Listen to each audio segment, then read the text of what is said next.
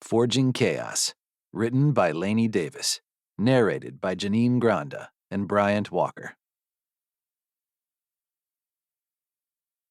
Chapter 1. Odin.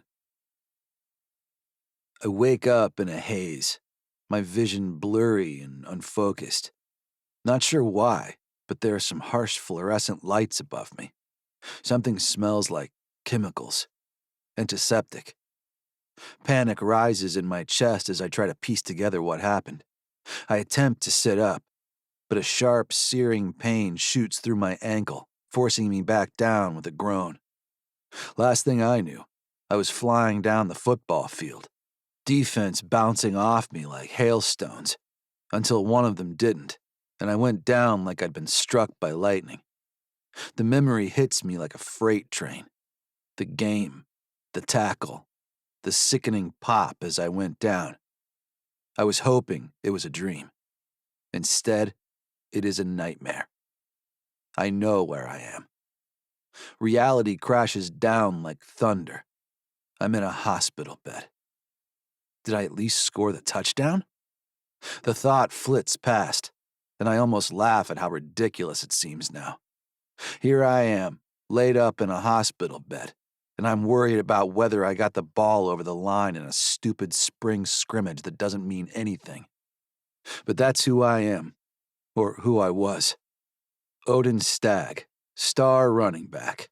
The guy whose entire future hinged on his ability to dodge tackles and sprint down a field. I just yeeted my Achilles, and I know what that means. So what am I now? A patient, a statistic, another athlete whose dreams just fizzled out like a passing storm. I'm pulled from my spiral of self-pity by the sound of the door opening. My mom walks in, her eyes red-rimmed. Dad's right behind her, his usual happy expression cracking around the edges. I can see the worry etched into the lines of his face, the fear he's trying so hard to hide.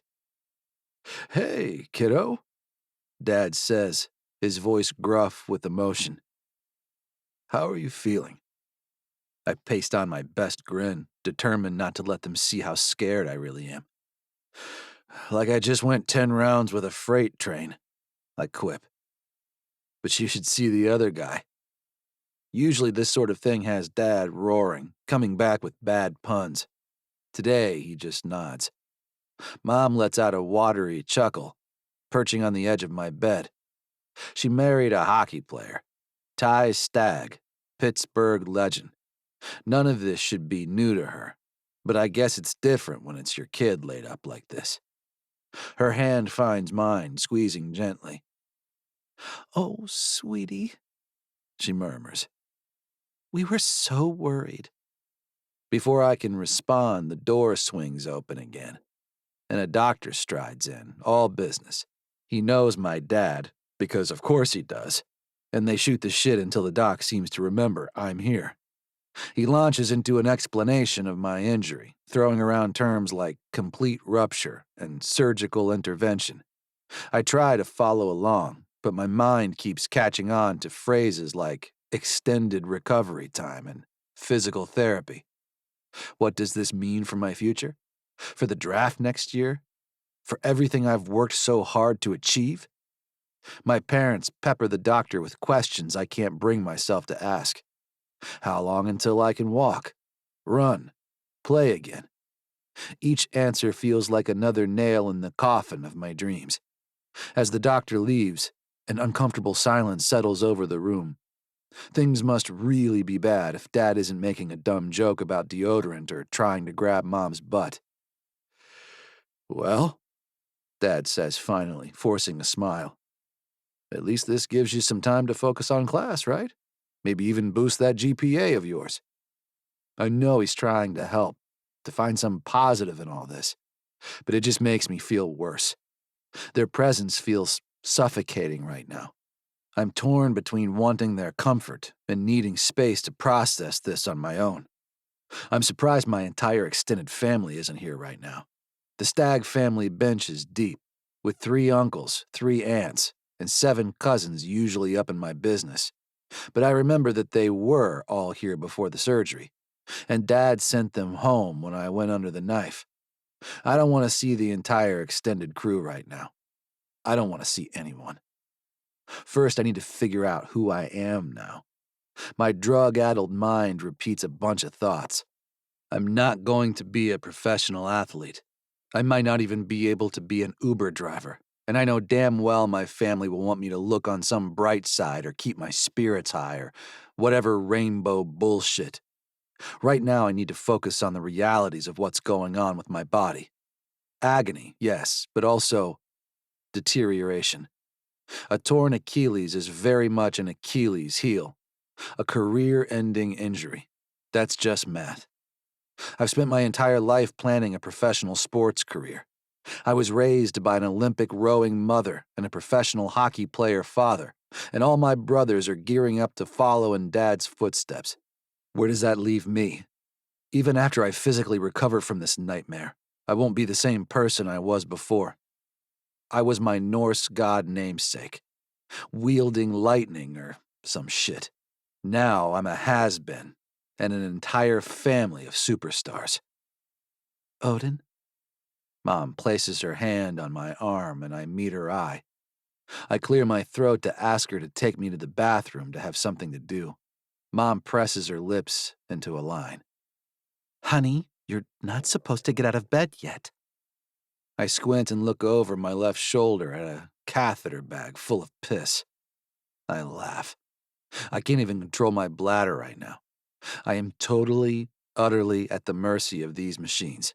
Yet the reality of it is that I haven't been controlling anything for years. I eat what Coach tells me to. I lift what another coach tells me to lift. I follow the rigid path toward the pros because that's my legacy. That's the plan. But not anymore. I sigh and reach for the clicker the nurse told me about with my morphine drip. I click until the monitors start to beep, and I fall asleep, listening to my parents in manic planning mode with a zillion different specialists huddled around my bed. Chapter 2. Thora. Rationally, I know I didn't curse anyone. It's just plain lousy timing that Odin's stag happened to get hurt moments after I complained about having to work with him on my final project for a class I absolutely need to ace. People complain about group projects all the time. Just small talk. How was I supposed to know he'd go down like a dump truck full of gravel the second I finished my rant about him being a shitty research partner? It's not that I think he's not smart. I don't trust anyone but my best friend, Fern. Anyway, just in case the universe is testing me, I'm making Odin cookies. At home in my parents' kitchen with a window open and a fan blowing to keep the plume of my father's cigarette smoke away from the baked goods. I really don't bake. But how hard can it be to follow the instructions on a bag of chocolate chips? I'm pretty pleased when the first pan I pull from the oven looks exactly like the photo on the bag, like actual regular cookies. I smile, scraping them from the pan onto a towel I set on the table. We don't have any foil, and we certainly don't have the cooling racks the instructions recommended. Hell, we only have one cookie sheet, and it looks like it's been in the house for 5 decades. My dad must have caught a whiff of the cookie's success because he hollers, "Bring me a few of those, will you?"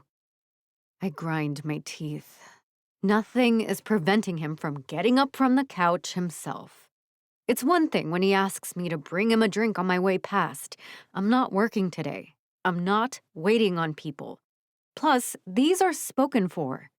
I ignore him and get to work scooping balls of dough onto the pan for a second batch, thinking about Fern's offer to accompany me to Odin's apartment to deliver the cookies. She's dating his cousin, who also lives there. I encouraged her to make a move on Wyatt, and that seems to have worked out great. Fern assures me nobody has mentioned a single thing about me having cursed Odin into a significant injury. It's self-centered of me to even imagine I caused this. I'm well aware. I lick a wayward hunk of dough from the outside of my hand before I slide the pan into the oven. I'm well on my way toward a peace offering I plan to combine with a reasonable insistence that I take care of the entire project for our shared class.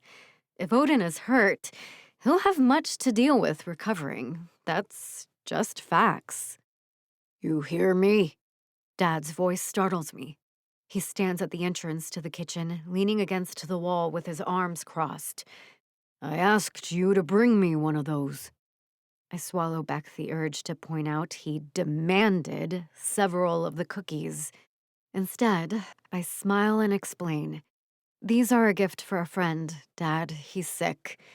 He steps toward the stove. You can make a few extra for your own family. If he's sick, he can't eat all that. I place my body between my father and the cookies. They're not for you. My voice is sharp, harsher than I ever speak to my parents, even though they provide absolutely nothing for me at this point in my life. My scholarship covers rent for me to live here, more than my fair share of the groceries. I've helped pay my way in the world since I was tall enough to work under the table at all the shitty restaurants my parents bounced between. I'm leaving here in a few months, just as long as I maintain my perfect grade point average and meet the expectations of my graduate school fellowship. Dad's lip curls up angrily. Think you're better than us now? Cookies for your fancy school friends, is that it? I shake my head. That's not it at all. These cookies are a gift for someone in pain. My father looks at me like I'm the enemy and turns on his heel, heading back to the living room, muttering about how his own kid won't cut him a break. I realize there's no way the entire batch of cookies will fit in the empty nut container I brought home from the bar. After I clean up the kitchen, I glance at the overflow. About 8 beautiful cookies.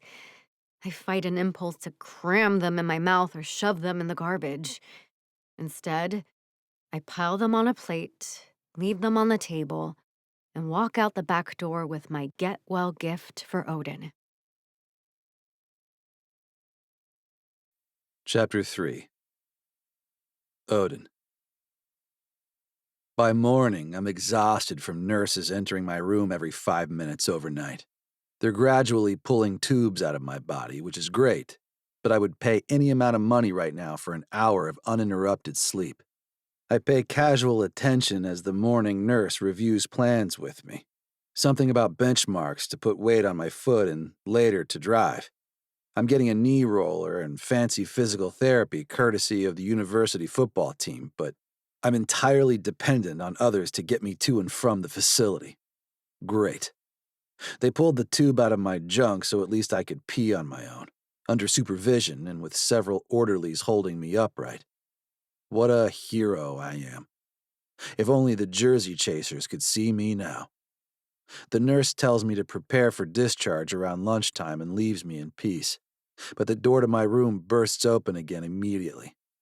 This time it's a girl I vaguely recognize from one of my classes. She's with my roommate, Stellan, who looms behind her, tugging at his shirt collar. What the hell? Thora, I think her name is. She's tiny and loud in class, and I think I'm supposed to work with her on a project. She's clutching a metal container to her chest, looking flustered and out of breath. Odin! She exclaims and rushes to my bedside like we've known each other for years. I brought you cookies. Stellan leans on the wall, clearly out of breath from trying to keep up with this pint-sized, treat-yielding woman. I'm about to ask what the hell she's doing here when she barrels on. I feel responsible for this. She waves a hand around at my leg, which is engulfed in my brand-new plastic boot. I was bitching about working with you, and there you were on the television, and then all this happened. Not that I think I control evil demons or something. I'm not the real Thora. I stare at her. Am I high? Are you here right now? Stellan waves. She showed up at the apartment. I offered to bring her in. She has cookies. He points at the tin, and she nods. I'm sorry to interrupt while you're sick. Are you sick? Injured. It's just that I wanted to let you know about our class project. It's due soon, and with you being, well, here, I wasn't sure how we were going to finish it, and I need this grade to maintain my scholarship, and I cut her off, overwhelmed. Seriously? I'm lying here in a robotic cast with my career in shambles, and you're worried about a class project? Thora's face falls, and I see the moment she realizes how she's come across. I, I'm sorry, She stammers. I didn't mean. Of course, your health is the most important thing. I cannot get a bad grade on this assignment. I have a fellowship lined up for grad school, and I can't lose it. I was wondering if you wanted me to go ahead and do the whole project, and I made you cookies. Something in her voice and the desperate look in her eyes makes me pause. She waves the metal tin at me, and I reach for it. For the first time, I look at Thora. Not just as the bossy, intense girl from class, but as a person with dreams and fears. Plus, I know something about losing a shot at a big dream.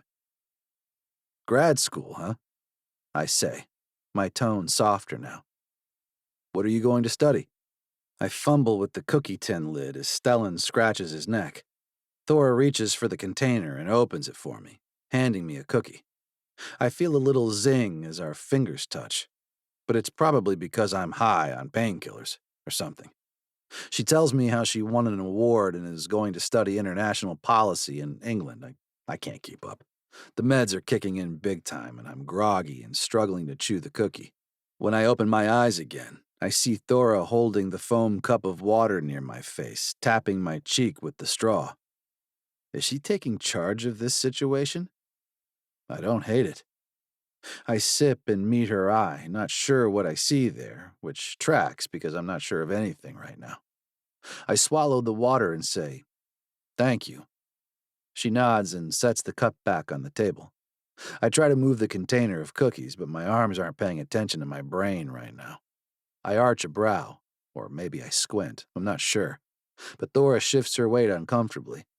Stellan sighs and walks over to the bed, placing his palm on my head like he's some sort of priest offering a blessing. "Hey, man," he grunts. "Sucks about your foot." I nod, at least I think I do. He shakes his head and reaches for a cookie, but I have just enough concentration left to swat his arm out of the way. "Those are mine," I growl.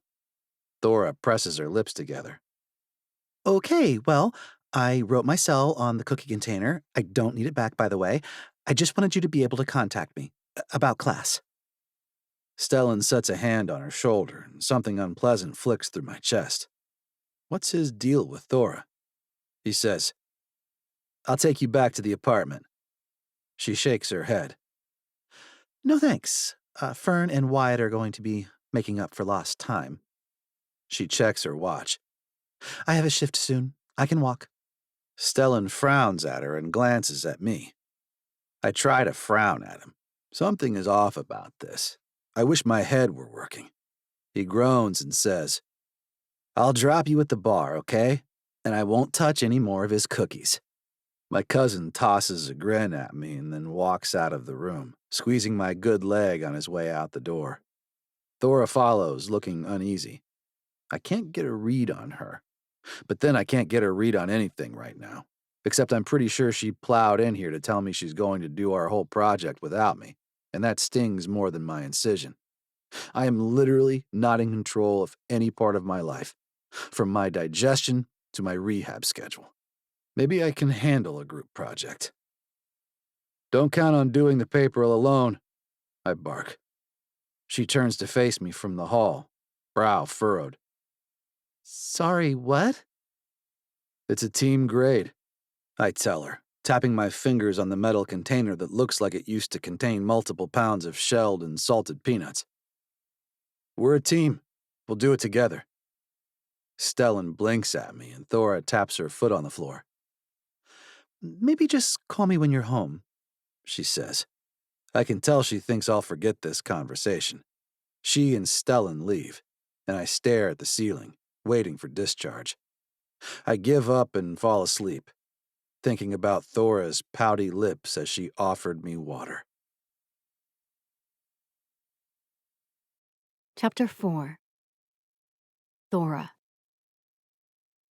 I slip into Fuel Up, the trendy bar where I work too many hours, my mind a whirlwind. The familiar scent of stale beer and greasy bar food hits me, but it does nothing to calm my nerves after seeing Odin so messed up.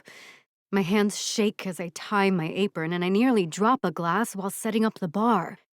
Real smooth, Thora, I mutter to myself. First, you act like a weird robot in front of the injured hottie, and now you can't even handle basic bartending tasks. A stellar day all around. As I start serving the early crowd, my mind keeps replaying the scene at the hospital. Odin's shocked face when I burst in, babbling about our project like some kind of sociopathic academic drone. God, there I was, this crazy-eyed, loudmouth, more concerned about a class assignment than Odin's injury. A customer snaps his fingers at me, jarring me back to reality.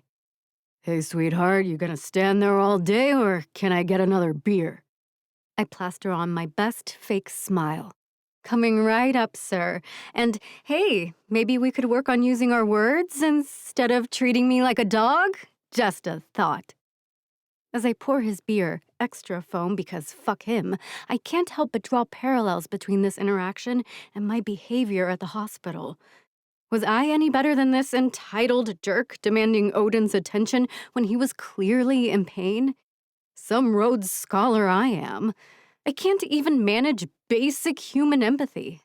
Although, I didn't infantilize Odin with a chauvinistic pet name, so at least there's that. The bar door swings open and in walks Fern, practically floating in a post-sex haze. I'm happy she had a reunion with her hottie. Odin's cousin, I remember. Family. Fern's hair is mussed and a small blue bruise is peeking out from under her collar. I raise an eyebrow as she approaches. You and Wyatt made nice, I take it? Fern grins, unabashed. Oh, hush. You were the one who turned me into this person. What is it you always say? Stick a pin in it and forget for a while? Her words sting more than they should. Yeah, well, some of us have more pressing concerns than getting our rocks off. Fern's smile falters. Okay, spill. What happened at the hospital? And don't say nothing. I know your eye fucked up face and you're wearing it hard right now. I sigh, glancing around to make sure no customers need me before leaning in. I may have royally screwed up with Odin today. How? Didn't you give him the cookies? Men love cookies. I groan, recounting my disastrous hospital visit. With each word, Fern's eyes grow wider. When I finish, he lets out a low whistle. Wow, that's something. I know. Who does that? Who bursts into a hospital room and immediately starts talking about a class project? I'm a monster, Fern. A great, obsessed, compassionless monster. Fern reaches across the bar, grabbing my hand. Hey, stop that. You're not a monster. You're just intensely focused and under a shit ton of pressure. I snort. Yeah, because that makes it so much better. God, what if they revoke my fellowship? Sorry, Miss Jansen. We've decided you lack the basic human decency required to represent our institution. Thora, breathe. They're not going to revoke your fellowship over one awkward interaction. And let's be real. You've got so much writing on this project. It's not unreasonable to be worried about it. I nod, knowing she has a point. But the guilt still gnaws at me. I should have been better, you know? He's lying there with his life in shambles, and all I could think about was my stupid GPA. A rational person would have just sent the cookies with his cousin, and a note. The bar starts to fill up, and I throw myself into work, grateful for the distraction. But even as I mix drinks and fake laugh at terrible jokes, my mind keeps drifting back to Odin. To the way his blue eyes had widened in surprise when I burst in, to the hurt that had flashed across his face at my callousness. During a lull, I can't help but check my phone. No messages. Not that I expected any, but still. My finger hovers over Odin's contact info that Stellan gave me when we left the hospital. He was weird about it, too. Like, I'm interested in Odin for sexy times and not just a means to a 4.0. Should I text Odin?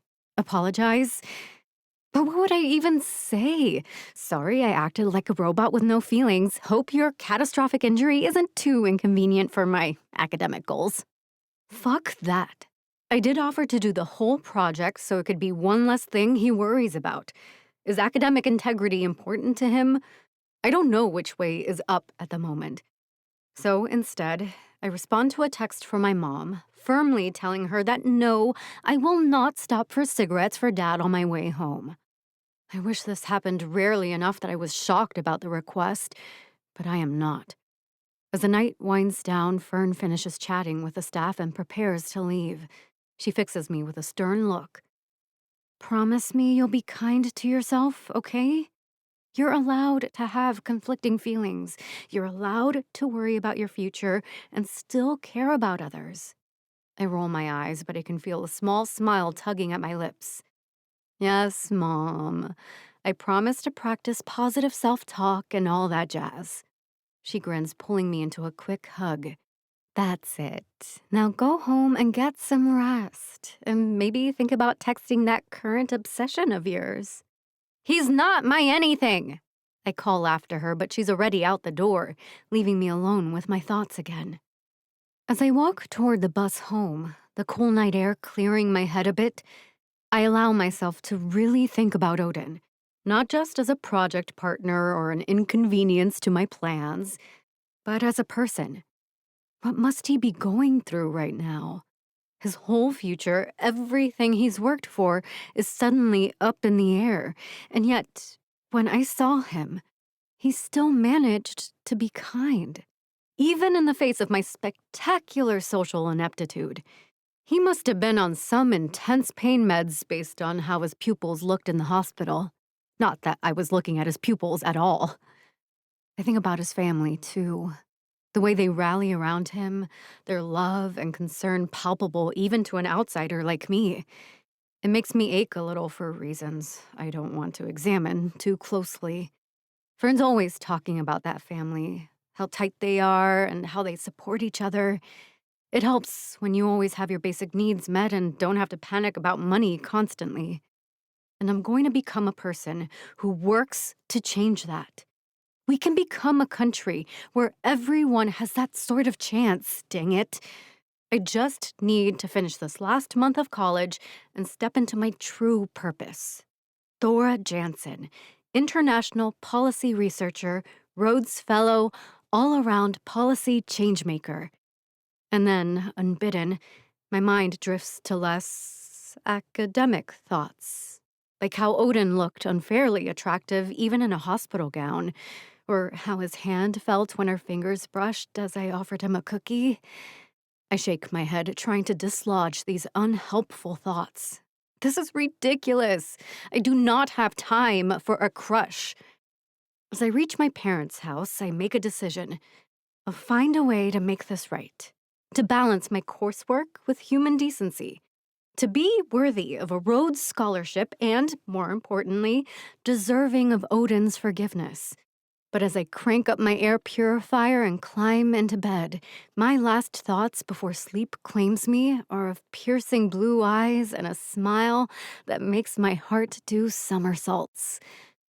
I am so screwed.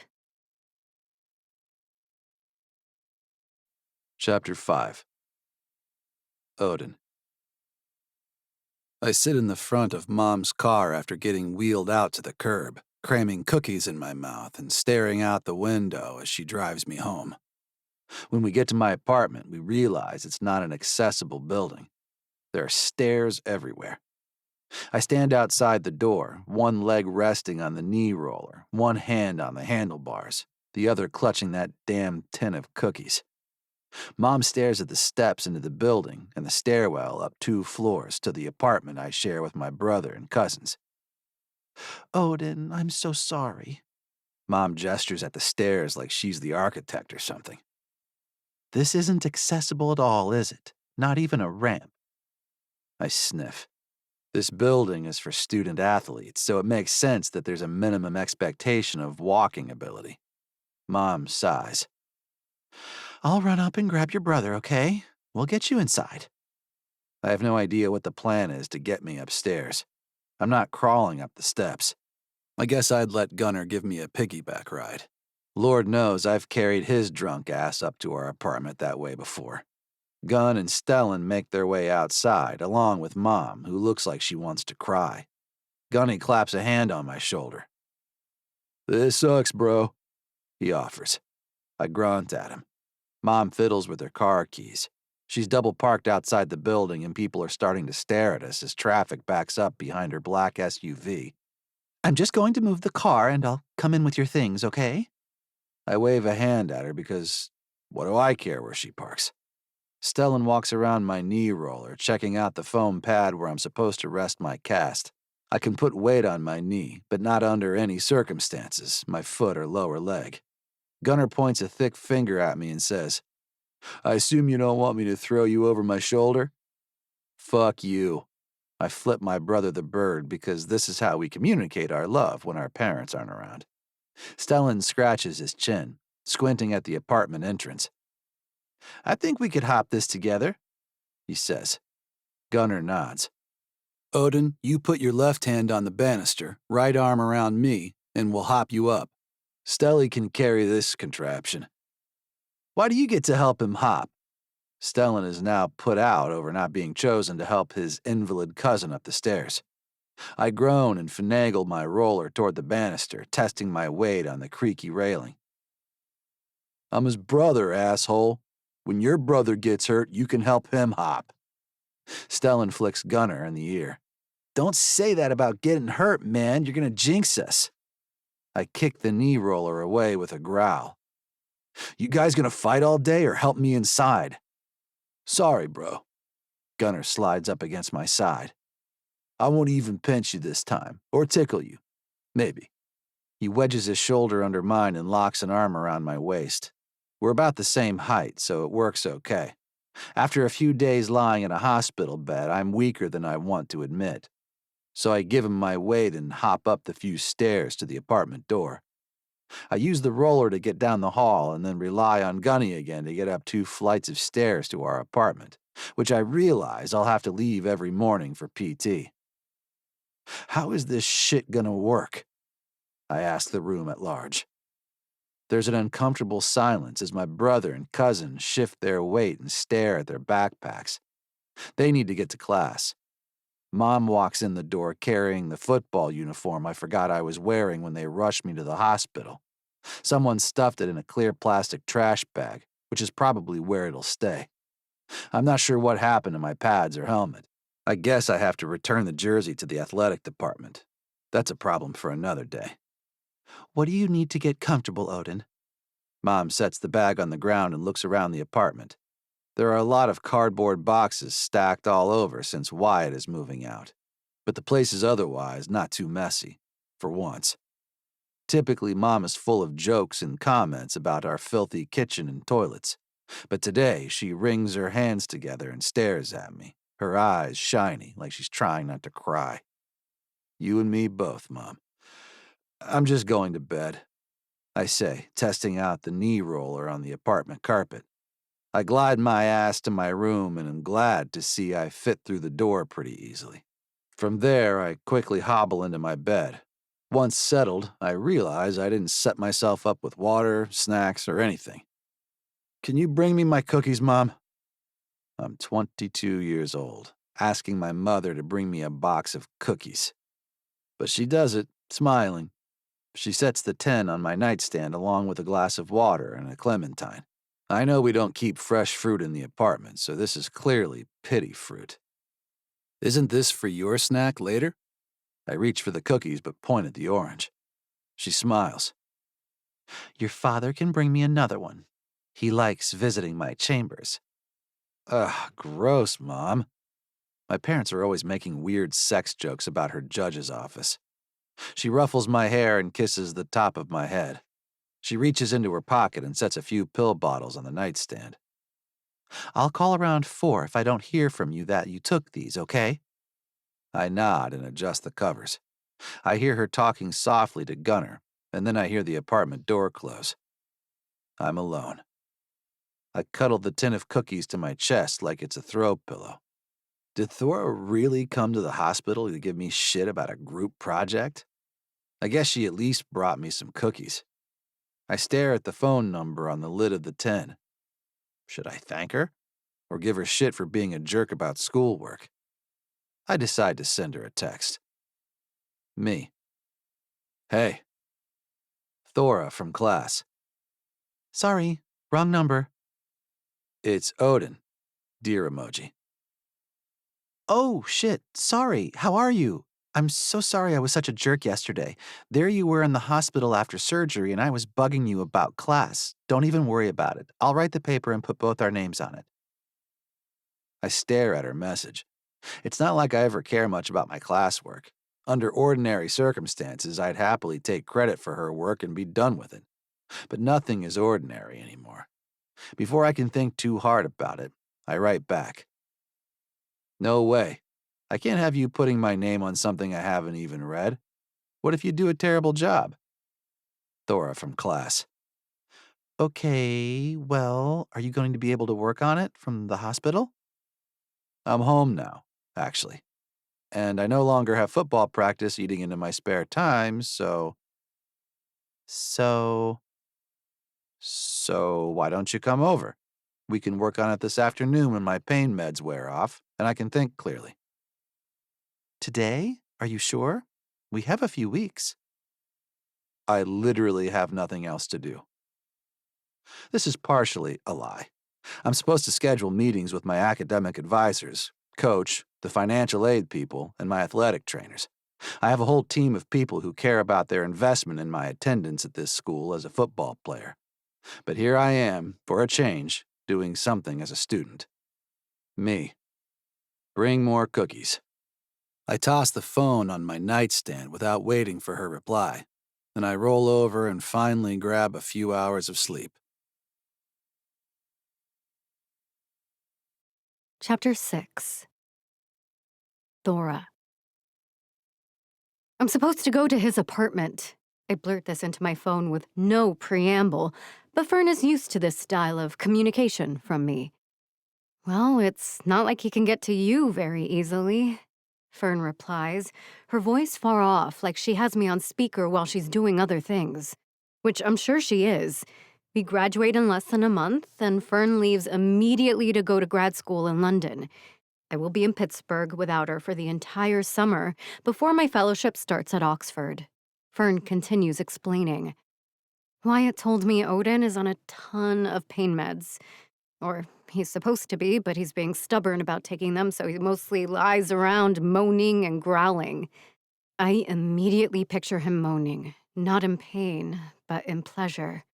The man is smoking hot, but he knows that. He's a Division I athlete. Of course he knows his body is a wonderland. I clear my throat and check the time. I have a few minutes before my history class. So, do I just go over there and sit on his bed with him? They have chairs, Fern says. She's basically married to Odin's cousin Wyatt, who lived in the same apartment until he left to play professional soccer abroad. She's probably had sex on the chairs over there. I shove that thought away and croak out an affirmative sound.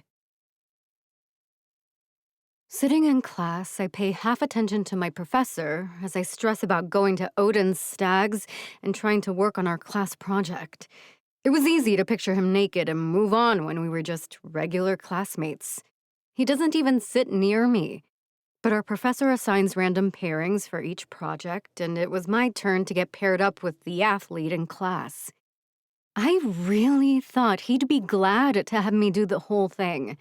I know he wasn't serious when he said it might not be good. I mean, I don't want to sound cocky, but I'm a Rhodes Scholar. I don't do bad work. Odin's apartment is near the bar where I work, so it's nothing for me to go over there in between class and my shift. I'll have to figure something out for dinner. These mundane thoughts distract me from all the bigger stressors weighing down on me lately. I've spent my whole damn life trying to change my circumstances, and I'm right on the cusp of succeeding. I can smell it above the exhaust fumes in Alley P. and Odin's neighborhood. I don't know how I ended up driven to excel academically in a house full of longtime service workers and people with an addiction. My dad's been on house arrest for months now, and Mom has a record, too, making it hard for her to get any sort of job that offers a decent wage. My grad fellowship is meant to be me studying international policies around parole and incarceration. Everyone from my neighborhood seems to cycle through generational patterns of poverty, petty crime, and disproportionate consequences. But just winning this fellowship isn't enough. I know enough about the world to know the deck is stacked against me. I don't have a passport yet. I'm saving up my tips to deal with that and get myself a laptop and a new wardrobe. Oh, and a flight. I have to really save up to afford a flight overseas. Ugh. It's all swimming to the surface again and making me twitchy, so I bite my lip and walk faster. If I can make headway on this class project with Odin, I won't feel strangled by all this other stuff. Someone holds the door open for me at Odin's building, and I walk up and knock on their apartment door. I hear a grunting sound from inside that might be an invitation to enter. I hope it wasn't a sex noise. I tentatively open the door and see Odin sprawled on the couch, his booted foot elevated on the arm, long, hairy legs sticking out from a pair of athletic shorts that cling to all the lumps and bumps around his crotch. Nope, not gonna stare at his crotch. I move my eyes to his face and smile. Ready to get to work? He frowns at me, almost like he forgot I was coming over. But he shrugs, and I make my way over to the armchair next to his head. We need a right-sized topic that we can write about for 5 pages. I was thinking we should argue for increased government funding for colleges and universities. He shakes his head. You're not going to just boss me around and bulldoze the whole report, Thora. I like how my name sounds coming out of his mouth. I like it too much. That topic sucks. I scoff at him. Maybe because you never had to worry about paying for school, Mr. Scholarship. He arches a brow at me. Pretty sure Fern told me you're on scholarship too, Miss Bossy. I'm not bossy. He stares at me. I'm assertive. I have to be. People think they can run over me otherwise. He snorts. Because you're pint-sized. We can't all be 6'18". I wish I had a pillow to swat him with. I actually glance around his living room looking for one, but they're all either under his head or the heel of his boot. I take a deep breath. This isn't productive.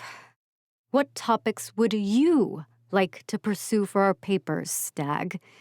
He stares at the ceiling and laces his fingers together behind his head, which makes his t-shirt right up and shows me a tan, smooth expanse of belly skin looking taut above the waist of his shorts. We should still do something related to low-resource students and school funding. His sentence surprises a huff out of me and he squints. You don't think I know a million guys on the football team who are only here because of sports? Trust me, nobody is telling these guys they're smart like you. I never considered the people on athletic scholarships. Another sniff from Odin. You and a lot of other people. I'd love to have time to take harder classes. We spend almost 40 hours a week on football stuff and still have to take 12 credits. The fridge hums to life in the uncomfortable silence as we both realize I've been sanctimonious. Again. Okay, so what's the topic then? Pathways to college for kids with low-income families? Ethics of athletic scholarships. Ethics of tuition at all? Oh, he sits up. My mom loves talking about how community college should be free. I guess that's different than universities. I'm not really sure, but I'll write that down. Community college should be free. We can look at what other countries do and charge. Odin grins. We can work with this. We each dive into internet research, making a list of sources and potential argument topics until an alarm goes off somewhere in Odin's apartment. He sits up and claps his hands, swinging his casted foot around to rest on the coffee table. Then he winces when I guess that puts pressure on his heel. He blows out a breath and grabs a bottle of pills from the table, swallowing some with another grimace. I chew on the end of my pen. "You all right?" "Don't," he says, his voice sharp. He must see me flinch because he runs a hand through his hair and fiddles with one of his earrings. I never realized he had his ears pierced before this. I wonder what else I never knew about Odin Stag. "I'm pretty beat," he says. "I'll look some stuff up and text you, and we can get started with an outline." I stare at him. "What? You didn't think I knew how to outline? Are you kicking me out of your house?" He furrows his brow. "No, but I am going to go to sleep, so unless you want to sit here alone while I'm snoring." I sniff and shove my notebook back in my bag. "We really can probably do most of this over email." He barks. "I hate that shit. Back and forth, 10,000 messages when a 3-minute conversation would solve it all. We should meet in person." "How's that going to work? We both have insane schedules." From talking with Fern, I know that Odin and all the athletes are up before dawn for weight training and have team commitments until late at night. Odin gestures at his leg. "I don't know if anyone told you, but I'm not exactly running sprints with the starters right now." I bite my lip, and my cheeks heat. Of course, his schedule must be a little more open now. He said as much. I try to cover. "How was I supposed to know your schedule for follow-up treatment? Anyway, my schedule is still insane." "You're here now," Odin declares with another shrug. "Just come back at this time on Monday." I snort and shake my head. "That's too far out. I will call you tomorrow when I get a chance." "Fine," he says and closes. "Fine," I mutter as I slam the apartment door and walk away, grinning despite myself. Chapter 7. Odin. I haven't been to class since my injury. How long has it been? A week? A year? I only left the apartment once to follow up with my surgeon, and it was such a debacle getting up and down the stairs that I haven't bothered since. So I don't know why I'm up and dressed and slithering down the stairs on my ass to wheel myself to this arguments class. I pretty much decided to withdraw from the semester and finish later. I have nothing else to do in the fall. Except if I withdraw now, that leaves Thora without a partner. We've hung out together daily, working on this project when she has time between her classes and her grueling schedule at the bar. She wants to take over and do this whole project herself, on her timeline, and I don't want to let her do that for some reason. The girl gets under my skin. So maybe I'm dragging myself up Forbes Avenue to prove something to her. I growl in frustration when a car is parked too close to the corner, blocking the curb cut, and I can't get my knee roller up without a hassle. Some jagoff honks at me when the light turns, and I question every one of my life choices to date. Despite all of this, I'm always on time for class and events. People think I'm really laid back, but I guess growing up in a house with world-class athlete parents rubbed off on me. I'm disciplined about my schedule when I care, which I did until I got hurt. I park my roller in the back corner of the class and wedge myself into the too small desk, sprawling my cast into the aisle but unable to do anything about it. Thora walks in and I watch her eyes widen at the sight of me. She hurries to a desk in front of me and sinks into the seat, her dark hair flouncing over her tiny shoulders. She really is a small person. "What are you doing here?" She hiss-whispers like it's some secret or like I'm an intruder. I shrug. "Attending class? With my project partner?" Her eyes roll hard enough to make me dizzy.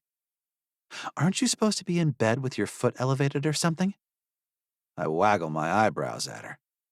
"You like thinking of me in bed, Jansen?" An adorable flush blooms across her cheeks as the professor makes his way into the room and dumps his stuff on the lectern he never uses. Professor Ferda likes to sit on the edge of a table, facing us but still looming above us, except I'm pretty much at eye level with him, sitting. Not that I've made a habit of making eye contact. "All right, scholars," he says, clapping his hands. "We've got what? A week left together? By now, you've got all the basic concepts for forming effective arguments, persuading an audience, and utilizing a call to action, right? Right?" He waits for us all to murmur at him, and he smiles. "So, I'm going to give you all a chance to workshop your final presentations. If you're not already, please move to sit with your partner. You'll have 5 minutes to organize your outlines, and then I will have you swap with another group." Professor Ferda hands out a worksheet with things we are supposed to look for in each other's outlines. I'm 1000% certain Thora and I have all this shit in place already. The last draft of the outline she sent me was so detailed I spent half an hour just crossing things out and whittling it all down. Which she points out when she flings our printed outline onto her desk and glares at me. "What's with all this? Those were good ideas." "We would have gone over the time limit," I insist.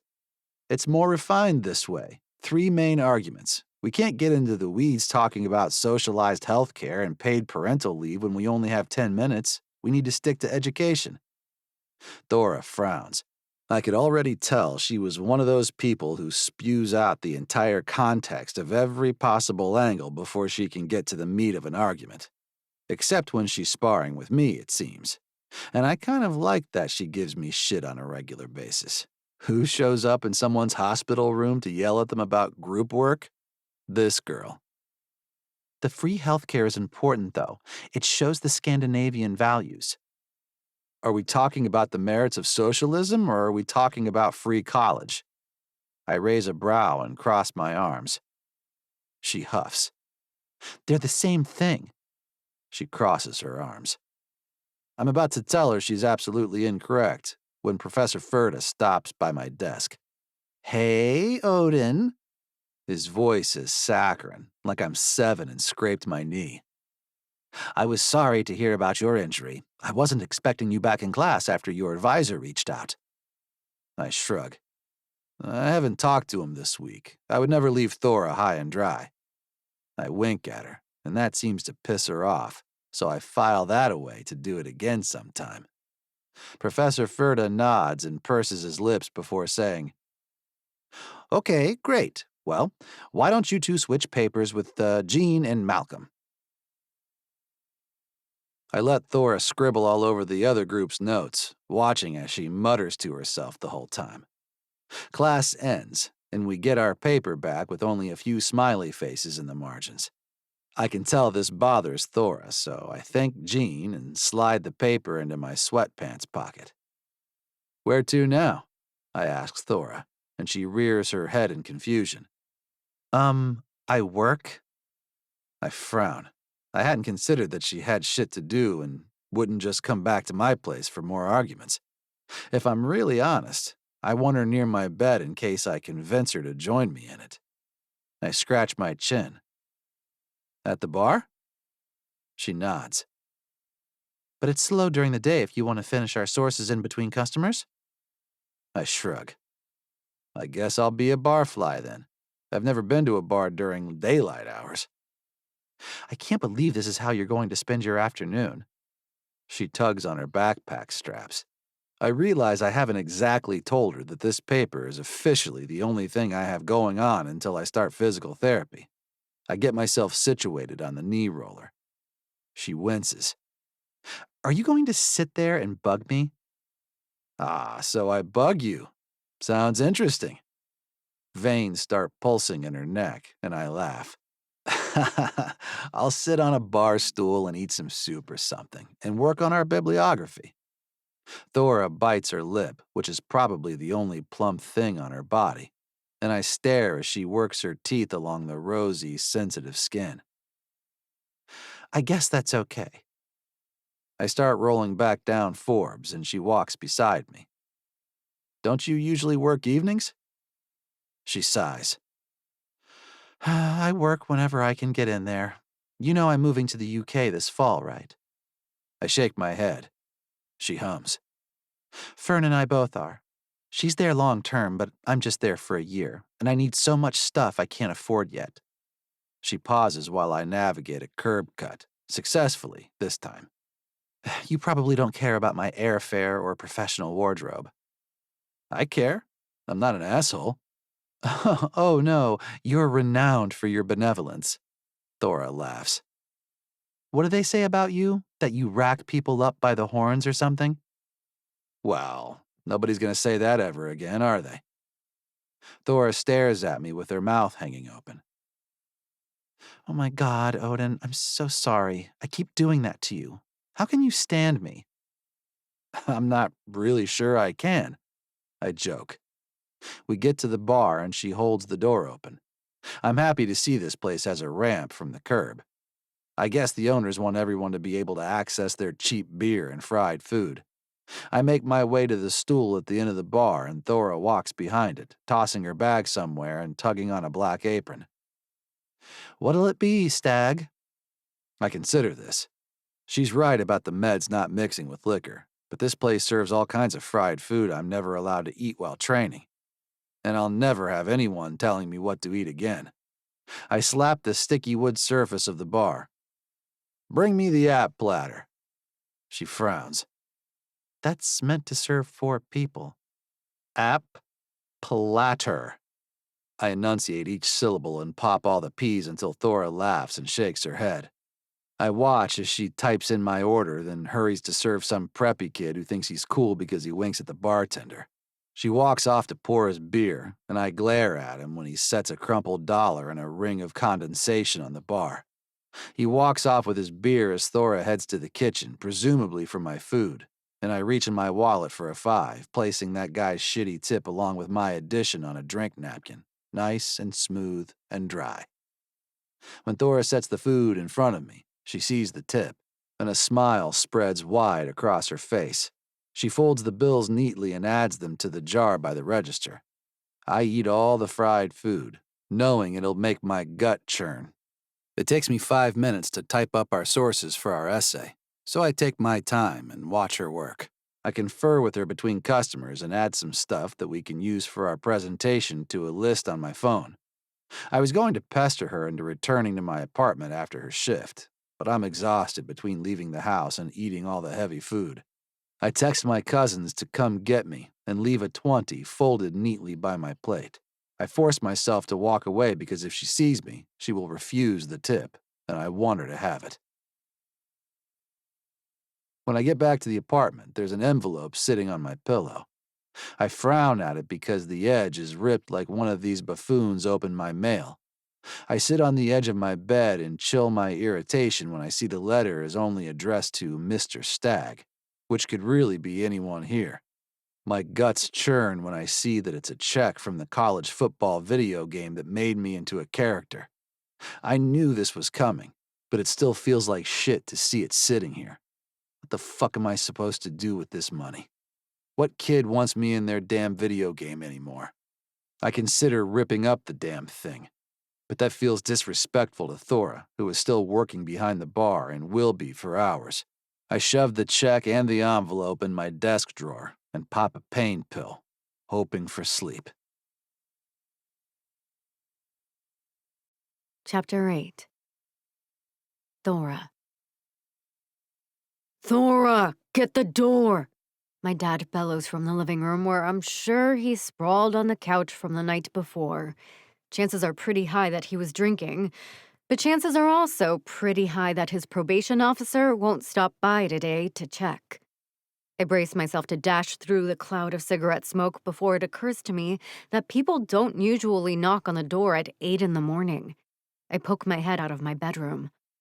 Are you sure it's not the P.O.? Dad snarls and I sigh, grabbing my backpack. I try to spend as little time as possible at my parents' house, and even less time away from the air purifier and dryer sheet haven I rigged up in my bedroom.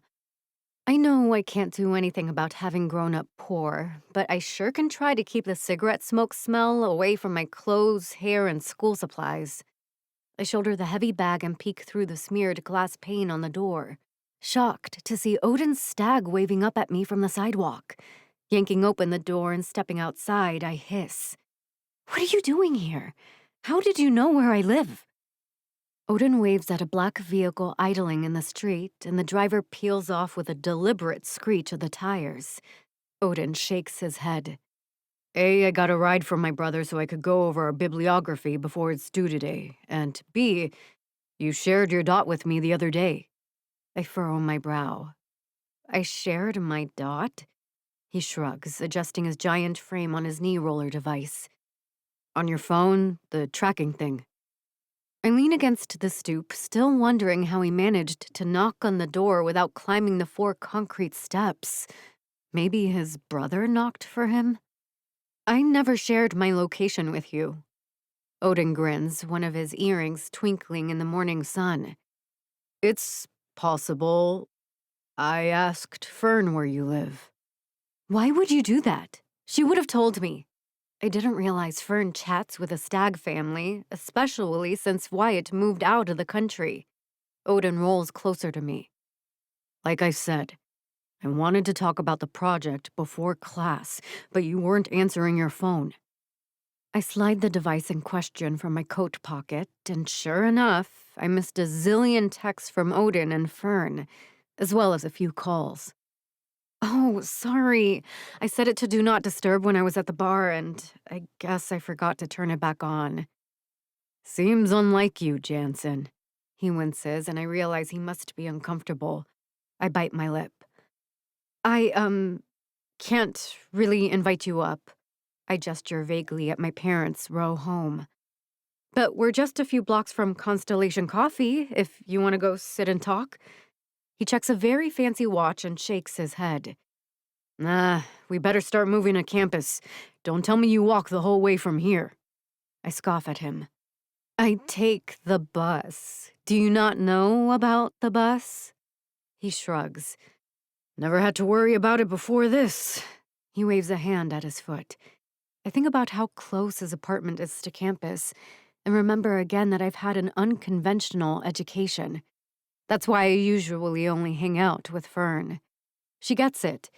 She lived at home all 4 years, too, and we were queens of finding library space to camp out on long stretches between classes. We know where all the free food is around campus and the best places to nap without worrying that anyone will snatch our bags. Come on, big guy. I start walking up the hill toward Penn Avenue. I'll show you the splendors of the 93 bus. He rolls alongside me quietly, grunting a bit at the rough spots in the sidewalk. I slow my stride and absolutely do not stare at his ass in his gray sweatpants. I also don't admire his shoulder muscles, obvious and visible even in his hoodie. You've got to be 6 feet tall, I mutter, and he laughs. That's what you're thinking about right now. Odin growls as his roller catches on a tree root. He hoists the device up and over the uneven surface and says, I'm 6'4", and before you ask, so is my dad, and all my brothers are right around that range. We grow 'em big in the stag family. I'm treated to a wink that sets my pants on fire, and I know this guy knows exactly how good he looks, but I am swooning like a jersey-chasing fan regardless.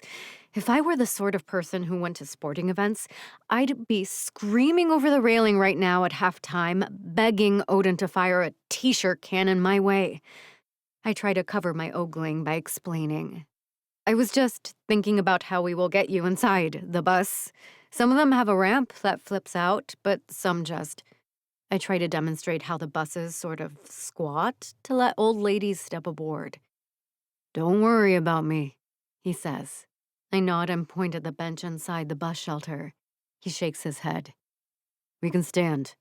I'm serious. I have enough people worrying about me and treating me like an invalid. Talk to me about our sources for class. I'm about to tell him about conference proceedings I downloaded from some university in Portugal when I spot a bright red bus chugging up Penn Ave from the Strip District. I wave at the driver, who stops and stares at Odin. Does the driver recognize him? I guess so, in this sports-obsessed town. The bus beeps and squats down, and I don't know if I should get in first and help him, or... Actually, I have no idea what to do because there's no way I could lift him or anything. He gestures for me to get on, and I do. He heaves his knee roller in the door, and I grab it with one hand as he muscles the rest of himself into the bus. He's not even breathing heavily. The driver and I both look at him, impressed. I shake myself out of my stupor and tap my student ID on the fare box. Odin arches a brow and fishes in his pocket for his wallet, clearly unused to having his ID at the ready to gain access to buses and, probably, dining halls. Everyone on board watches as he rolls down the aisle to the accessible seating. I stand in front of him and he scowls, clearly grappling with some sense of chivalry and the dueling reality of his temporary impairment. I cross my arms over my chest and frown at him until he sinks into the seat, tucking the roller in between his enormously long legs. I consider sitting on his lap, on his good leg, obviously. Would he even notice my weight? I shake my head as the bus chugs forward. I steady myself on the pole by Odin's head, and he glances up at the strap hanging from the bar far above my reach. Neither of us is well suited for this, he says with a shake of his head. I shrug. Beats walking, I guess. Once on campus, the sidewalks are better maintained, and the buildings have ramps and elevators. We get to class a little bit early and settle into seats in the back of the room. I pull out my ancient laptop and open my mouth to tell Odin about the new source. What the hell is that thing? Odin points at my laptop, which whirs noisily. I glare at him. Is that a telegraph machine? Why is it so big? I punch him in the arm, which stings because his body is pure muscle. He shakes his head and removes a shiny, lightweight laptop from his bag. You said something about Portugal? I can smell him, seated this close together. His laundry detergent smells expensive, and there's a whiff of either hair gel or deodorant, or maybe cologne with an alpine scent. I like it. Too much. I guess it's fine that I'm attracted to him. What straight girl in Pittsburgh wouldn't be? I can give him a huff and work on this project and still achieve what I need to get out of here in a few months. Did you just sniff me? He leans close to my ear to ask this, and his breath melts over my cheek and neck like honey.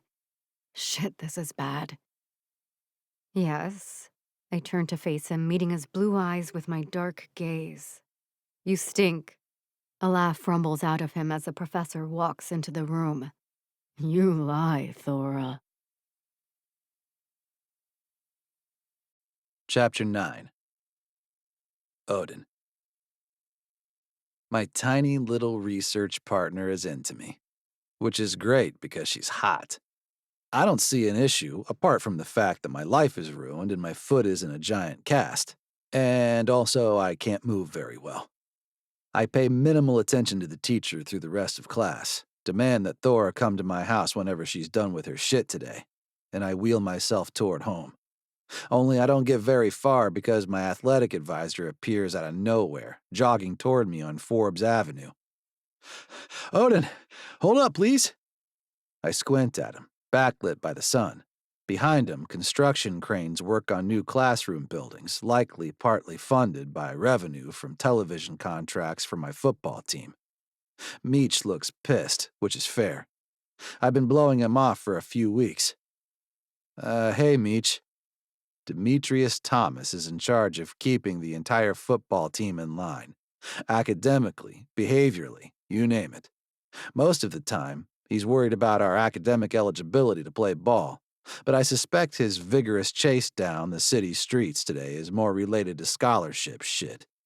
He wheezes a bit, holding his hand on his chest as he catches his breath. Been trailing you since the Cathedral of Learning, kid. Your brother tell you I came by your house? He might have said that. A lot of people have been stopping by. This is always true. Girls with flowers. Football fans wanting to know what my injury means for their fantasy draft. My coaches. Meech leans against the window of the 7-Eleven. You're supposed to be withdrawn from school, Stag. Medical withdrawal. What are you doing going to class? I sniff. This guy's still acting like I will play football in the fall for my final year of eligibility. Meanwhile, I'm months away from even walking again. Exactly one running back has ever come back from a ruptured Achilles tendon, and he was already on a pro team when he got injured. I stare at Meech and lean on my knee roller. I have something I need to do next week. Then I'll sign the forms. Meech arches a dark brow above an angry set of eyes. You need to address this before finals. You haven't been going to class, Odin. Failing out is different from a legitimate withdrawal for an injury. There's no way I'm pulling from this final presentation now. Thora would be smug about doing it all herself, and she'd fuck it all up trying to argue the entire internet. I'm not sure why I care so much about this stupid assignment, but I also know she's got a lot riding on her perfect grade point average. I don't know what to tell you, man. I have a presentation I have to do next week. I will roll directly from there to the registrar's office, or yours if you can handle that stuff. What day next week? He crosses his arms over his chest, standing over me. Meech played ball back in college, too. Didn't go pro.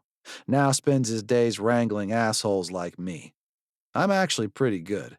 I don't get my girlfriends pregnant. I don't blow my rent money on tattoos. My big annoying flaw is staying enrolled in school when I ought to bow out.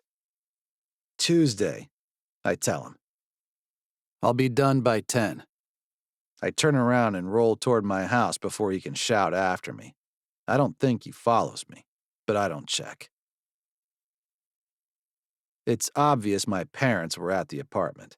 By the time I get myself back up the stairs, the fridge has been stocked with soup and grilled chicken.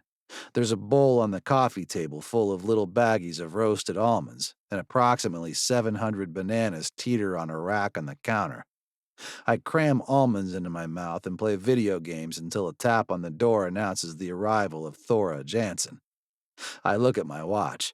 I've been ignoring the world for hours. I guess my brothers and my cousin Stellan all went straight from class to workouts. Come in, I shout, hoping I left the door unlocked. She slips in and sinks into the couch beside me. God, what a day. I was at the law clinic this afternoon. You wouldn't believe the things human beings do to one another, Odin. It's horrifying. I forgot you work at the law clinic. I adjust my posture so I'm facing her as best I can. Thora nods. I mean, it's volunteering, but yes. I nod too. Yeah, you helped Wyatt get his shit together. Turned his whole life around. Thora purses her lips. Honestly, I just check people in for the most part. It's people like your mom who are actually doing the work. They're the ones who change lives. Okay, but you're there helping. Someone has to check people in, right? She makes a face at me like she wants to stick out her tongue or leave rather than accept appreciation. I grunt. She must think I'm a gorilla. Maybe I'm just hungry. I hear a sound and stare at her. Was that your stomach? Thora looks sheepish. Yeah, I'm going to grab dinner after we finish our draft. I frown and shake my head. We should eat. My parents brought soup. Soup? She looks like she never heard of it before. Or maybe she's not used to parents who make food. Her family sounded bitchy when I knocked on her door this morning. Yeah, I'll share if you heat it up for us. Her face lights up. Deal. You've got clean bowls and stuff, right? I flip her the bird and she cackles, yammering at me about mean landlords and terrible employers while she heats soup on the stove. She carries 2 steaming bowls to the couch, a pair of spoons tucked into her back jeans pocket. I stare at them. Am I supposed to reach in and pluck them out, thus touching her ass? Does she want me to touch her ass? She was ogling mine earlier. Hello, McFly. Thora waves a hand in my face. She sets the bowls on the coffee table beside my boot cast and must have been asking me something. Say again? Sorry. I was asking where you keep the napkins. She glances around and, spotting a roll of paper towels, strides toward them to rip off a few. The question about the spoons is answered when she pulls them out with one hand, tucks a paper towel into my hoodie pocket, and hands me a bowl of soup, all in one smooth motion. Seeing my impressed face, Thora smiles. Bartender skills. She grabs her soup and sits beside me, close enough that I can smell floral perfume above the garlicky aroma of my dad's minestrone. Oh shit, this is good. Your parents made this? I nod, slurping some of the broth. A surge of emotion hits me along with the flavors on my tongue. Dad started cooking when he retired from pro hockey to raise me and my brothers. Not sure why I feel like sharing, but I blurt. My dad stayed home to support my mom's judicial career. Thora's eyes go wide. I take another bite of soup and she matches my movements, silently waiting for me to tell her more. Mom's on the Commonwealth Court now, but she did family court for a long time. She's Juniper. Thora gasps, cutting me off. Juniper Jones is your mom? Holy shit, she's a hero. I met her at the student law clinic a bunch of times. She's amazing. She remembered that I was going for the Rhodes Scholarship. She's your mom? Of course she is. I eat more soup, but I'm not sure how to respond to all of that. I'm more used to people freaking out about my dad. I guess there are more sports fans in my social circle than are court fans, even a thing? Law fans? You want to be a lawyer? Thora nods and sets her empty soup bowl on the coffee table with a clang. I'm definitely going to be a lawyer. I told you why I'm going to England, right? To study international approaches to child welfare and recidivism for nonviolent crimes? Your mom is the star of a bunch of case studies I've read for class. Didn't she start in sports law? That always seemed out of character to me. I finish my soup and stretch forward, batting Thora's hand away when she tries to help me reach for the coffee table. I might not be able to do much, but I can set my own fucking bowl down when I'm done eating. I pop my evening pain meds into my mouth, swallow, and explain. Mom had to switch jobs sort of abruptly, and my Uncle Tim had an opening. I turn to face Thora, adjusting my cast to sit sideways on the couch.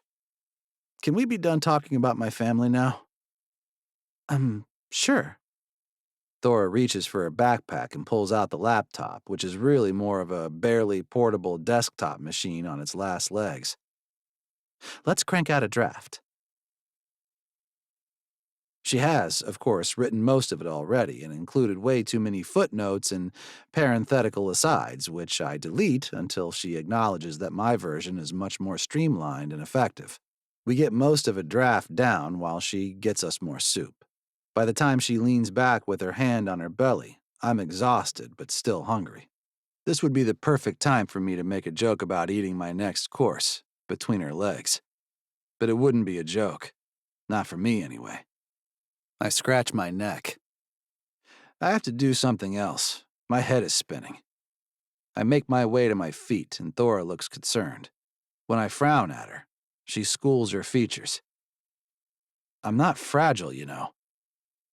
I can see that. I just want to be helpful, that's all. I rest my knee on the couch so I'm not putting weight on my bad foot. Like a good patient, I scratch my neck. I haven't shaved in a while. Maybe I'll grow a beard now that I don't have to wear a helmet over it. She continues to stare at me like I'm fragile until I stretch and sit back down on the couch. All right, she says, looking at her phone. Let's map out a plan to finalize this and practice our oral presentation. She clacks away, sending notifications to me, which I ignore as the meds kick in and begin to dull the throbbing in my lower leg. I must be dozing off because Thora startles me by resting a hand on my shoulder. Hey, she says, and I don't like the soothing tone in her voice. I like it better when she's mean to me. I'm going to head out. I try to respond, but all that comes out is a grunt. She stands up and then bends to grab her backpack, and my lizard brain overtakes my rational mind and I rest my palm on her backside. I don't squeeze or rub. I hold it like a firm little watermelon, all for me. Thora glances back over her shoulder, a laugh in her eyes. Can I help you? I don't know, can you? She chuckles and lifts my hand from her ass, placing it on my chest and patting it in place. Some other time, Stag, when you're less stoned. I'm going to hold you to that, I yell after her when she closes the apartment door. At least, I think that's what I say. I fall asleep before I can check. Chapter 10. Odin. By Friday, I'm barely taking any more of the pain meds, and Thora and I have hit a groove. I leave the apartment only to go to the arguments class, and she comes over between class and work. She doesn't bring up the ass incident, but she also looks away less often when I catch her staring at my junk. I'd say we're about even. At one point, she throws her pencil across the room with a roar, and I stare at her, not used to seeing her react that strongly. Was it something I said? She shakes her head. No, I'm just being a brat. Sorry, I really wanted to work tonight, but my manager shifted me to Sunday. I scratch my stomach, and maybe I let my shirt ride up without fixing it. Won't you get a lot of tips during the football game on Sunday? That's a good thing, right? She sighs. You're probably right. I hate being so close to finishing all this, like I can taste it, but I'm still so far off. She stares at my stomach, giving herself a long look. You don't want to hear about this stuff. I don't mind. You might have noticed I don't have much going on right now. That's not the same as listening to your unfortunate classmate whine about growing up poor and getting shafted at work. I grin and gesture at my crotch. You want to talk about getting shafted, Thora? I'm very open to that.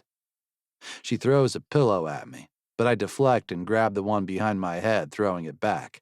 She giggles. Seriously, though, I'm very interested in that discussion if you are. Her cheeks flush, and it's really satisfying to achieve that. She bites her lip and says, It's not a good idea, Odin. I'm counting on this grade. You think I'm going to piss you off before we present next week? She humps. You already piss me off. Well, then what's stopping us, gorgeous? Thora rolls her eyes, grabs another pencil from her bag, and returns to scratching away in her notebook. I prop my laptop on a couch cushion and scroll through articles about public universities in Germany until she throws another pencil. I eye her cautiously like she's a bomb about to explode. What now? I can't concentrate. I rub a hand across my chest, teasing, and say, Because of my rugged good looks? It's the cast, isn't it? I just really need to be done working today. Okay, so she's not in the mood to joke around. Noted. I close the laptop, figuring I've learned all there is to know about tuition-free higher ed in Europe.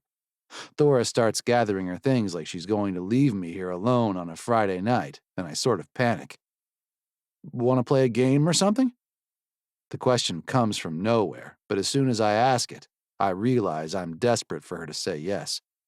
I can't be alone in this apartment. It's too hard to leave, and we have a really fun game shelf thanks to decades of stag family competitiveness. She picks up both the pencils she threw and taps one against her cheek, considering. Finally, she shrugs and I exhale. Sure, like checkers or something? Checkers? Pfft, are you 90 years old? I grab my knee roller and scoot over to the shelf by the never-used dining room table. I peruse the options and grab a small box of cards from the top. How about taco, cat, goat, cheese, pizza? What? Thora laughs. I don't think any of those words go together. Oh, they definitely do. I tip my chin at the table. Get your ass over here and prepare to go down. She humps again and walks toward me, sliding past my scooter and into a chair. You should know that I don't lose, Stag, and I never go down first. I kick the knee roller aside and open the box, shuffling the cards as I stare into her eyes from across the table. Care to make things interesting? She shakes her head. You know I've got no money. I shrug. Bet something else then. No way. She leans toward me, trying to see the cards. You'll just pick something dumb like making me write the whole paper for you. Huh, you wish. Tell me what you want if you win. She taps her chin and stares at me, her dark hair coming loose from her ponytail, almost like her whole body is drawn toward my hands while I'm shuffling. If I win, I get to borrow your car tomorrow so I can run errands. I scoff. I would have lent you the car regardless, but if that's what you really want, I start dealing the illustrated cards face down. Well, what are you playing for?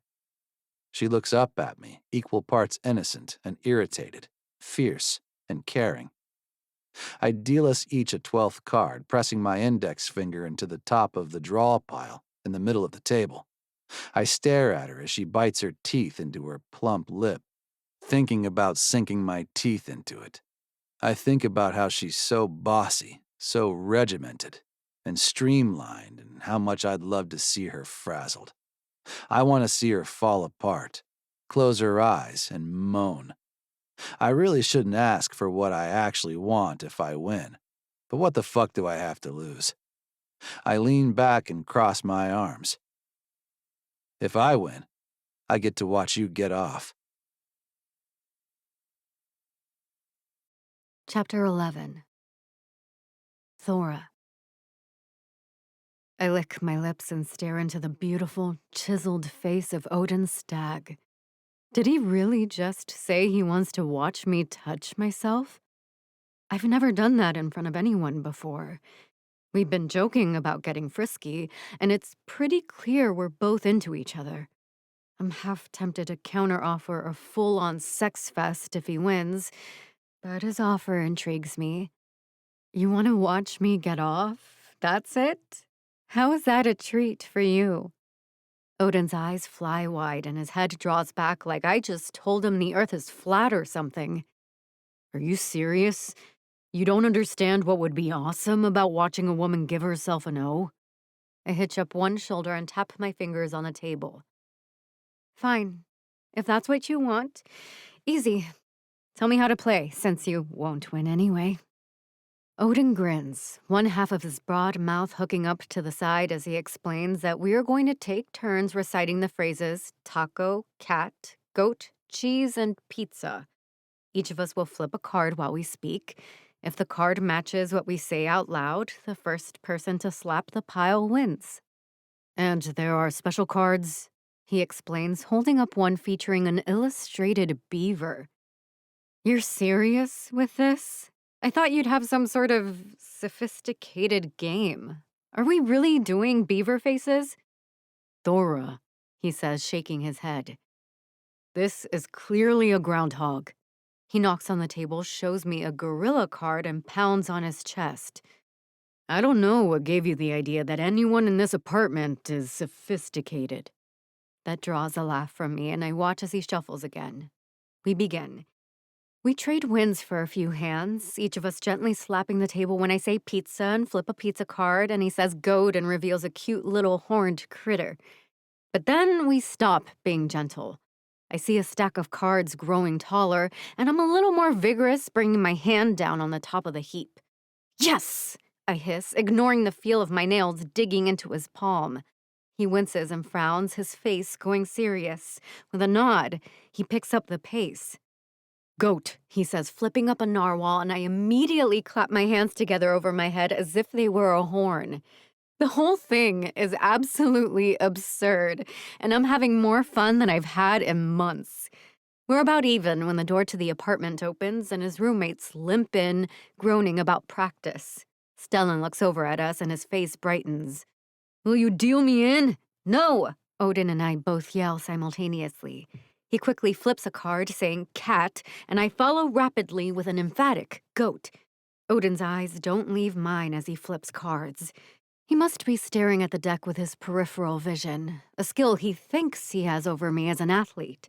But a bartender uses every part of her eyeballs, too. I can spot a hand waving for a drink from a crowded corner and a wedge of illustrated Swiss just as easily. Cheese!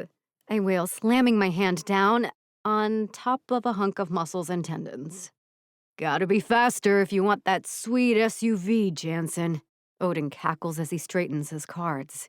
The other stag guys take a seat at the table, watching us as they cram tuna in their mouths straight from the can. I don't know if I've ever been that hungry in my whole life, but I have never played Division I sports. Odin's brother Gunnar peeks at Odin's card stack and whistles through his teeth. Getting close to a W, bro. Gunnar looks at me. Think you can beat him if you draw a gorilla? Odin and I ignore the banter and the stench of tuna, flipping cards and slapping at a pace that has my heart racing. Soon, the pile in the center of the table has at least 20 cards on it, and tension thrums thick in the air of the apartment. Gunnar and Stellan lean forward, fascinated, but I will myself into the zone. I don't even really care about borrowing Odin's car, and I'd probably get myself off in front of him for free, if I'm honest. It's been too long since I used my pocket rocket, and I really should take care of that tonight, now that I'm all keyed up from this stupid card game. But I want to beat him. I want to watch Odin's eyes flash in frustration when I win, and I want to see how he responds and hear what he'll say when I rub his defeat in his smug, sexy face. Is this why people play sports? God, this is invigorating. Pizza! I bellow, turning up a card that features a grinning kitty. Odin purrs, although I don't think it's on purpose. His brothers elbow each other in anticipation. Whoever wins this hand will undoubtedly win the deck. I only have one card left. Odin tosses out a grinning slice of pepperoni as his deep voice shouts, "Taco!" And time stops before I flip my final card. I say the word cat, but don't glance down soon enough. Odin notices the gorilla and leaps to his foot, pounding his chest before bringing his giant palm down onto the heap of cards. It's over. He's won. And he's not being coy about it. Yes! He roars, pumping his fists in the air. And then, before I can register what's happening, he grabs his knee roller with one hand and hauls me over his shoulder with the other. We're gliding toward his bedroom like luggage on a baggage belt, and he dumps me onto his bed with a bounce, standing over me, chest heaving, looking sexy as fuck in the glow of his desk lamp. I tuck my hair behind my ears and try to catch my breath as he stares at me. Odin drags a palm down his chin, chest rising and falling dramatically. Fuck, Thora, I'm sorry. You okay? I laugh. Yeah, I'm great. That was something. Odin sits in his desk chair and kicks his knee roller away, propping his booted foot on the end of his mattress. His room is one long tube with a giant bed at the far wall and a dresser opposite the desk. There's a second door I assumed was a closet, but Odin hooks a thumb toward it and explains. There's a bathroom if you need to get yourself ready. Get myself ready? I arch a brow and lean back against his headboard. He has an actual headboard. I have a shitty twin mattress on a futon frame. I'm sure my parents dumpster dove for it when I was in elementary school. A slow smile spreads across Odin's entire face, like a cat about to go after the leftovers from Gunnar's tuna feast. I'm claiming my prize, Thora, so let's see it. I look around the room and bite my lip. Oh, okay, so here's the thing. Chapter 12. Odin. I haven't been hard since my surgery. I realize this with stunning clarity as my dick swells to life at the thought of Thora touching herself in my bed. I don't know if it's the pain meds or the brain fog, or the crushing reality of my future being destroyed, but my cock has been as limp as my prospects since my tendon exploded. So here's the thing, she starts, but she doesn't look like she wants to call things off. Tell me, beautiful. I lean forward, hands on the arms of my desk chair, ready to jump into action. Thora squishes her face, wrinkling her adorable nose and pursing her plump lips. I need battery backup if this is going to work, and I didn't exactly pack for a sex party when I left for class this morning. I nod. Okay, anything else? She looks surprised by my calm, and her eyes dart around my room like she's looking for a vibrating dildo. Well, I usually use a book and... I bring my good foot to the floor and lean forward, hands on my thighs. She waves a hand at my bedroom door. I actually have the book in my bag. I was going to read it on the bus home later. I puff out a laugh. You read your sex books on the bus? She frowns. It has a good story, too. It just also has good sex in it. Right. I grunt and hop up to my feet, lunging for the knee roller. Wait, where are you going? Thora jumps off the bed and follows me as I make my way to the kitchen. I stretch my arm up to the top of the fridge and grab a basket we keep up there as Thora scurries over to her backpack and picks it up. Stellan, Gunnar, and my twin brothers stare at us as I wink at them and roll back to the bedroom with Thora hot on my wheels. Thankfully, they don't say anything rude that might spook her. I need this, damn it. Thora closes the door behind her and perches on the edge of my bed, pulling a tattered paperback from her bag and dropping the bag to the floor. Why do you have an Easter basket? She tilts her head at the bundle on my lap, and I grin. I crack my knuckles and explain.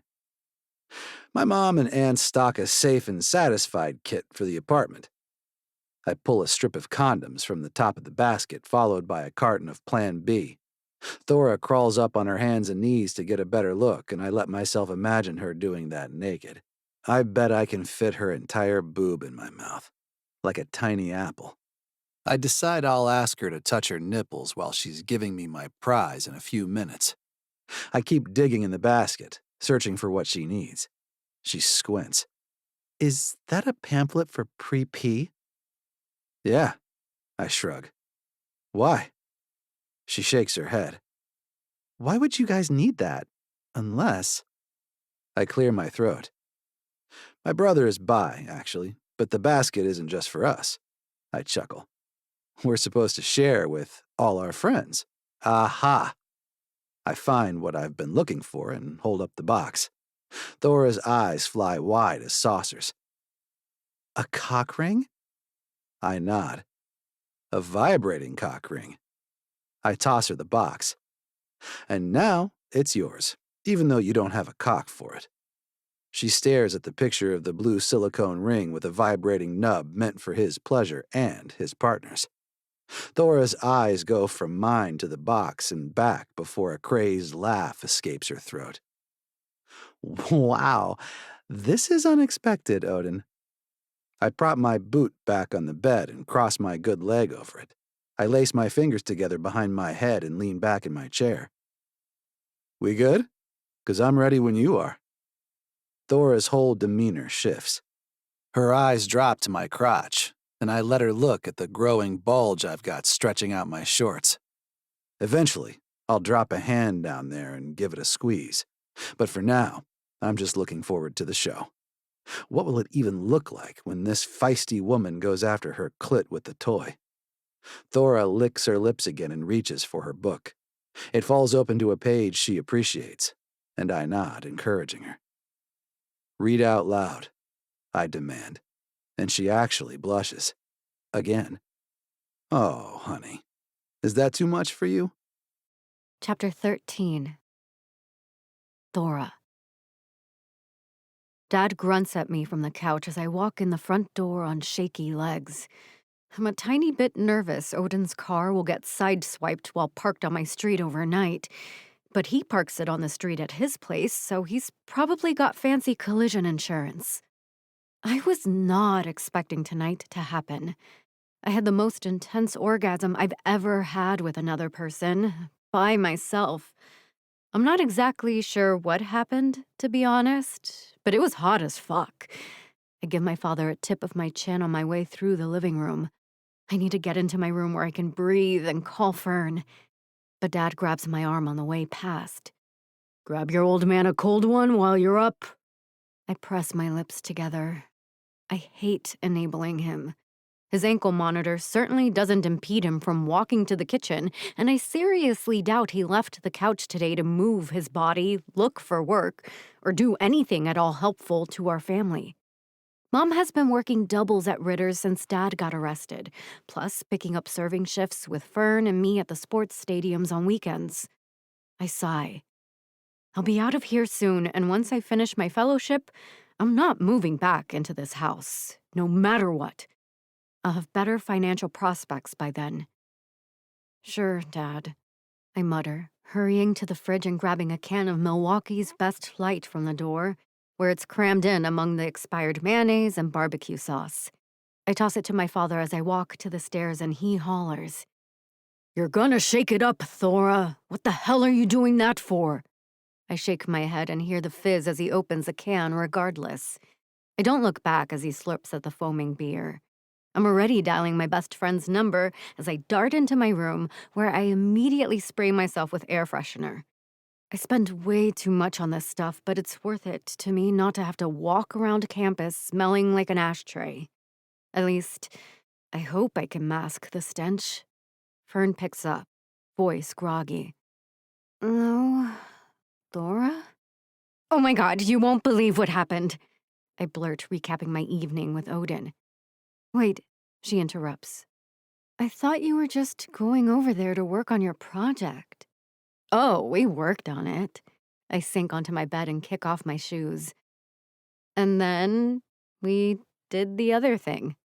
I hear her suck in a slow breath and whistle. So he didn't join in, he just watched? He fucking told me what to do and sat there watching. Then I left and I'll pick him up for PT in the morning. I have his car. Huh. Fern yawns and says, I had no idea Odin had all that in him. He usually just jokes around and plays video games when I'm over at Wyatt's. I unhook my bra and get ready for bed. I think maybe his injury has fucked with his head. He's different in class, too. I don't know how to explain it. Fern tells me the whole Stag family has been worried about Odin, how he is ignoring calls from the university, and his father is worried about his mental health. It feels like a violation to hear this third hand from Odin's cousin's girlfriend. I guess it's none of my business. Sorry. So it was good? You don't usually finish with guys. I smile. She's right. I enjoy sex. I have a lot of it when I want to. Sometimes I can boss a guy around and convince him to work my vibrator into the action, but more often they get all huffy about the suggestion and leave me on the precipice to finish up later on my own. He seemed really into it. But what does it mean? Does it have to mean anything? Fern asks this as if she's some sort of expert rather than an intellectual currently enjoying her first ever relationship. I have no actual idea. I tell her, while I'm not really one for repeats with guys, I also don't sleep with dudes I'm going to see again unless they happen to stroll back into the bar, in which case I just sort of ignore them until they go away. I sigh. I need to try to sleep before I spend the day tomorrow with a guy. Fern giggles. Update me when you're back. Oh, are you getting your visa and stuff tomorrow? I shake my head even though she can't see that. Tomorrow is professional attire at the thrift shop. Maybe multiple shops since I have free transportation. We hang up the phone with me promising to share outfit photos and her promising to come with me to the post office to get my passport as soon as I have the money. In the morning, I drive Odin's beast of a car back to retrieve him, enjoying the heated seats even if the SUV is too big to comfortably make tight turns in Pittsburgh's narrow streets. I shouldn't have tried to wend my way through Bloomfield back to his place, but it's too late now as I sing along to the radio while gingerly navigating the Belgian block side roads. Even with the fancy shocks in Odin's bougie car, I feel the rumble of the tires along the uneven granite bricks until my bones rattle. If I drove any faster, I might not need to use a vibe to get myself off. But I'm not going to think about sex in Odin's car. I'm taking him to a medical appointment. I'm surprised to see him waiting outside when I arrive. I suspect he got his roommates to help him down all the stairs before they left for practice or whatever, because Odin looks like he's been leaning on the signpost for a long time. You're late, he says by way of greeting. I look at the clock on his dash and furrow my brow at him. How do you figure? He tosses his knee roller in the back door and hops on one foot into the passenger seat. Because I was waiting for you? And then he flashes me a grin, so I know he's just giving me shit, but also still thinking about last night. I can just tell. I swallow and fiddle with the rearview mirror. Where am I taking you? Odin directs me south of the city to the facility where the professional football team practices. You get to go here too? He laughs. We share field space with those guys, and medical staff too. You can park in the close spots. Odin pulls an accessible parking tag from his hoodie pocket and clips it on the rearview mirror. Am I supposed to wait for you? I don't know how long these things take. He shrugs and fumbles as he tries to hop around and open the door to get his roller. I unbuckle and race around the car to help him, which seems to frustrate him. I got it, he snaps, and then his face sags. Sorry. This is my first appointment. It'll be like 2 hours. You don't have to wait, but it would be great if you could be back around 11. I shrug and hold the scooter in place while Odin adjusts his weight on the knee cushion. The store I need doesn't open till 10 anyway, and I wouldn't make it back in time once I got going. We start to roll through the building, and Odin doesn't even stop to look at signs. He must be pretty familiar with this sort of injury treatment. I wonder what else he's hurt through his years of playing elite football. We stop outside a wall of windows, looking in on a huge gym full of machines and padded tables and shirtless men grunting. Muscles flex as they lift themselves and lunge and pedal furiously on exercise bikes. Wow, I say, totally distracted by the peak physical forms on display in front of us. Relax, Jansen. Odin grunts with the effort of opening the door for himself and wheeling through it. I can't believe they don't have one of those buttons to open the door, considering the people coming through it are presumably all injured. Again, I try to help him, and again, he growls and looks pissed off by the gesture. There doesn't seem to be a waiting room, so I just follow him until we're greeted by a friendly woman in a polo shirt and shorts. Hey, you must be Odin. She extends a hand, the other holding a clipboard. I'm Prachi, and I'll be torturing you today. Odin laughs and shakes her hand while my eyes fly wide. I guess black humor is the norm here. Prachi glances at me. Did you want to hang out in the lounge while Odin works? I glance at Odin for guidance, but he just slumps on his scooter, looking forlorn as a pro team's quarterback hops past us on one leg, then the other. I should probably be starstruck, considering sports are a religion here in Pittsburgh. Maybe it's the orgasm hangover, but I feel pretty chill. The only athlete I'm thinking about is the one pouting beside me. He doesn't suggest I stay and watch, though, so I guess I'm heading to the lounge. Sure. Where is it again? Prachi directs me down a hall to the cushiest room I'll ever hang out inside. There are luxurious armchairs, trays of fresh fruit, and a fancy coffee maker, plus little signs with a Wi-Fi password and bottles of sparkling water and a clear front fridge.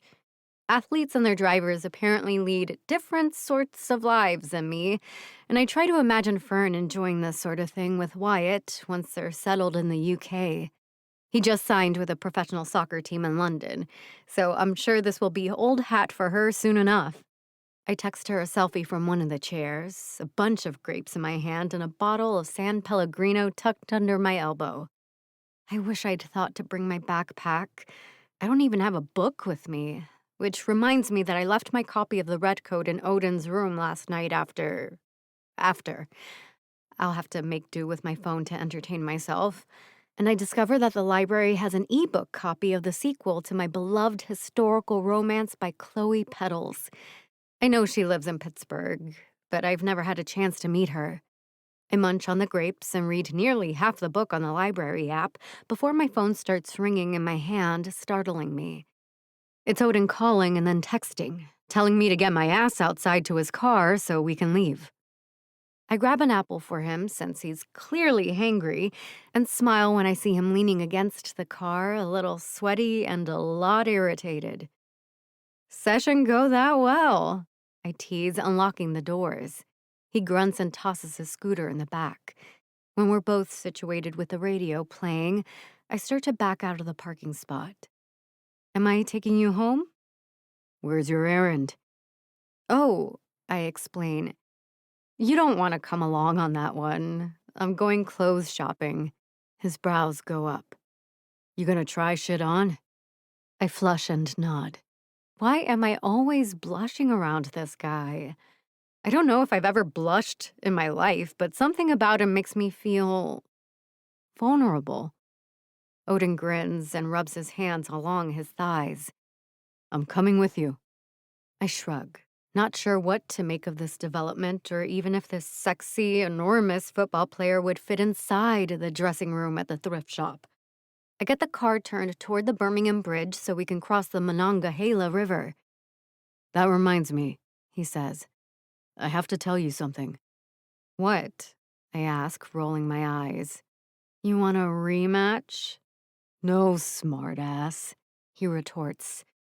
But I don't get to hear what he just did because right at that moment there's a huge bang and the car starts swerving like crazy on the bridge with 6 lanes of traffic. Chapter 14. Odin.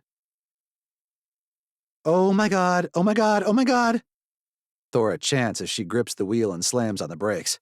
I hear a chorus of horns wailing around us as cars pass while my G-Wagon swerves through traffic.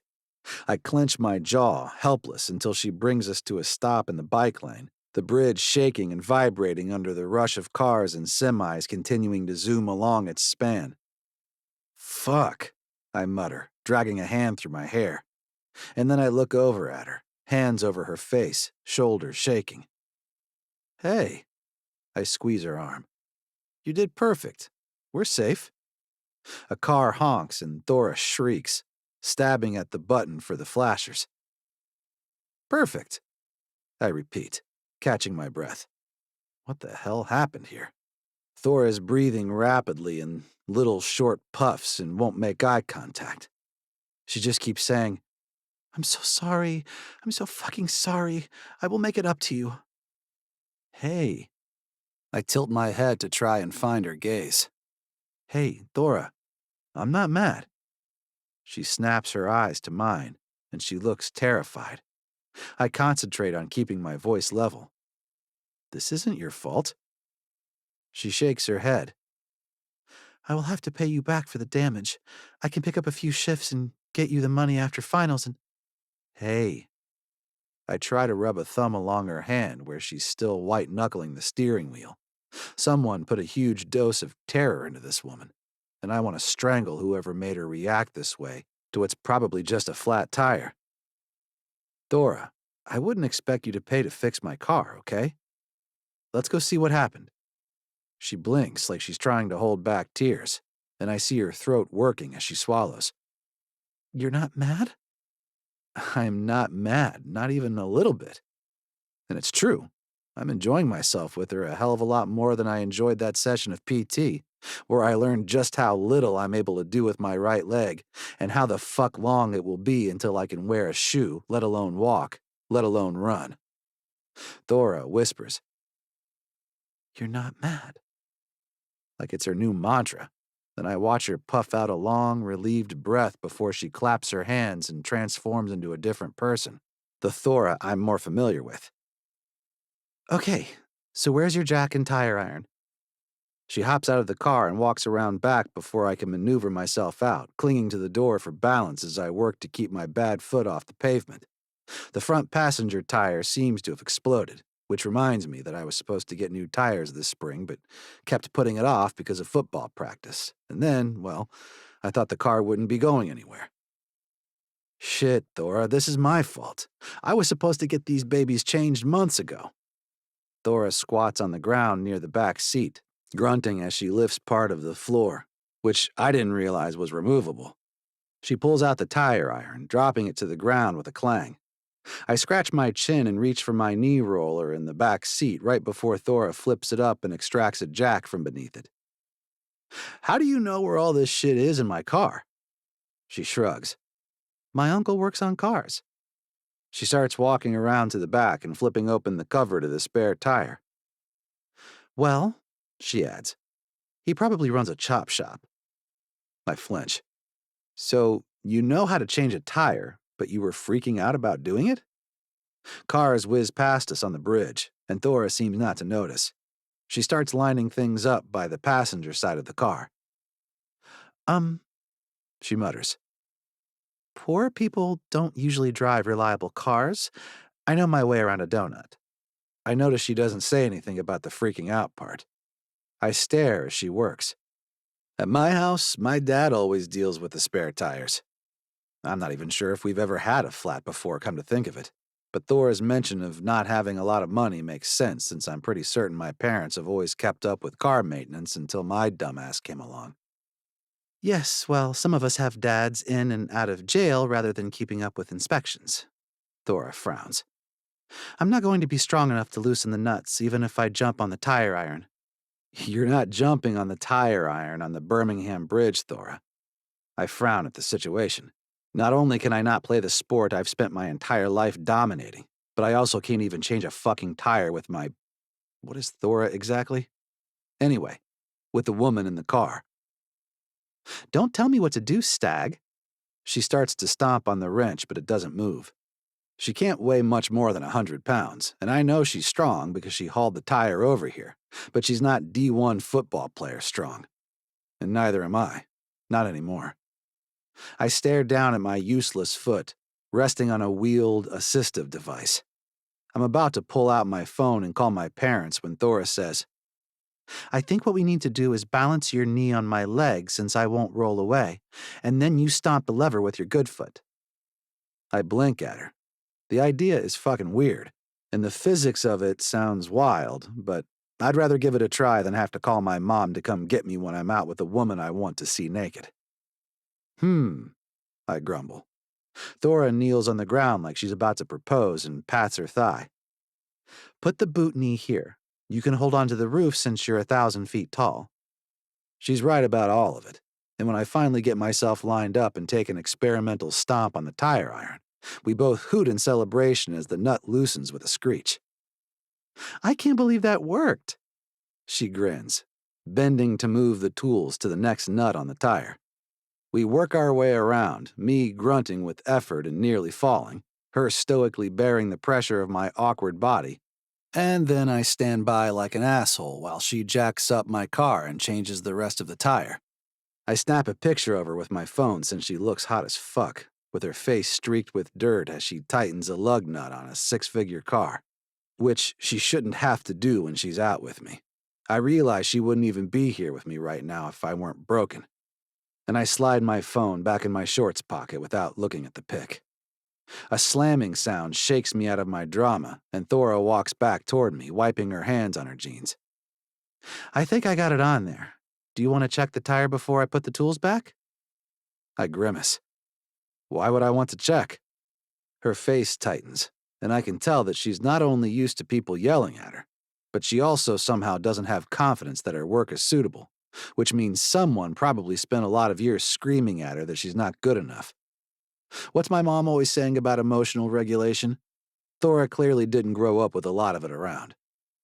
Right, she says, tipping her head toward the driver's side.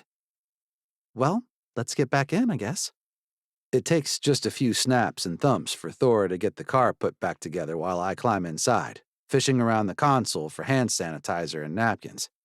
I present these to her, and she smiles like I just got her roses. So I decide I should definitely do that later to thank her for putting my car back in working order. That was incredible, I tell her, turning in my seat and draping an arm behind hers. You were amazing, you know that? She shakes her head. I was a mess. I swallow a retort because now doesn't seem like the time to dive into her trauma. Hey, will you let me buy your outfit or whatever? I owe you big time for changing the tire. She puffs out a laugh. You owe me? I probably drove over a piece of glass or something stupid. Don't talk that way. I let my voice get stern and realize that's probably not the best way to talk to someone who is obviously upset. I told you, I say with much more intentional calm. I was supposed to get new tires, but I kept putting them off, and then I got hurt. This is on me, and no offense, but you'd have to have driven over a long stretch of razor wire to blow performance tires, baby. Hey. She snaps her eyes to me as she turns over the engine. Do not call me baby. I know I'm small, but I am not diminutive. No, you're fucking not, I think. But what I say is, don't pout like one, and I won't call it as I see it, Jansen. She seems to be sliding back into her usual self. She snorts and turns off the four-ways, easing back onto the bridge toward Oakland. Oh, she looks at me. Where should we go? I guess we have to find a tire place? The Mercedes place is on bomb. Weren't you going to some store on Liberty Avenue? We could just do your errand first and drop the car after. I assume you won't go over... What's the speed limit for the spare tire? Thora pats my leg. Now who's a baby? We'll drive the speed limit and be just fine. But are you sure you don't want to go right to the dealer? I don't want you... We are running your errand, and that's final, I bark. She nods and heads toward the Bloomfield Bridge.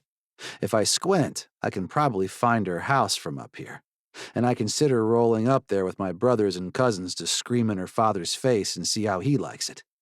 Between her mentioning prison and her obvious fear that I was going to berate her for some normal flat tire, he seems like he's probably a real piece of shit.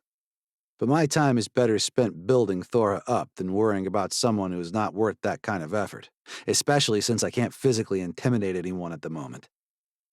I'm buying you an outfit, I say again, impressed as Thora parallel parks along Liberty near a row of shops. I point to a fancy clothing store I've heard my mom mention. Let's go find you something in there. She huffs at me, and I ignore her, rolling up to the boutique, where I discover I can't even get in the fucking store because it's got stairs outside. Hey, Thora places a warm hand on my arm. You don't have to buy me anything, Odin, and I'm pretty sure the thrift store has an accessible ramp. I flip the bird at the bullshit shop and scowl when a store worker sees me, eyes wide through the window. Whatever. I better fit inside the dressing room with you. I mutter to Thora, who laughs and shakes her head. We walk a block to the thrift store that does indeed have a ramp to enter. You wish, stag. But her cheeks flush as she pushes open the door to the crowded shop, waiting for me to wheel inside with her. Chapter 15. Thora. Odin does not, in fact, fit into the dressing room of the thrift store. It's more of a shower stall, honestly, but Odin barely fits in the store at all. He's just such a huge human being made bigger with his cast and scooter. I walk up and down the aisle searching for professional research fellow vibe pieces, and Odin creaks behind me, grumbling that there's no room for him. A dress catches my eye and I lean past my companion. Spotting the original price tag on the shiny material, I gasp, startling Odin, who furrows his brow. What? It's new with tags. Oh, and it's my size. I have to try it on immediately. I shoulder past him toward the dressing room and I hear him following. I wouldn't even know what it meant to find an Alice and Olivia dress in a Pittsburgh secondhand store except for Fern, and I have been daydreaming over an issue of Vogue someone left at the bar. The polo sweater dress has white trim and fancy houndstooth buttons with a really fun spread collar.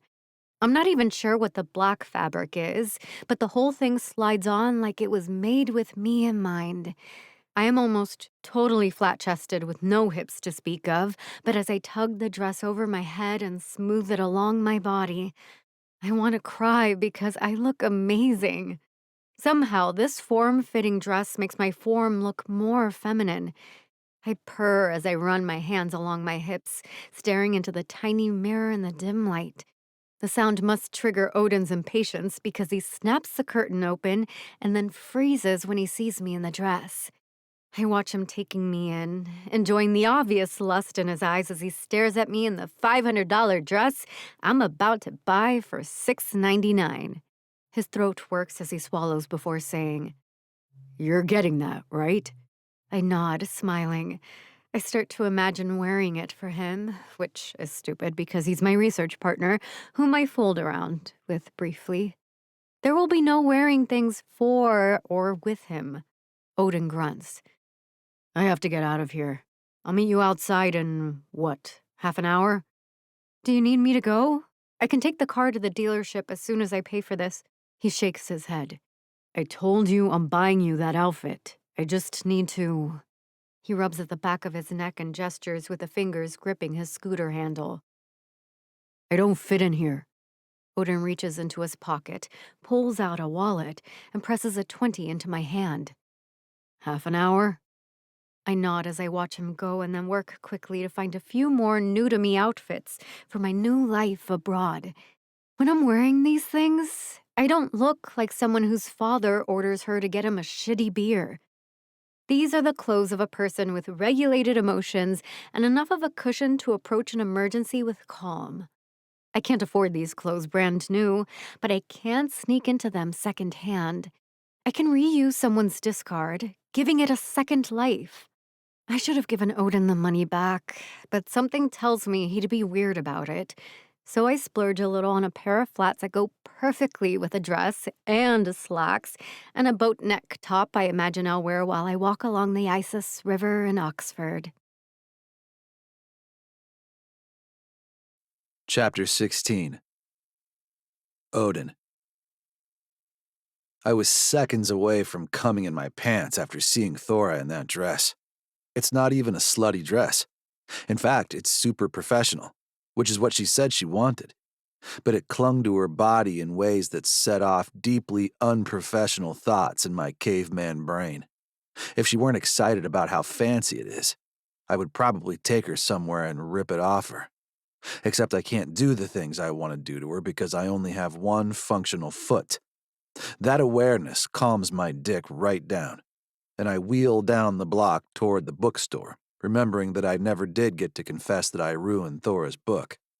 Thankfully, the bookstore has an accessible entrance and wide aisles, so I wheel myself inside in search of the romance section. This is where I find my mother, laughing and fiddling with boxes of books along with my Aunt Emma and one of her friends. I stand there with my mouth hanging open, irrationally wondering if my mom somehow knew what I did to ruin the book I came here to replace. I eventually realize that's ridiculous and wheel my way over toward her, and she clutches at her chest like she's about to faint. Odin, you're out and about. Mom clamps a hand on Aunt Emma's shoulder, and my aunt pats it supportively. I do leave the house, Mom, come on. She shakes her head. Of course you do, sweetheart. It's just all those stairs, and you've been so grouchy when Dad and I have tried to call or stop by. Did you find the soup Dad left you? Yeah, thank you. I stare at the floor for a beat. I know I've been in a mood, but I've also been leaving the house more. Well, what brings you in here? Did you come to help set up for the event? Mom points at a sign, which informs me that Aunt Emma will be in conversation with Chloe Petals here at the bookstore, talking about the crossover between nonfiction sports books and the historical romance Chloe will soon release about Pittsburgh rowers in the 1800s. Mom, an Olympic gold medalist in rowing, is apparently the host of the event. I had no idea any of this was happening, I admit, fidgeting with my scooter, wondering how our entire family is going to fit in this tiny bookstore, let alone members of the public. Aunt Emma grins. We sort of kept this one tight. I know the stag herd is supportive, but this is more for our rabid fans. Well, mostly Chloe's rabid fans.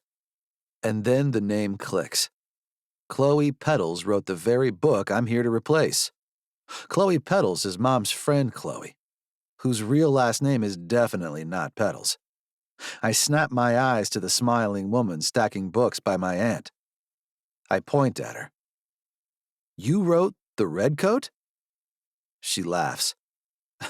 I sure did. But you're not the demographic I was expecting. You've read it?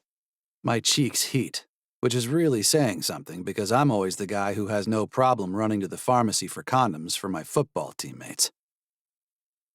I read parts of it. I actually need to replace my friend's copy because I spilled something on hers. Chloe beams and turns around, reaching into one of the boxes. Here you go, kiddo. On the house. Oh, should I sign it? I don't mind paying for the book. Mom waves a hand and nudges Chloe with her shoulder. Yes, sign it and tell the friend Odin's mother wants to meet her. You already did. I start to explain, the words out of my mouth before I realize the impact that will have. Mom and Aunt Emma clap their hands and Chloe wiggles around like she hit the lottery. They always act this way when one of my brothers or cousins brings home a date, which is why I don't do that. When did I meet her? Mom taps her chin. I would remember if my son introduced me to a special someone. I sigh. Don't call her a special someone, Mom. And you know Thora from the student law clinic, apparently. She's my research partner from class. Ooh, Thora, Chloe coos. That's a great heroine name. Mom squints at me. Didn't you say you have a project together in a class? Sweetie, I thought you were doing a medical withdrawal. That paperwork is pretty important for NCAA eligible. Mom, I got it under control. Thanks. I don't mean to snap at her, but everyone is always up in my shit about all this. To Chloe, I explain. My friend is Thora, Thora, and she's a huge fan. Chloe scribbles something on the book and snaps it shut, handing it to me. In that case, you should bring her to the event. It's sold out, but I happen to still have my 2 guest tickets to give away. My brows fly up. Thora will bust an ovary if I bring her to see her favorite author in real life. I look at the date on the poster. This coming Thursday. We'll be done with our presentation by then. I realize that I've been sort of dreading the end of our time hanging out together, and this is definitely a way to extend that. Maybe she will wear that dress. I'd love that. Thank you. I blurt as Mom and Aunt Emma exchange glances. It's no use trying to tell them that there's nothing particular going on there. Thora is moving to another country in a few months. She's also the only person in my life right now who didn't know me as future pro football player Odin Stagg.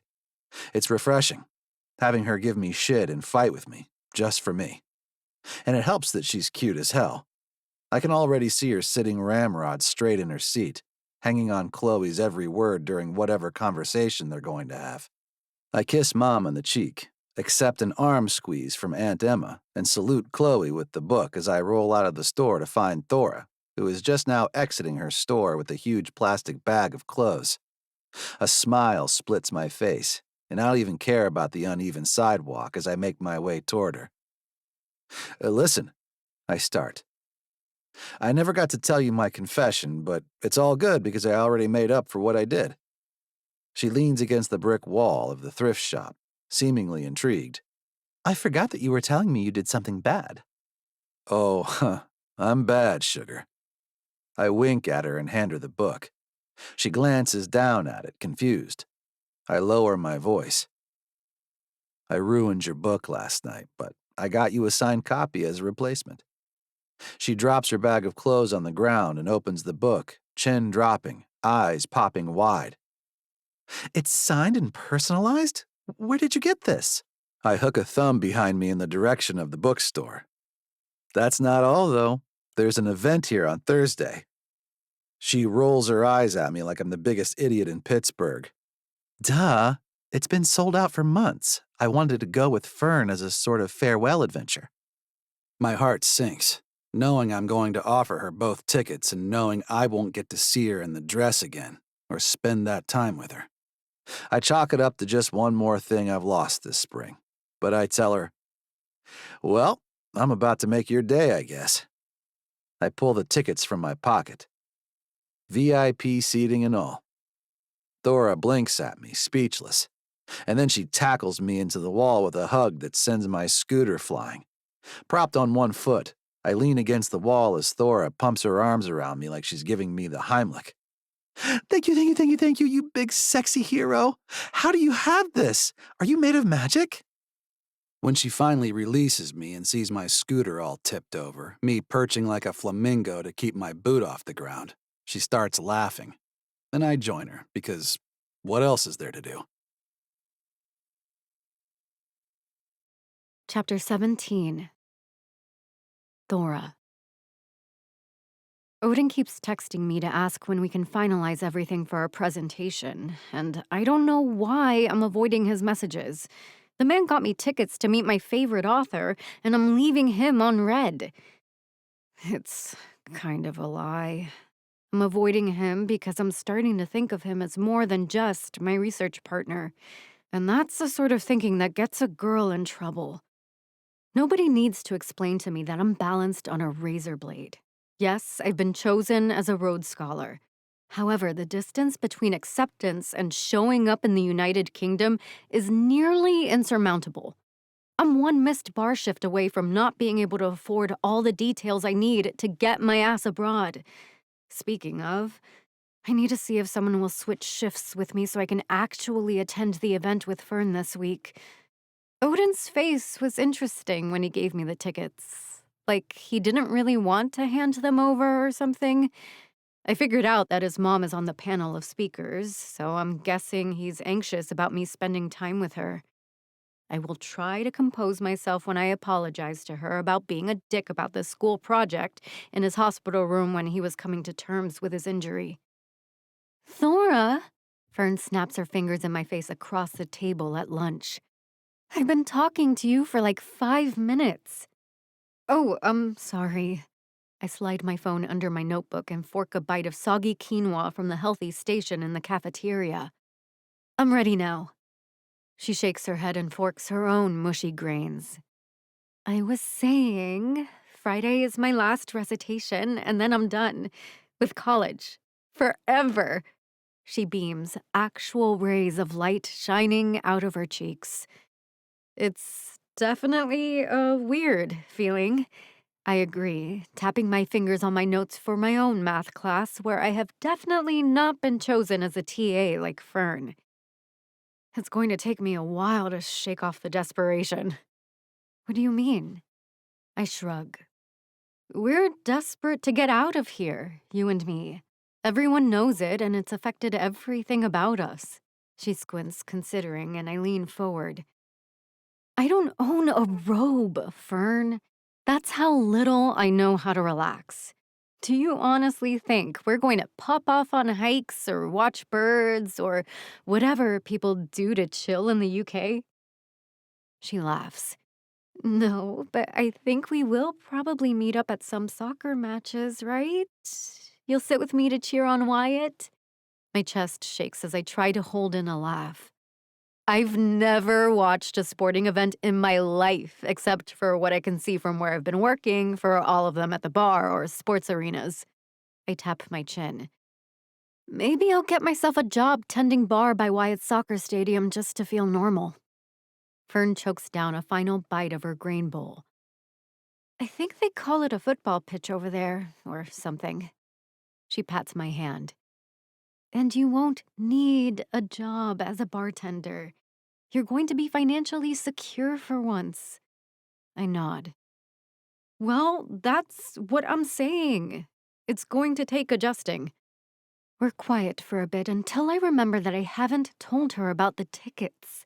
Her face lights up when I tell her about the bookstore event. It doesn't go too late, I assure her. You'll be able to get home in time to get your beauty rest before the final session as Professor Fern. We can sleep when we're old, she says, gesturing for her ticket. It will be so great to just go do something fun together. We never splurge on this kind of thing. Again, I say, tapping the table with my index finger for emphasis. Adjustment. We are not normal, but we are working on it. I never respond to Odin's texts before the presentation, but I do send him a detailed email and tell him to wear something nice for class on Tuesday. This makes me feel bad because I realize there's no way he can get dress pants on over his cast. At least, I don't think he can. I put on the dress and literally run out of the house Tuesday morning so nobody can exhale a single puff of smoke on my new favorite material possession. I arrive outside the class extra early and gasp when I see Odin in a shirt and tie. I had no idea he'd look like This, all dressed up, like a bulky GQ model with his broody blue eyes and perfectly styled hair. Even his earrings look classy, and I let my eyes trail down his body, halting when I get to the usual athletic shorts. A laugh explodes out of me, and he joins in. He grins. You said to dress nice. Oh my god, Odin, you're killing me. He spins in a circle on his scooter, wagging his butt and making me cry with laughter. I can't believe you put a shirt and jacket on with mesh shorts. He leans down and puts his mouth an inch from my ear, making me squirm and cling tightly to my bag when he says, Make up your mind, Jansen. How do you want me? And then he draws his head back and winks just as Professor Ferda arrives to open the classroom. Hey, you two, our instructor says. Nice and early. Ready to rock. Odin has his notes typed on index cards. Not just written, but typed and printed. I suddenly feel ill-prepared and sloppy next to him, and I never, ever feel that way about schoolwork. Like I told Fern, I worked my entire life toward this 4.0 undergraduate transcript, but I'm about to be shown up by a guy from the football team who, to my best estimate, only started showing up for class once he got hurt. I realize I'm being unfair because from what he's said and what I've seen, the athletes are pulled in a lot of directions and they're helpless to go against what their coaches say if they want to keep their scholarships. I zone out, focusing on his lips moving as I stand next to him, fidgeting in my cute shoes and designer dress. I realize the pattern on his tie matches the black and white houndstooth on my dress buttons, and know he must have done that on purpose, based on what he remembered of the dress he only saw me in briefly. I know he is starting to think about me as more than a research partner, too, and that scares me even more. There's a reason I've avoided relationships. I can't afford one. Not yet.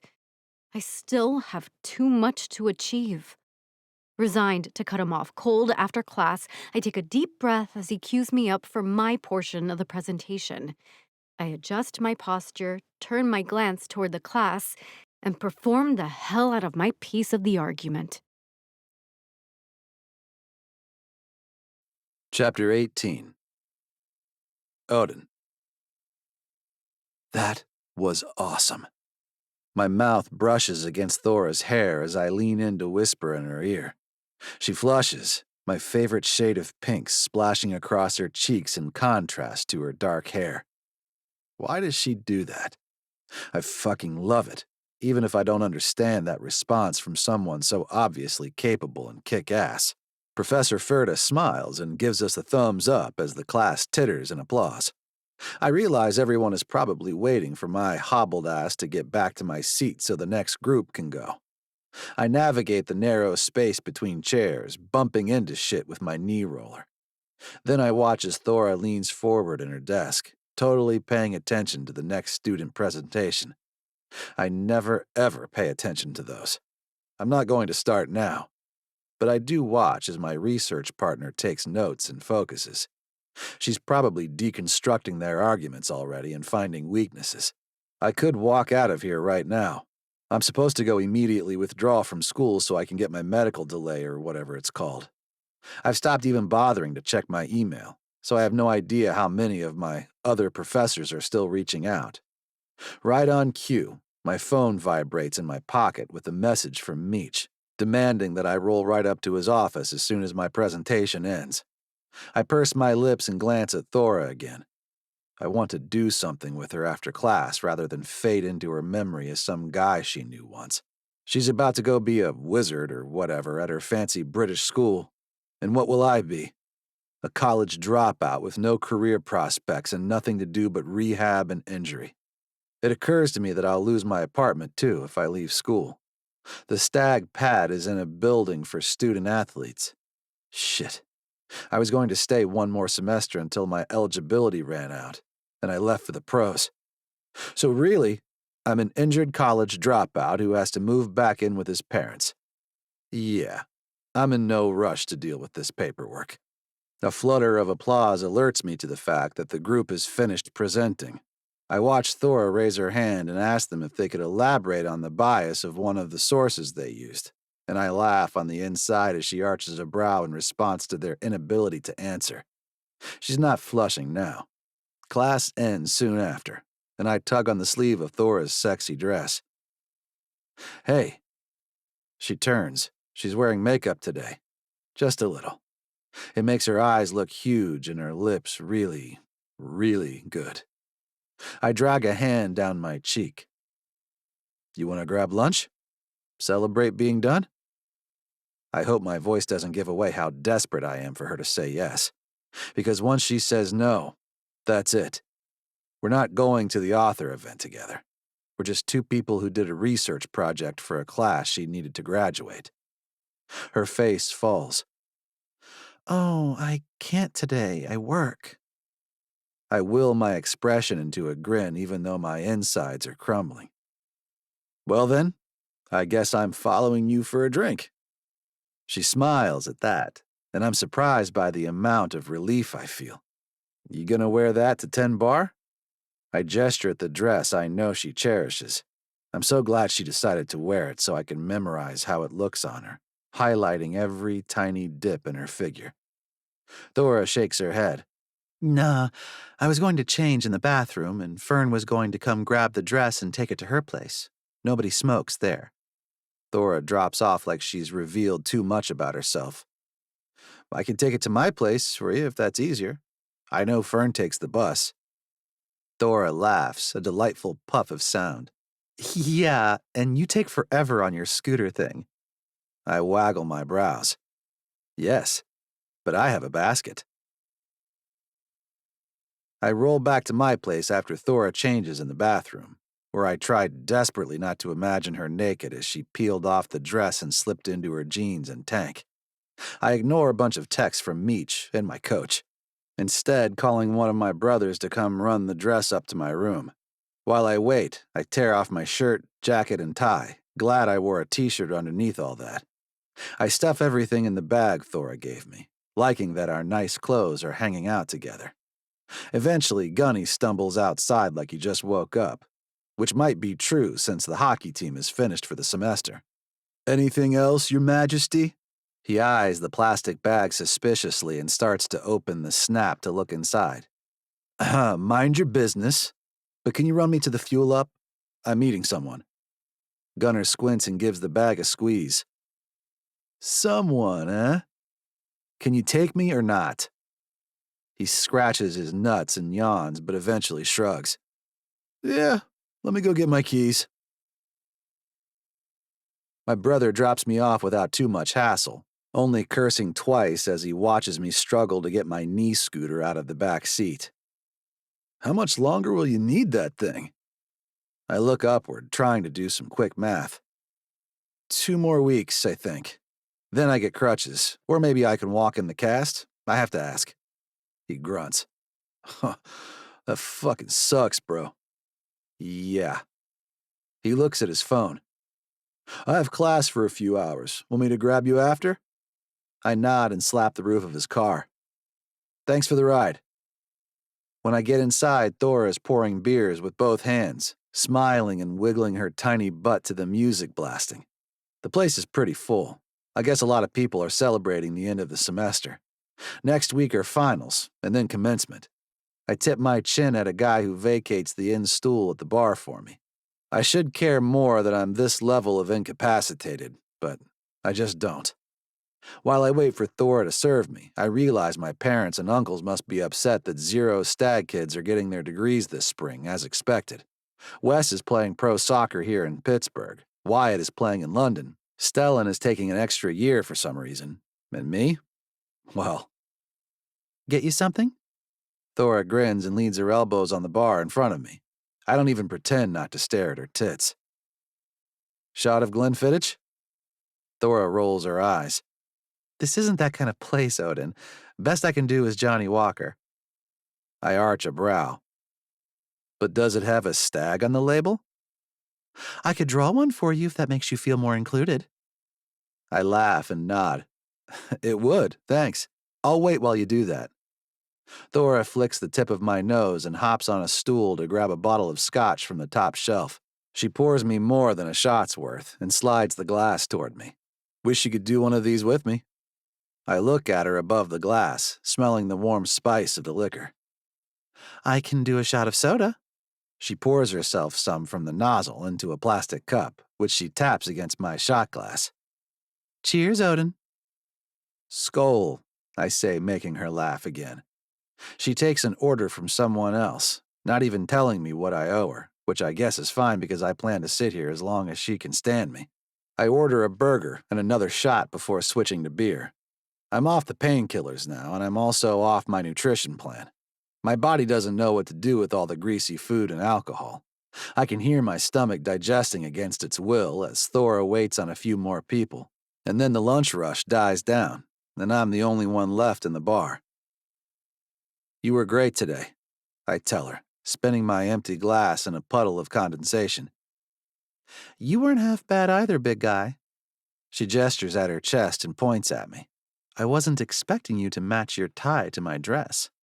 I tug on my imaginary cufflinks and glance down at my t-shirt, relieved to notice I have not spilled ketchup on myself. I can clean up sometimes. Yeah, like I said, you only looked half bad. At least it was my good half. I give my leg a shake. Thora sighs. I really am sorry, Odin. I feel like I haven't said that enough. You must be floundering trying to figure out what's next. Ha! I dab at my mouth with a napkin. There is no next. I'm moving back in with my parents until I become one with their basement couch. She frowns. I used to not be able to see a future at all, you know? The first time my dad went to jail when I was in high school, I literally couldn't imagine what life would be like for me. I sort of thought I'd end up working retail or tending bar forever, but I couldn't even see that. I'd think about after high school, and it would just be a black cloud. Relatable content. I stifle a burp. I must be well on my way to drunk. Thora doesn't offer me a refill, and I don't ask for one. I focus on my fries. But I had a really good mentor in high school, for some reason. She grabs the nozzle thing and a plastic cup and pours me a water without mentioning it. They helped me apply for college, showed me scholarships, made suggestions. Don't you have someone telling you your options? Oh, everyone's got opinions. I point at her with a French fry. My uncles want me to go to law school. My dad has told me at least 700 times that I can coach college or pro ball with my playing experience.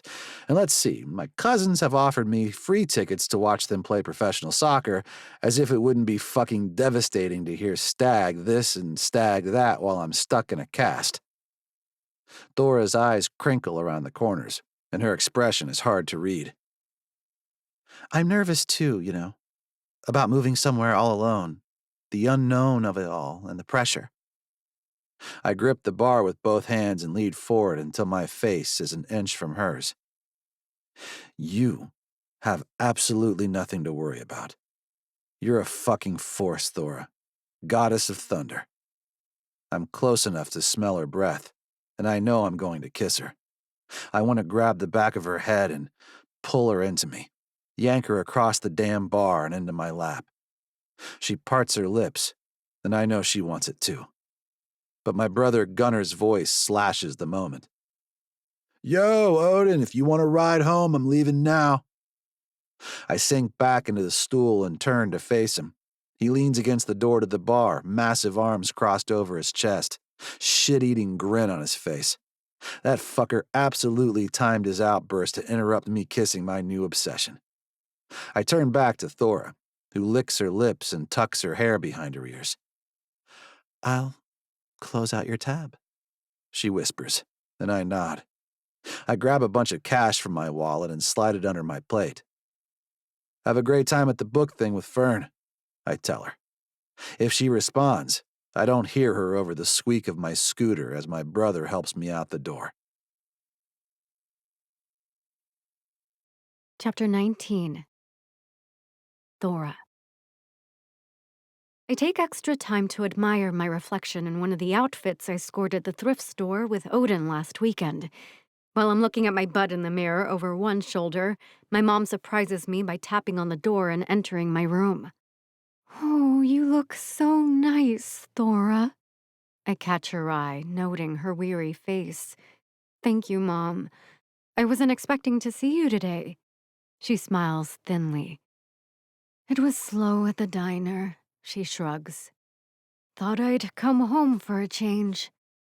Mom has been working herself ragged. It's not lost on me that she's the sole contributor to the household once I graduate. I'm not exactly sure how my parents will manage once I move overseas. From the looks of my mother, she's not really sure either. I smooth my hands down my pants and smile at Mom. "Fern and I are going to a thing at the bookstore tonight. We scored free tickets."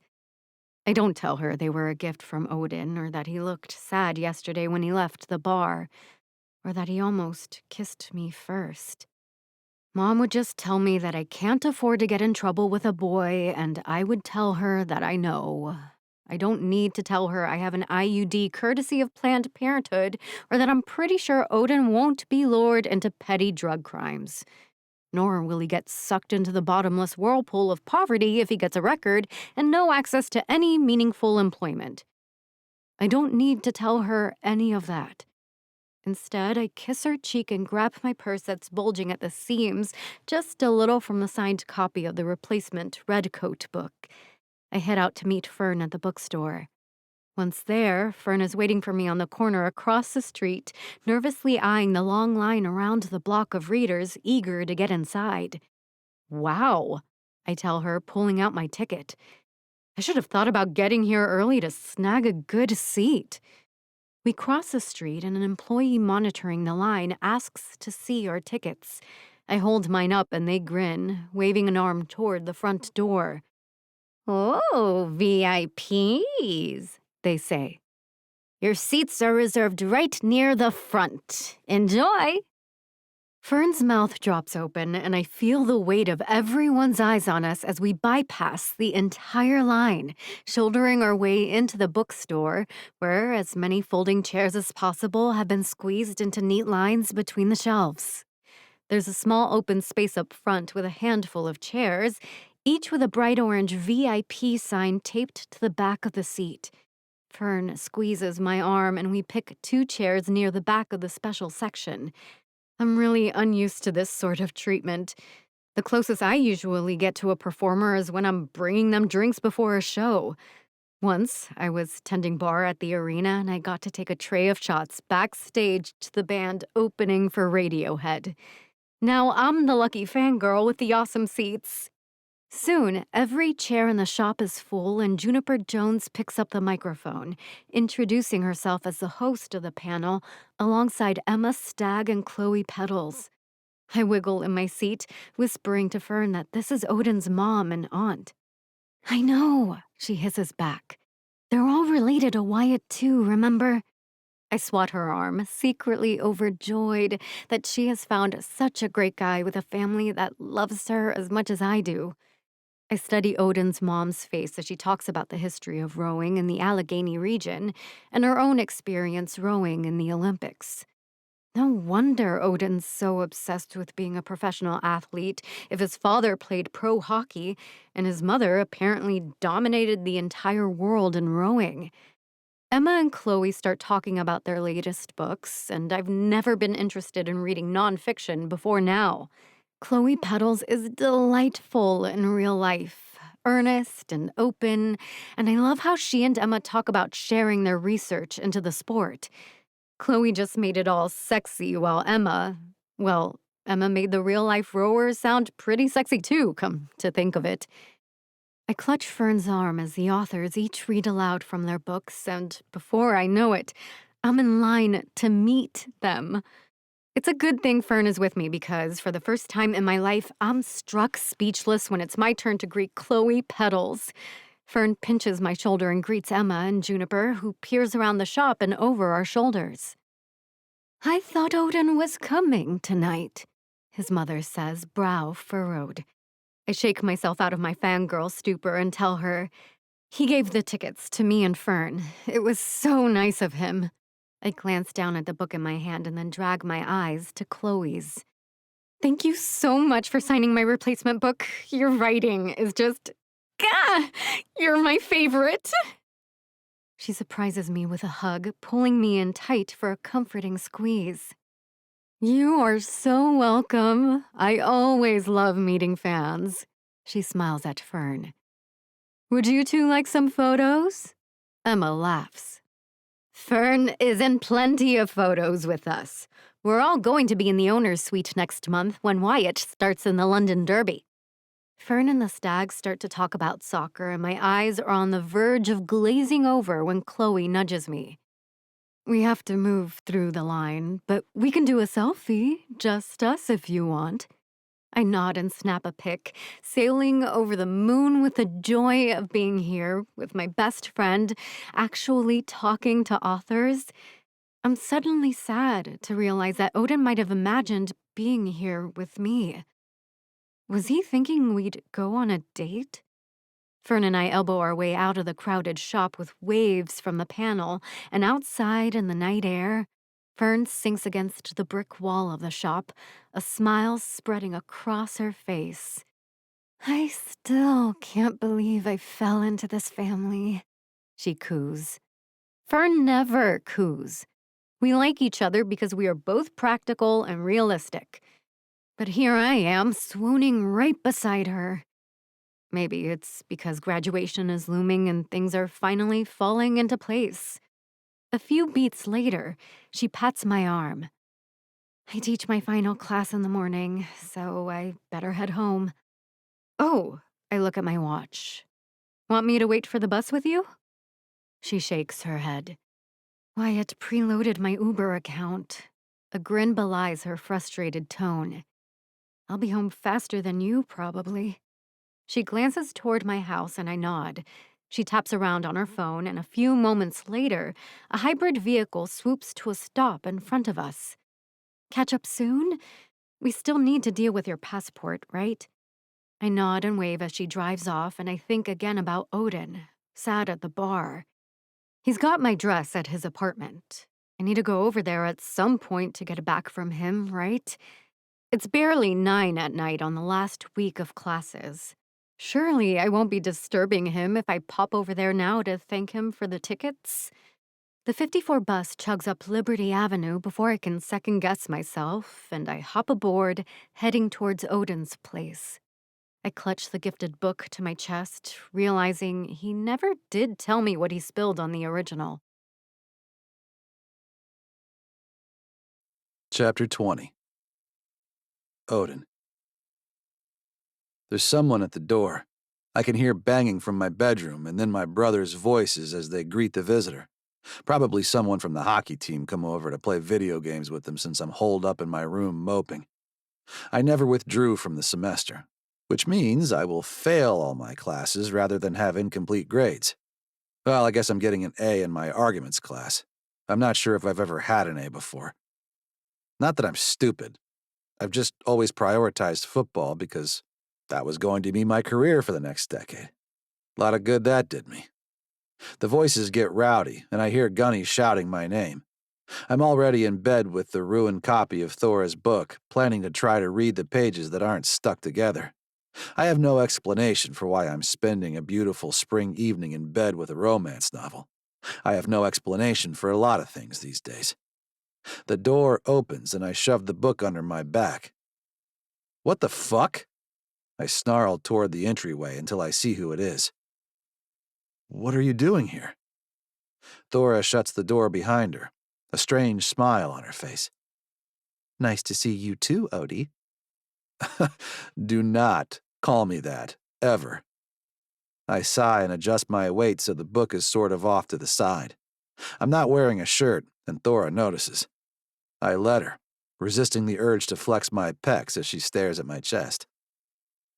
Hi, I say, trying to start again. I didn't realize it was you. I thought my roommates were just being assholes. She smiles and drops a bag on my desk, shrugging out of her sweater. Hot Damn, she's wearing one of those outfits she bought last week. A sleeveless top thing that nips in at her tiny waist and skinny black pants that leave nothing to the imagination, but in a classy way. Oh, they were being assholes. I'll spare you the details. She starts to tie back her hair. I want to scream at her to stop, to let me run my fingers through it while it's down and dark and all over her shoulders. But then I think about what she just said. What did those fuckers say to you? I move to sit up, and Thora laughs, shaking her head and sitting on the edge of my bed near my booted foot. They're harmless. They were just giving you shit via proxy. She smiles at me and licks her lips. I sit up, despite her earlier protest, before I remember that she will see the book if I move. She points at it. I came over to thank you for the tickets, and because you never told me what happened to my original copy of the book. We both stare at the paperback. I'm not sure if she can see the wrinkled pages where the spooge dried, crusty and sticky.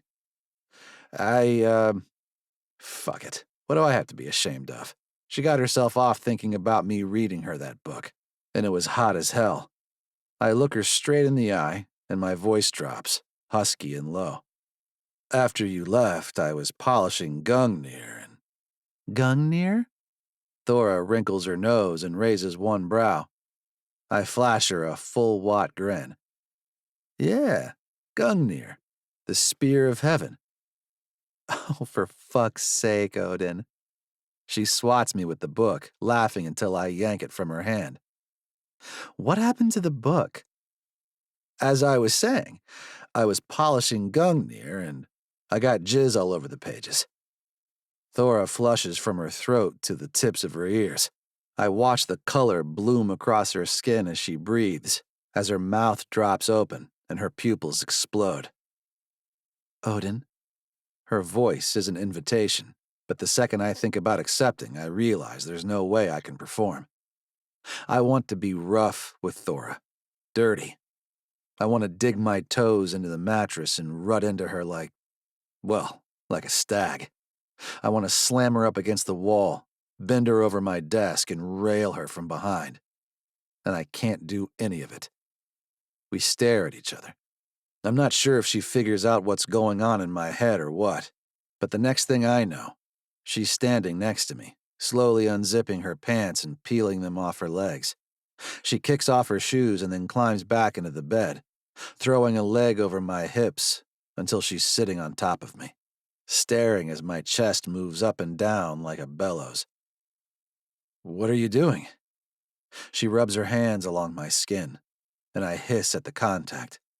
I've been touching myself to thoughts of this for weeks now, telling myself it's okay to fantasize about her because she's leaving anyway.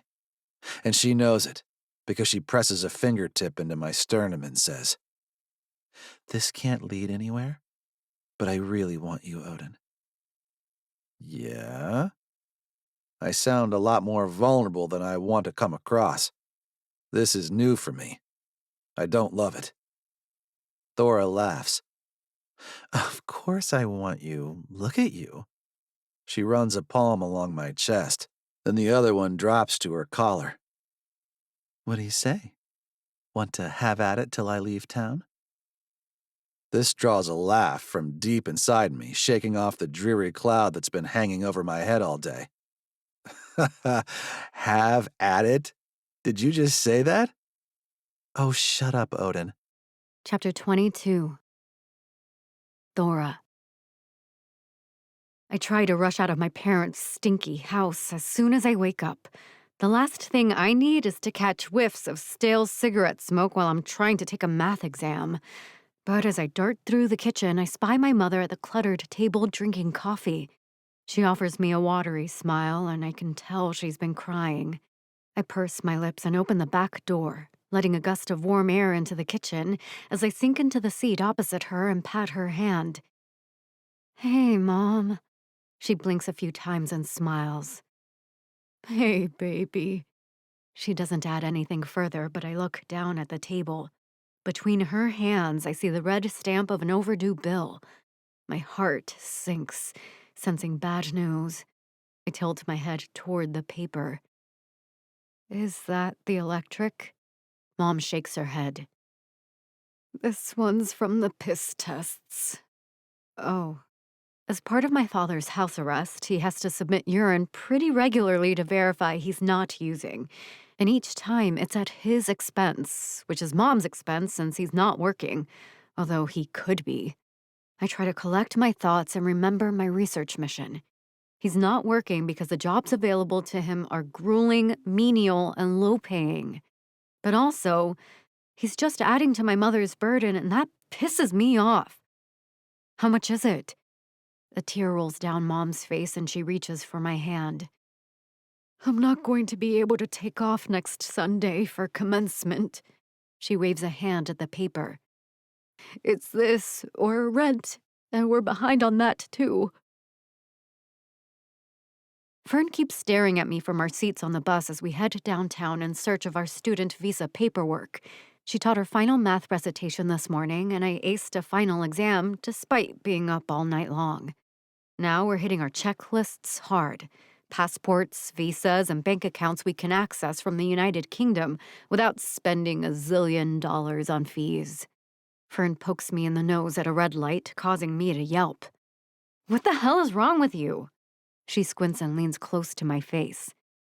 I was just checking to make sure you're alive. She snaps her fingers in front of my face. Will you knock that shit off? Fern, stop it.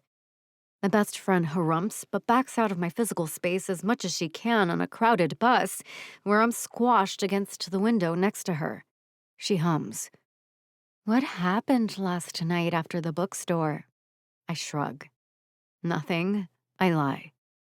I slept in my bed in my parents' stinky house and got up in time to make my mom breakfast for once. All truth's there. The last part. It was good to see Mom for a bit, sipping coffee in the quiet before she dropped the bombshell on me. Fern shakes her head. Something is going on. You know how it works, Thora. We tell each other our crap, and then we figure out a plan to solve or endure the problem. I stare out the window, debating which news to break first. That I slept with Odin, and it was way more intense than it had any right to be. Or that my mother revealed she can't come to my commencement. I turn to face my best friend and talk around the knot, choking me from the inside. I have to give my airfare money to my mom if I want her to be able to go to commencement next weekend. Fern's face falls. I know she's about to offer me money or tell me that her mom will take pictures and video or some workaround, but the truth is I really need to feel sad about this. Don't tell me anything that will make it better, okay? Not yet. She nods and drapes an arm around my shoulders. That really, really sucks, Thora. I rest my head on her, enjoying the familiar, soft weight of my person, of the friend who knows what it's like to sit on the edge of something better and feel the constant threat of it all being yanked away. I want someone to prioritize me, and it's not ever going to be my family. And the sooner I accept that, the sooner I'll stop feeling this way when shit goes wrong. My phone buzzes in my lap. A text from Odin. I wince before I read it. I'm not ready for any more emotional bombs to drop today. But it's pretty benign. Odin Stag. You get home okay? I send him a thumbs up and turn to face Fern. What would you do?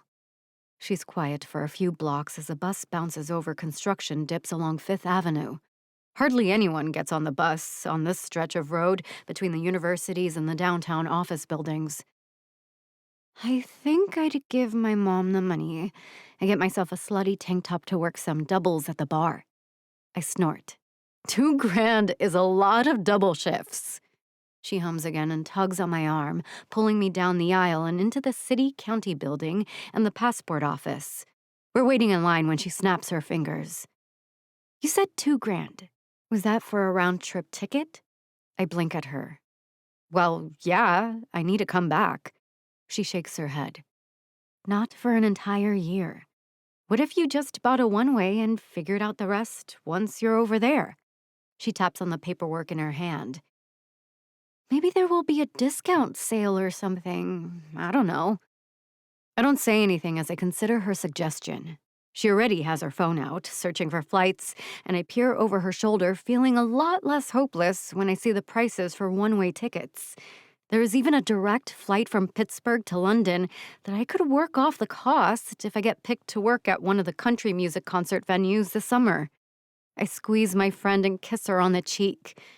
That's a terrific idea, Fern Montgomery. Thank you. I'm not sure if it's my improved outlook or our extreme preparedness, but the passport and visa applications are a breeze. That includes getting fingerprinted and having our retinas burned into the computer system, or whatever they did with our eyeball scans. Fern suggests we take the train to her apartment for lunch, and soon I'm nestled into her couch with peanut butter banana sandwiches and reruns of Gilmore Girls on the television. I'm going to miss you, I tell her after a big swig of milk. What if nobody over there understands me? She laughs. They probably won't understand either of us. Between the Pittsburgh accent and our lack of refinement, I stifle a burp and laugh, and then all my feelings settle in alongside the heavy peanut butter in my belly. Seriously, though, she says, you'll be an hour away. We won't have part-time jobs in grad school, you know. For one thing, we won't have work permits. That draws a laugh from me, but I suppose she's right. I will only be working on academic labor for the first time ever. Part of my brain immediately tells me I can always seek out under-the-table work in a pub. I entertain brief fantasies about sending money home to my mom so my parents can maybe cover their expenses without me. I shake that away and quietly fantasize about walking over the Tower Bridge, arm in arm with Fern, both of us in yellow raincoats, because that's what I imagine people wear in London. Fern takes my plate from me, sets it on the coffee table, and turns to face me, arms crossed. Something else is up with you, though. What happened? I purse my lips. I guess it does no good to avoid telling her I slept with Odin, since she's basically married to his cousin. I stare at the ceiling and blurt. I went to the stag apartment last night after you got on the bus. When I look at her again, her eyes are wide and wild, and she's grinning like a weirdo. How was it? I roll my eyes. You know it was great. Seriously? It's never great for you with someone. I grab a throw pillow and clutch it against my middle. Yeah, well, I guess these guys know what they're doing in that department. Fern flops back against the couch next to me again. They really do. Or Wyatt does. I told you he was the one to give your flower to. She whacks my arm. I told you to stop calling it my flower.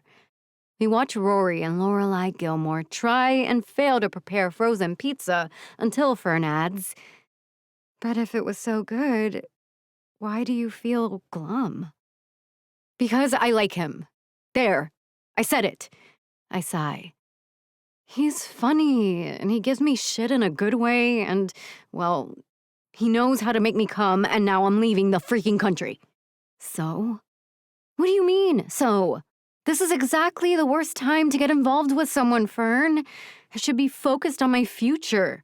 I need to work double shifts so my mom can watch me be the first person in my family to get a diploma. I don't have time for romance. We're quiet again as the Gilmore gals have a similar discussion on the television.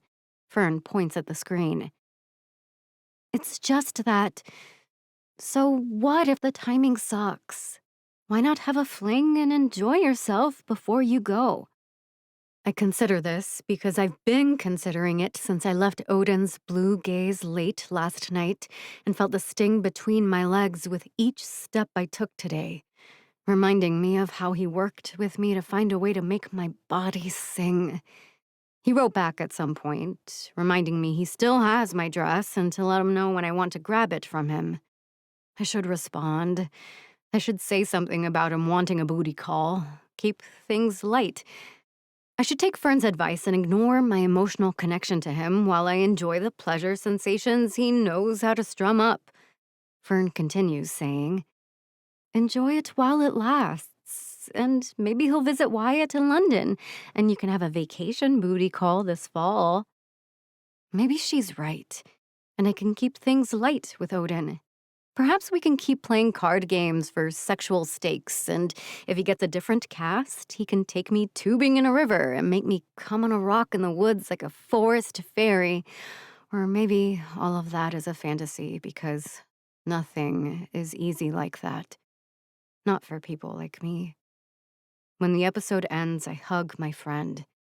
I gotta go, I tell her, standing and stretching. I'm working close tonight at the bar. Slutty tank top, she says, clicking off the television and walking our plates toward the sink. Make lots of tips, friend. She blows me a kiss as I back out the door to her apartment and make my way to work. Chapter 23. Odin. Mom. Have dinner with your father and me. I leave Mom's text unread all day Friday while my cousin drives me to and from physical therapy. I also leave it unread while I shower for the first time without a boot on my leg. I mean, obviously I don't take my phone in the shower. But the whole thing is a huge process I really shouldn't have tackled alone, and I'm not sure why I don't respond to my mom or call on any of my roommate relatives to help me out. Instead, I bite back moans of pain as I balance my ass on the tile and scrub my itchy-ass leg. I try not to look at the scar and bruising at the incision. I try not to think about what Thora might think if she saw me now, hobbled like an injured bird trying to scour lint from between my toes. Thora. Our night together was incredibly intense, and I know it scared her. She couldn't get out of here fast enough afterward. I don't know what the hell to do about her. She's leaving at the end of the summer. I know that. And yet, she's the best thing in my world right now. I can't believe I went into that encounter thinking it would be terrible. I couldn't perform the way I usually do the things I typically do with women. Nothing about Thora is usual or typical. I have no idea where she got the idea to play with my ass while she had my dick in her mouth, but I was a nanosecond away from exploding down her throat before I used some sort of ninja maneuver to flip us both over. Cast be damned. Post-shower, once I have my cast back on, I'm about to face the music and read my mom's text, but the phone rings instead, and it's my dad. Gah, I say by way of greeting. Never ignore your mother, Odin. It worries her, and then she pesters me about it. His tone is pretty neutral, so maybe this won't be as painful as I feared. No lectures, no litany of questions about my future. I was about to text her back. I tell him, grunting as I tug a pair of shorts up and over the cast. It's a new boot with some wedge in the heel, but I'm still only allowed to take it off to shower, and I've got 2 more weeks with the damn scooter. Yes, well, you waited too long.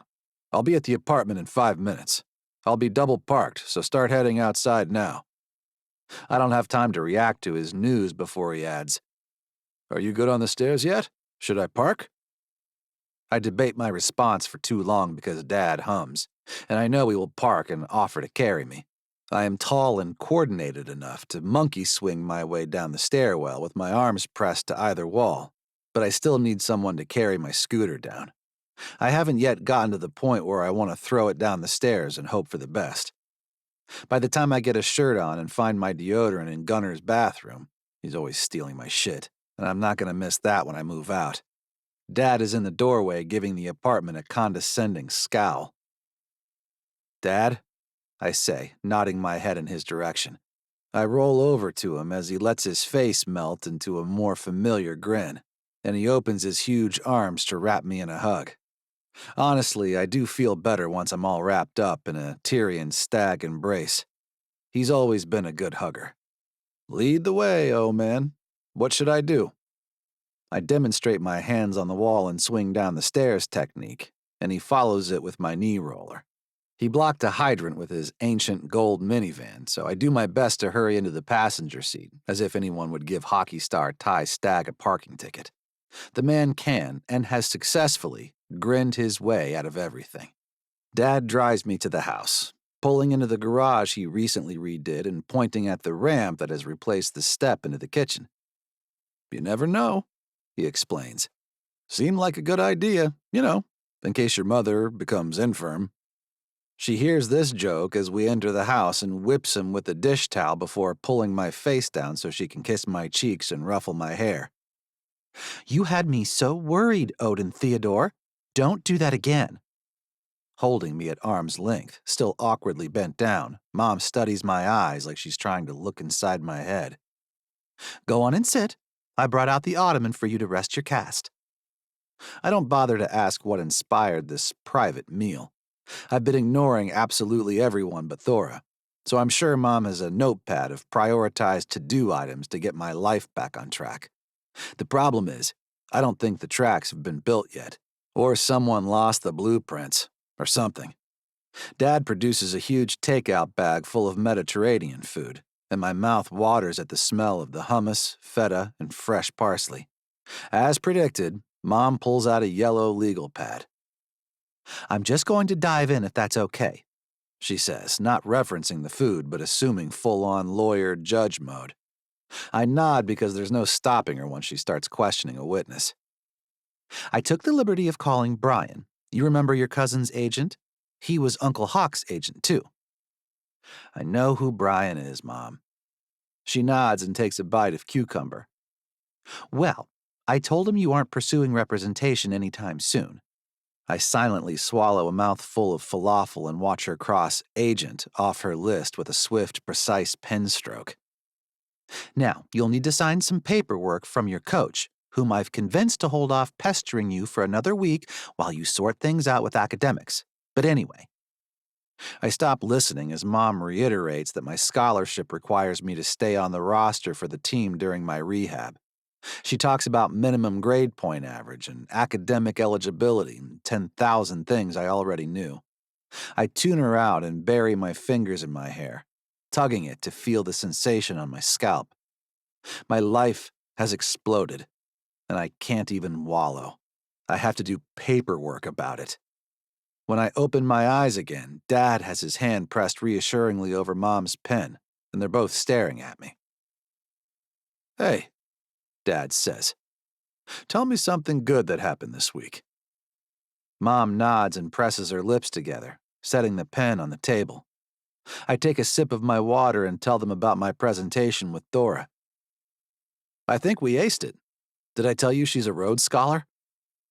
Dad's brows lift, and he nods, impressed. Mom grins. This is the girl from the law clinic, right? She was so nice at the reading, although I thought you were coming along with her, sweetheart. I hope you didn't stay home because of your leg. I could have... Dad squeezes her shoulder and Mom stops rambling. I take a deep breath. Thora wanted to go with Fern. I hold my palms up. I wanted them to have a nice night out. Mom hums appreciatively. Fern leaves soon, after commencement, right? I think Wyatt is flying home to support her. Isn't that so sweet? Dad nods. Very sweet, Junebug. We all eat quietly until Dad grabs the notepad and scans the list Mom scrawled down an entire page. He looks at me and folds his hands together on top of the list. What's one thing you can take care of this week, O? He holds up a thick finger. One thing. I scratch my chin. I haven't shaved, but somehow I suspect personal hygiene is not what Dad is talking about. I'm pretty sure I missed the window for the medical withdrawal, and I can't stomach being in the football building right now. Not with the team all high on success, working out next year's roster, and preparing for their own futures with the game. I'm sure the paperwork with Coach is important, but that feels as far off as going for a jog. I think about Thora and what it means to her to finish a degree at all costs, let alone graduate school afterward. She mentioned how hard her mom has to work to support the three of them without a degree. My family is in a different place financially, but it sort of feels like spitting in Thora's face to piss away the credits I've earned so far. I rap my knuckles on the table and look at Dad. I'll call Meech and deal with my grades this semester. Maybe I'm not failing everything. Both my parents smile. Mom reaches for her pen to cross something off the list, but Dad shakes his head and squeezes her hand. He looks me in the eye and says, "One step at a time, kid." He's right, of course. My entire life has been derailed to the point where a shower takes me longer than it used to take me to run a 5K. Mom and Dad have ideas about what I should do. That much is obvious. But I have to figure out the next steps on my own. I'm not sure they understand that my even wanting to do that decision-making is a huge step up from last week. If it were up to Mom, I'd already have a new strategic plan for my life with goals, sub-goals, and a timeline. Instead, I tell them I'm proud of getting my dirty dishes to the sink when I finish my pita. Everything is different now, and I know I can't stay in the apartment if I'm not an enrolled student. I know I can't stay on the football team if I can't play football anymore. I know all of that. But moving home isn't something I can handle right now either. Dad shoves an entire falafel ball in his mouth and swallows it, turning to me. Come on, kiddo. I'll take you back to the stag lair. I roll my eyes. He and my uncles have been trying to name our apartment ever since Wes and Wyatt first moved in. I hoist myself up onto my scooter just as Mom shouts that we can't forget more condoms for the safe and satisfied basket. Chapter 24. Odin. Turns out Meech was more than happy to talk to me on a weekend. I texted him about meeting up on Monday morning, but he called me the second my message went through and told me he was en route to my apartment. Something about his boss getting in trouble if too many college athletes fail out of school. I don't feel ready to make any decisions about the fall semester. It was going to be my final one, and I was probably going to graduate in December with a degree in psychology, even though I never really cared about psychology. It just had classes that fit the best around practice and weight training. Next winter, I was going to head to the pro football combine and enter the draft. I explained to Meech that I'm fine with having a low C average for the semester. The A I'm looking at in my arguments class is holding everything together. He arranges for me to take an incomplete for a few classes until I can handle the final assignments sometime this summer. I can stay in the apartment. For now. I don't have to leave the apartment except for physical therapy. For now. It feels like a starting place. I fall asleep Saturday night, wondering what Thora would think of my progress, which means I wake up Sunday confused about why I care what my class research partner thinks. It's not like she's reached out since we slept together. She's leaving the country. We were both just celebrating a job well done. But I still have her dress. Gunnar says he'll take me to the dry cleaner on the way to family dinner today, which feels like a fair trade. I hadn't planned on going, but my brother reminded me that Aunt Alice does amazing things with sweet potatoes and chicken. She's used to cooking for elite athletes, and it's not every day we get to indulge in a delicious feast that meets all of our restrictions. Not that I have restrictions anymore. Gunny squeezes his black BMW X5 into Uncle Tim's Street, lined with other black SUVs, signaling that we're the last to arrive. I aim my knee roller toward the front door, but Gunny shakes his head. Aunt Alice said to come in around back this time. I shrug and wait for my brother to open the fence, where I can see that the backyard is sliced in half by a new wooden ramp leading up onto the deck. I groan, realizing they must all be talking about me and my condition. I don't even want to know how this ramp got here, but I guess it's pretty cool that I can get into a place easily for once. I roll into the kitchen through the sliding door and see Dad, Uncle Tim, Uncle Thatcher, and Uncle Hawk deep in conversation over a map of the neighborhood. They look like they've just gotten back from a run, all sweaty in matching Pittsburgh Ford shirts courtesy of Uncle Hawk. Not going to lie, it's pretty cool that they are all still out there being active, even if they bitch and moan about their creaking joints. Dad has them all doing yoga for midlife, and there's talk of them hiring a private instructor for all the stag men and their wives. Gunnar scoops Aunt Alice up from behind and kisses her cheek as she swats at him. "Gunnar, Stag, I've told you to stop lifting me in the air."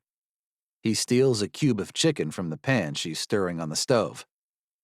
"But you're pocket-sized, Aunt Alice, I can't help it." She swats him with her spoon. "And tell your brothers to stop picking at the potatoes. I set out nuts and pickles for appetizers." My twin brothers, Alder and Tucker, holler from another room that they have finished the nuts. Then some more of my cousins start cracking jokes about nuts and pickles until my mother whistles and tells them all to stop being buttheads. I do love my family.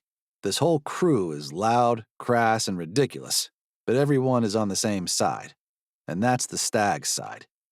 I think back to when my cousin Wes's girlfriend ran into trouble with some creep from Soccer USA. The family all jumped in to make sure she and Wes had what they needed to sue that fucker and keep him away from athletes forever. It was the same when my cousin Wyatt had issues with his creepy bio dad. Speaking of Wyatt, who is currently in London with his new pro soccer team, I'm a little surprised to see his girlfriend, Fern, here at a stag family dinner. I grab a cup of water and roll towards her, where she's deep in concentration with Aunt Lucy. "Hey," I say, scratching my chin. "Wasn't expecting you today." Aunt Lucy shakes a finger at me. "Excuse me, sir, that is no way to talk to Fern. Of course she's at family dinner. She's family now." Lucy squeezes Fern in a side hug, which Fern seems to find delightful. Fern smiles up at me. "Hey, thank you again for the tickets to the book event the other day. It was awesome." And then she makes a face that tells me she knows exactly what happened afterward between Thora and me. I clear my throat. "I'm glad you guys had fun." Aunt Lucy furrows her brow. "Book event?" She locates my Aunt Emma across the room and hollers, "Emma Stagg, have you been having literary festivities without us again?" The crowd goes silent while everyone tries to decide if they should be pissed off that my aunt would dare do any publicity without including 20-plus members of the family. Aunt Alice cuts the tension by announcing that dinner is served, and everyone forgets any potential slight in the rush for first dibs at the meal. I roll to my place between my brothers and shove my knee scooter out of the way once I'm seated. Since Wyatt's abroad, Fern takes his usual chair across from me, and I ask her if she's ready for graduation next weekend. Fern sighs dreamily. "Is it cheesy if I say I was born ready? Obviously, it's been a lot of work to get here, but I keep pinching myself because it's finally happening." She forks a bite of food, and Aunt Lucy tips a ton of wine into Fern's glass, but Fern's smile fades a bit. I frown and ask, "What's with the face? Something wrong?" She waves a hand. "Oh no, Lucy pouring my drink reminded me that Thora's at work today." The sound of her name sends my heart racing a little faster, and blood rushes to my groin. The other night was definitely not a get it out of my system situation. Or my system still has a lot more Thora Jansen in it. I clear my throat. "Isn't she always at work?" Fern bites her lip and leans closer, voice low. "She's really doubling up, though. Ugh, she'd kill me for telling you this, but she had to give her airfare money to her mom for the rent so that Mrs. Jansen could be there for commencement next week." I pause, letting that sentence sink in fully. "You're saying Thora is paying her family's rent?" Fern nods. "They had some unexpected expenses. Thora's really upset. Ugh, don't tell her I told you." She sighs. "She's so close, Odin. It's hard to see the finish line getting bumped further away." I nod, eating quietly while my mind races. I look around the table and glance out the back window at the row of six-figure cars that could finance Thora's life 1,000,000 times over. Hell, last month's royalty check from the video game with my avatar could buy Thora upgraded airfare. Now she's working double shifts to pay her family's rent? After lunch, I find my Uncle Tim in the kitchen rinsing dishes and loading the dishwasher, muttering to himself about noisy, nosy siblings. "Hey, Unc, can I ask you something?" He turns, looking delighted to be asked for advice rather than help scraping food from plates. "Sure thing, Odin. How's the leg feeling?" Pretty numb still." I tap on the cast. "It's not about that, though. I was wondering how you'd go about giving money to someone who doesn't want to take money." He smiles. "This is an excellent question. What sort of money are we talking?" I throw one hand in the air. Hardly any, like $1,000, maybe two if I can finagle it." He nods and squints over my shoulder toward his youngest brother. "Your Uncle Hawk has a foundation. Would the recipient perhaps be a woman in need of legal support?" I purse my lips, considering.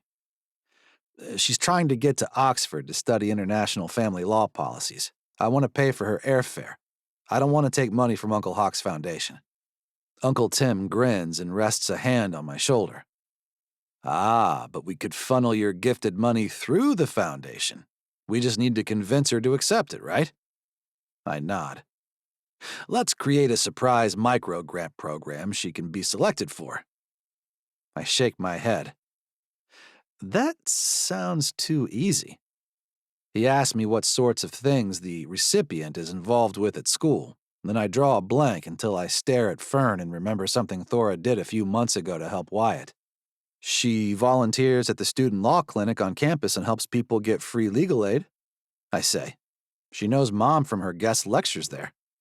Uncle Tim rubs his palms together.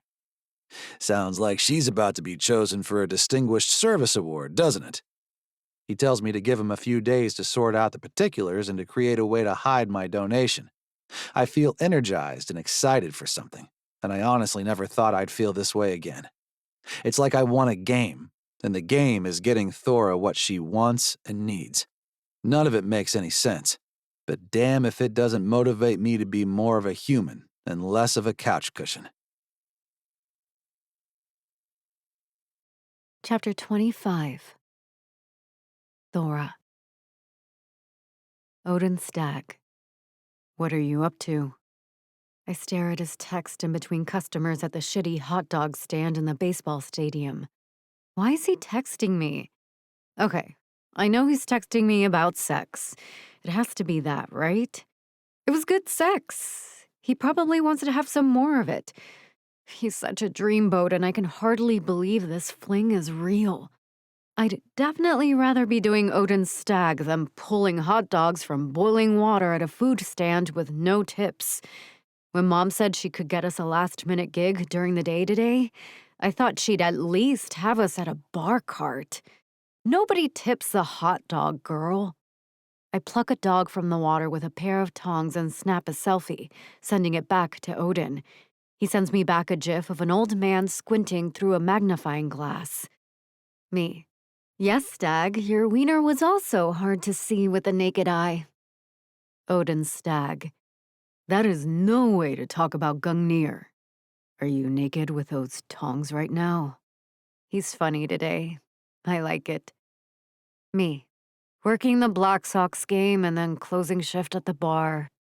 Odin Stag. Don't you have finals tomorrow? Me.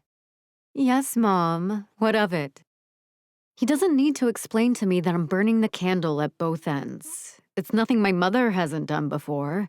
If she can pull doubles for weeks on end, I can handle it for a week until I finish my exams.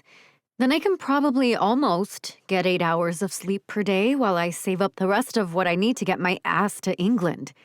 I ignore my phone for the rest of the ballgame, which ends at the top of the ninth because the Sox are losing like usual.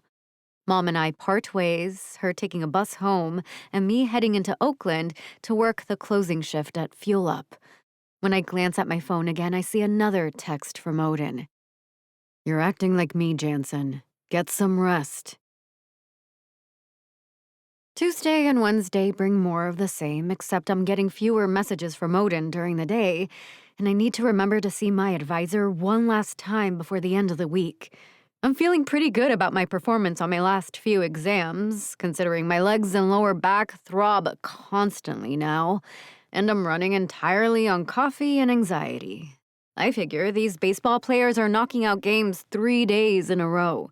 That has to be at least as much work as scooping up fries and nachos in the same amount of time. I'm basically a pro athlete, but my sport is food service. I'm starting to feel the impact by the time it gets dark on Wednesday, though, and I'm messing up drink orders. I drop an entire pint of dark beer when I look up and see Odin sitting at the bar along with 2 of his roommates. Hey, now, Gunnar says, reaching around the tap for the glass I dropped. There's still an inch of beer left in the bottom, and he swallows it quickly with a wink in my direction. Odin looks at him with murder shooting from his eyelashes. Sorry, boys, I wasn't expecting to see you. I don't even have to force a smile. Seeing them lifts my whole mood. What are you having? I tap my chin and squint at them, all lined up on bar stools. I know Gunnar and Odin are brothers, and Stellan is their cousin, but they really do all look very similar. The stag genes must be potent. There's an extremely delirious thought to be having right now, and if I needed further proof that I'm working too hard, I forget their drink orders the second they're done speaking. Sorry. I pull out a notepad, something I never need unless it's swamped and we're serving food. Tell me one more time? Odin frowns as his cousins order light beers. Just a lemonade, I think, he says, and they tease him. Truthfully, I don't know if I've ever served just a lemonade at the bar. Most people who aren't drinking alcohol get a soda or a mocktail. I first slide Odin's unusual drink and work on the foamy beers for his entourage. Gunnar slides me a credit card and asks me to start a tab. I eavesdrop while he and Stellan ask Odin about his progress in rehab for his leg. I immediately feel bad that I haven't asked him more questions or any questions since the first day I drove him there, when we changed the tire. He talks about doing his regular upper body workout under supervision, as well as one-legged deadlifts and things on his good leg. And then, he says sadly, I'm almost up to spelling out the alphabet with the toes on my right foot. You know, real taxing shit athletes do.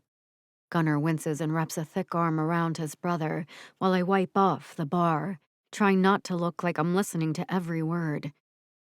I'm really sorry, brother. You know that, right? We all hate this for you. Odin grunts and stares at the television where pro hockey game replays dominate the 4 screens along the back wall. Soon, all 3 of them are watching in silence, and I busy myself serving other customers. No wonder Odin was eager to work on our project in person and hang out afterward. He's really working through an identity shift from God among us to a dude who has to work hard on ankle circles. I can't dwell on this too long because a big table orders tater tots and vodka sodas.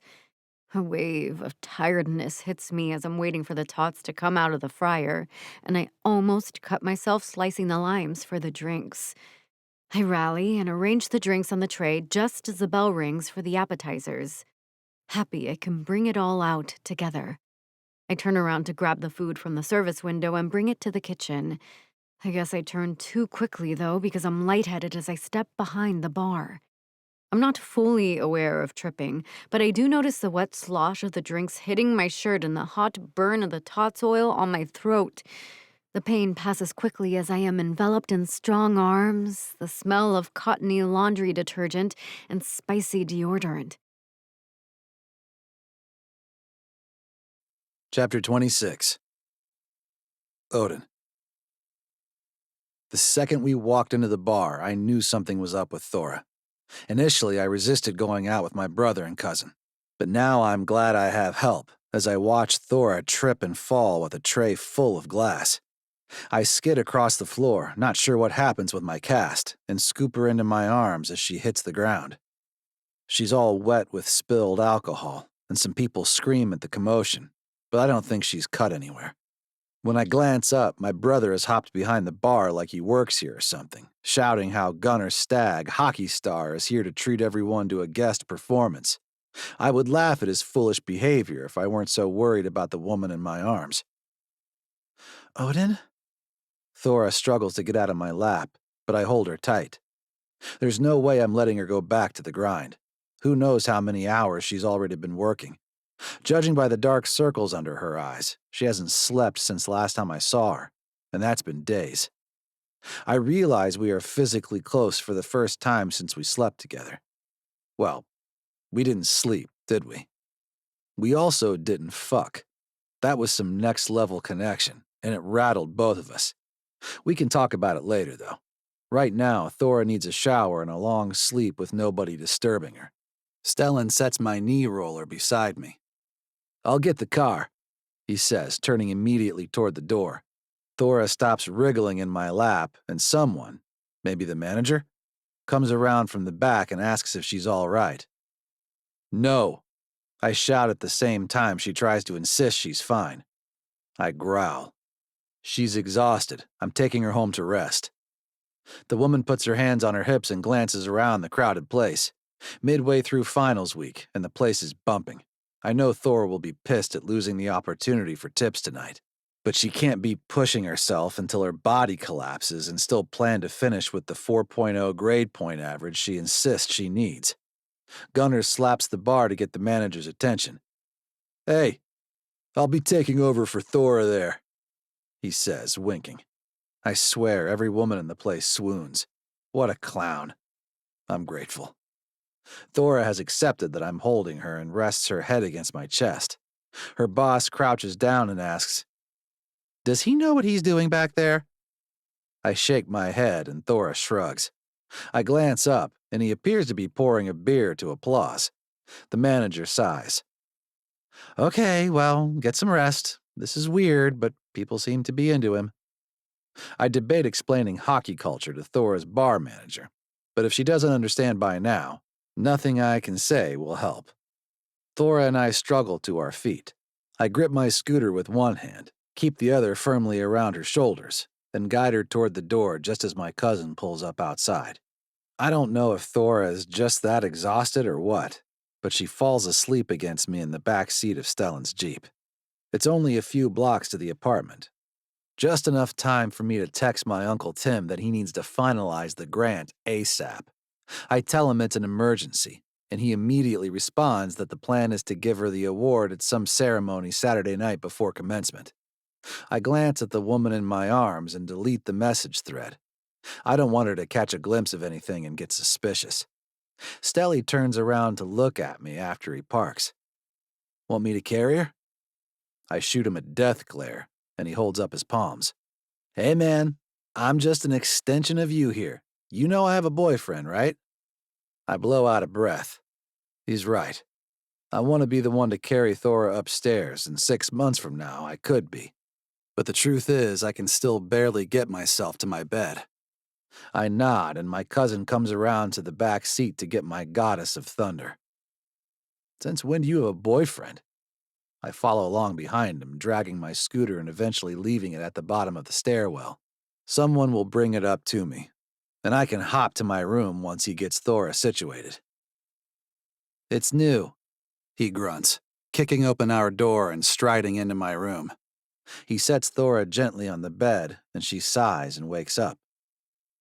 "Hey," I whisper. "You're at my place. I can sleep on the couch if you want, but you're staying over." She opens an eye, and it glares at me, making me laugh. "Don't tell me what to do, Stag." "Don't pass out from exhaustion at work, Jansen." I sit on the side of the bed, waiting to see what she says next. She groans and rolls onto her back. "It's weird to just accept help." "Get used to it, Toots. I'm helping." She rolls her eyes. "Looked like it was your cousin helping, actually." And then she winces, recognizing that that was a low blow. I lie back next to her, and she rolls to her side. "I'm getting booze all over your sheets. I stink." There's been worse in my bed. At least it's not barf. She swats me, but there's no heart in her effort. She closes her eyes again. "I'm always the one cleaning up the mess. I don't know how to be the one someone cleans up." I roll on my side to face her as I hear the unmistakable sound of my knee roller hitting my bedroom door. I owe Stelly big time for this. "Hey," I tell Thora. "Even with a jacked up leg, I'm taking care of you tonight. Deal with it." She bites her lip. "Why, though?" I risk touching her face, letting a finger trace down her cheek. "I don't know. You got under my skin, I guess. I have nothing else to do." That draws a laugh from her, and noticing that her shirt really is kind of gross from the spilled drinks, I hoist myself out of bed and hop over to my dresser. I pull out the smallest shirt I can find, make my way to the bathroom, and grab a wet washcloth. When I get back next to her, she's half asleep again, and I start to peel off the soaked shirt. "I'm not getting frisky, honest," I whisper. She grunts. I get the shirt up and over her head and absolutely do not register that she, once again, is not wearing a bra. In public. I dab at her beautiful skin with the damp cloth, watching as goosebumps pebble her chest and arms. Hold tight, I tell her, sliding the shirt over her head. It goes to her knees, which is good because I peel her jeans off next and get her tucked under the covers. I open my bedroom door and toss her clothes in the hall, then text our apartment group chat, asking someone to run them through the wash before morning. I flick off the light, and I'm about to make my way out of there to the couch when her arm shoots from the bed and grips my wrist. "Stay," she says, a command and a plea all at once. Even in the dark, I can see the need on her face, the hesitancy, and the fear about what it all means. She's leaving. That won't change anything. But we can be friends. I promised I'd take care of her broken body and all. I curl up against her in my bed, tuck her close against my side, and fall asleep with Thora Jansen in my arms. Chapter 27. Thora. I wake up in a panic, not sure where I am, and then I realize the hot coils wrapped around me are Odin's massive arms, and I still sort of panic. But it feels different. I'm curled on my side facing him, and I can make out the smooth features of his face in the dim morning light that sneaks around his curtains. He's here because I asked him to stay last night. I remember tripping at the bar, him freaking out, and then I just succumbed to exhaustion once I realized Odin's stag wasn't taking no for an answer. Nobody has ever growled like that in defense of my health. God, his brother even took over my bartending shift. That could have gone really great or incredibly awful. I wonder if I'm fired. Just as the financial panic about that sets in, Odin stirs, sees where he is, and pulls me even closer to him. "You're not sneaking away this time." His low voice vibrates through his chest. I love the rumble of it. His body is just so safe and strong and available to me right now. It's all very confusing and not something I'd like to allow myself to crave since it's all very temporary. But maybe it's okay if I indulge for the day. Perhaps it's okay to let him hold me while I drift back to sleep, just for a minute. I wake up again to a gentle shake and open my eyes to see Odin's blue ones in the bright light of full morning. At least I hope it's not later than morning. I sit up. "What time is it?" He grins. "Not even 8 yet, but I need your help with something." I smooth my hair with my fingers, realizing I'm wearing a huge shirt Odin must have put on me last night. The cotton is soft and worn and smells like his detergent. I'd steal it if my parents' house didn't reek of smoke. "What do you need? I definitely owe you." He shakes his head. "You don't owe me anything, but I'd love it if you could help me with this." He gestures at his cast. "I need to work on showering, and doing it at home is a benchmark for me." He drifts off, staring at the bathroom. I watch his throat work as he swallows and then turns back toward me, brows lifted in a hopeful expression. I'm touched that he's making himself vulnerable for me after I was sort of forced to be vulnerable last night. Maybe we're a better match than I initially assumed. Okay, we definitely are. I rest a palm on his considerable thigh. "What can I do?" He grins. "Mostly make sure I don't fall on my ass. I have a chair I'm supposed to use. I can take the cast off in the bathroom, but I still can't put any weight on my foot at all."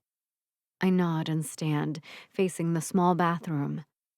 "It's going to be crowded in there. Think you can handle the press, Thora? I can get Gunny to help if you're overwhelmed." I laugh. I can handle a tight fit. I expect him to make a joke about that, but he wheels his scooter into the bathroom and turns on the shower, setting out his towel on the counter.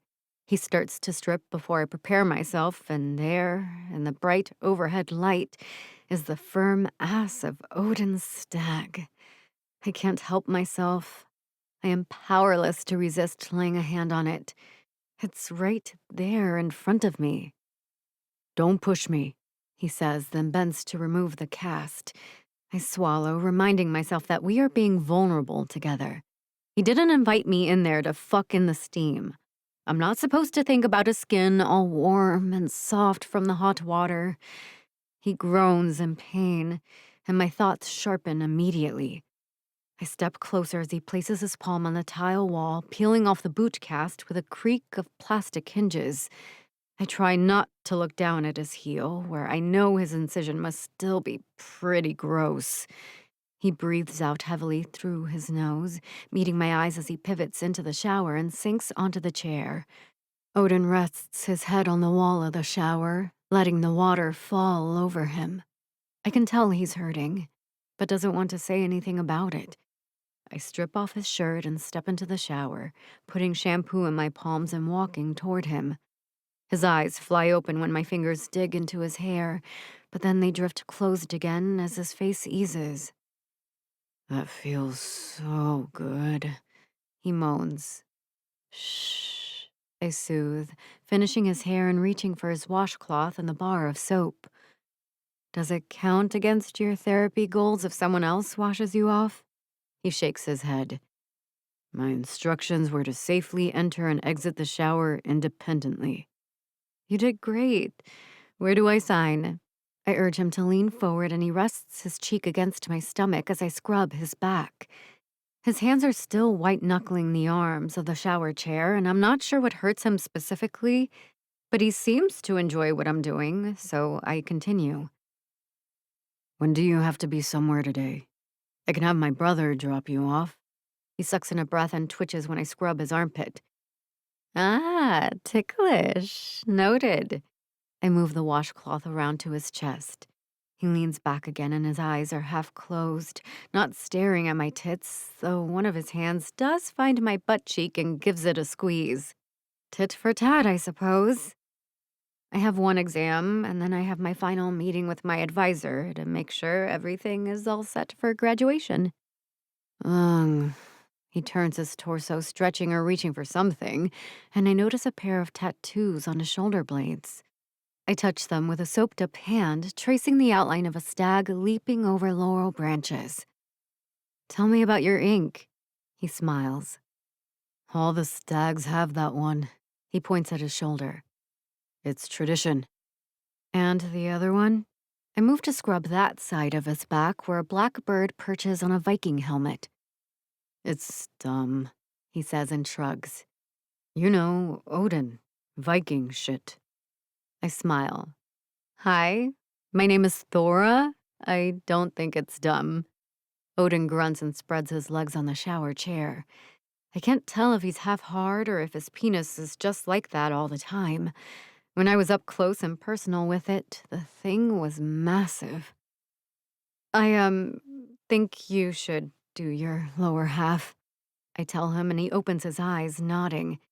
I back out of the shower and grab myself a towel from the cupboard where I saw him grab his earlier. "When does Wyatt get into town? I know he's accompanying Fern to London on Monday." "He's here," Odin says, leaning forward to wash one of his feet. I had never noticed his feet before, but they look strong. I like the tendons and calluses I can see. He moves to his injured leg and washes a bit more gingerly, blowing out another breath before explaining that Wyatt flew in late last night, but he's at his parents' house since they picked him up at the airport. "He probably went to get Fern immediately," I say, patting my hair dry and looking around the room. I don't have any clothes but the fucked up ones from last night." Odin snaps off the water in the shower. "We washed those for you," he says. "Give me a minute, and I'll grab them." And then he grips the chair handles, nostrils flaring as he concentrates on lifting himself using just one leg. I reach out to steady him, but he shakes his head. "I'm up." He hops a few times toward his bed, dripping water. I laugh. Let me at least wrap a towel around you before you soak everything in sight. It's strange to be naked with him like this, blotting him dry before he eases himself back into the cast. There's nothing sexual about what we're doing, but it's intimate. Maybe more intimate than anything I've ever done. We're both aware of it as he tugs on a pair of mesh shorts and wheels himself from the room, returning soon after with my shirt and jeans from last night. I step into the pants commando as Odin watches, shocked. I shrug. I can do a test in a meeting with no undies. I'll change when I get home. Fuck, Thora. He drags a hand through his hair. You're going to give me a stroke. That's what she said. We both laugh as I gather my things and leave, promising to touch base before I go to work in the evening. My legal studies exam is a piece of cake, and I finish early enough that I can walk to my advisor's office at a leisurely pace. There's not a pre-law major here at the university, but between the political science classes and my work in the student law clinic, I feel good about my prospects after my fellowship year. Everything is so close, I can taste it, and I shiver in anticipation as I gently knock on my advisor's door. Come on in, Thora, Mark says, his voice cheerful. I wave and take a seat opposite his desk. Just here for the final checklist for Sunday. He chuckles. Let's not get ahead of ourselves. There's still Saturday to deal with. I furrow my brow. Saturday? He looks at me over the folder he's studying. Yes, the diploma ceremony. Surely you received the invitation. I nod. I did, but I just thought it was optional. I didn't take off work Saturday. The night before commencement is one of the busiest nights of the year at Fuel Up. Not only will it be jammed with graduating students, but their alumni parents will also be in town, craving the nostalgia that comes with cheap well drinks. They always tip really well, those alumni parents. Mark shifts uncomfortably in his seat, tugging at the collar of his shirt. Thora, I, would really like you to consider attending. You're a Rhodes Scholar. We'll be acknowledging that in the more intimate setting of just students from your major, and I shake my head. I still don't have the funds I need to buy my plane ticket to be a Rhodes Scholar. I have to work on Saturday. Mark gives his collar another yank and leans forward. End of semester awards are granted at the ceremony, Thora. Let's say you have a strong chance of receiving some funding. His eyes dart between his computer monitor and my face. I frown. I can't miss a guaranteed lucrative shift for a strong chance, sir. I'm really sorry. Mark groans and pinches the bridge of his nose.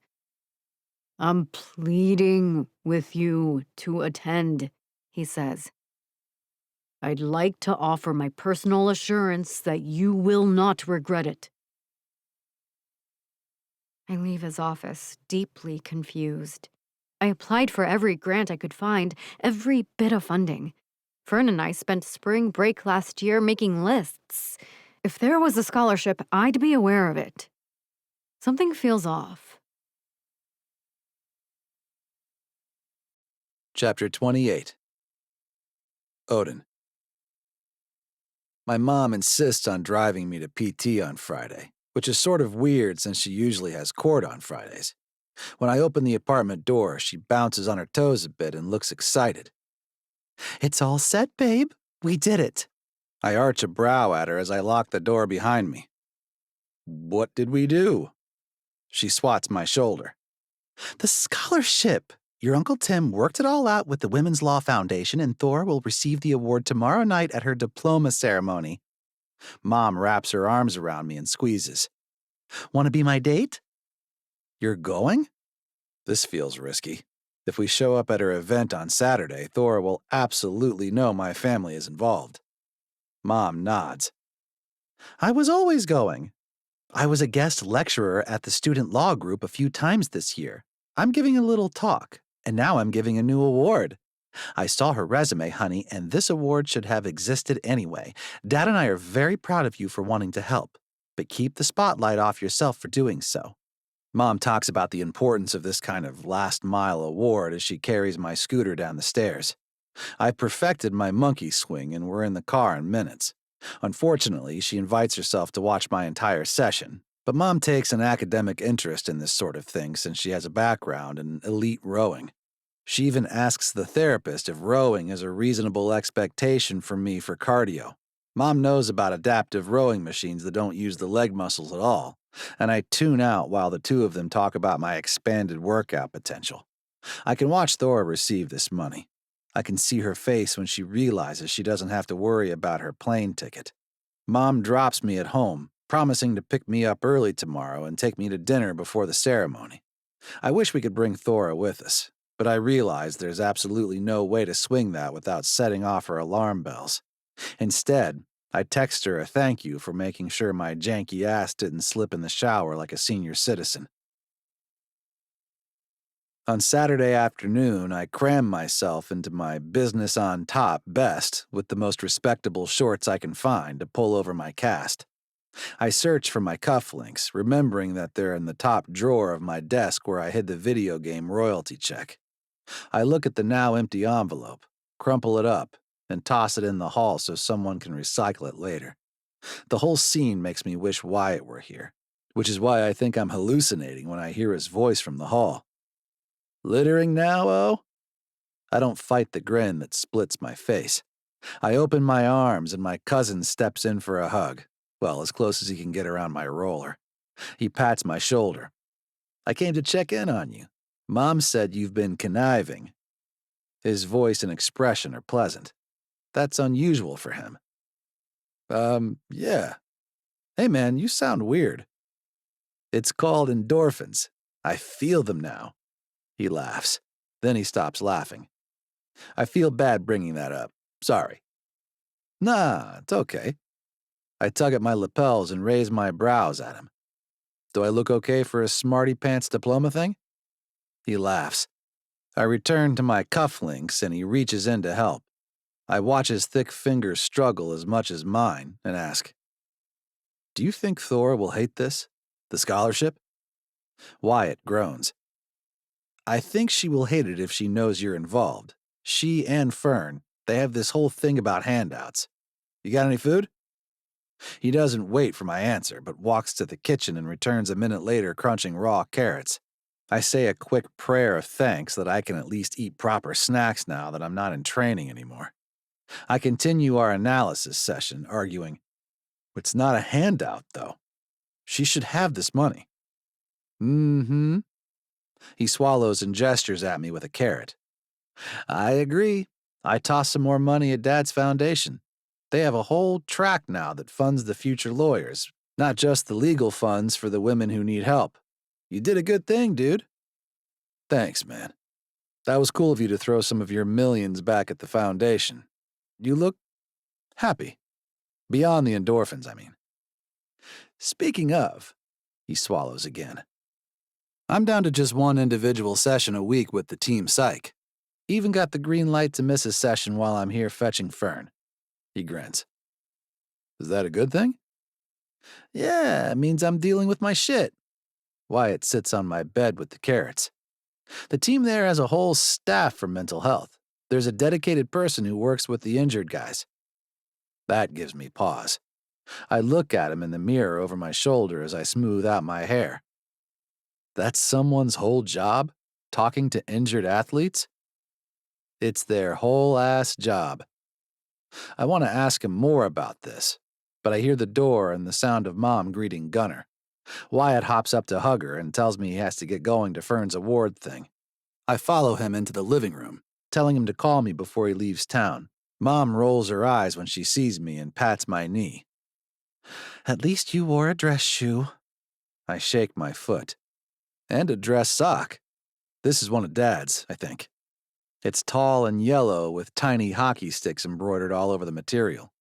She laughs and we make our way to the car and onward to the ceremony. We arrive at the law building, and Mom makes small talk with some of the professors who acknowledge me the same way they did when I was 10, like some kid who doesn't really belong in this room. Which is true. There's nothing for me here except Thora.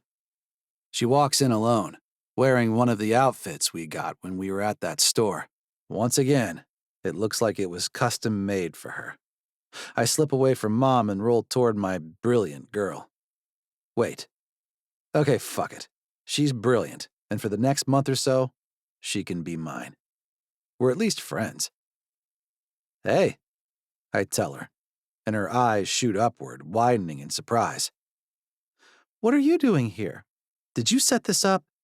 Thora's eyes dart around the room, and she fidgets with her purse.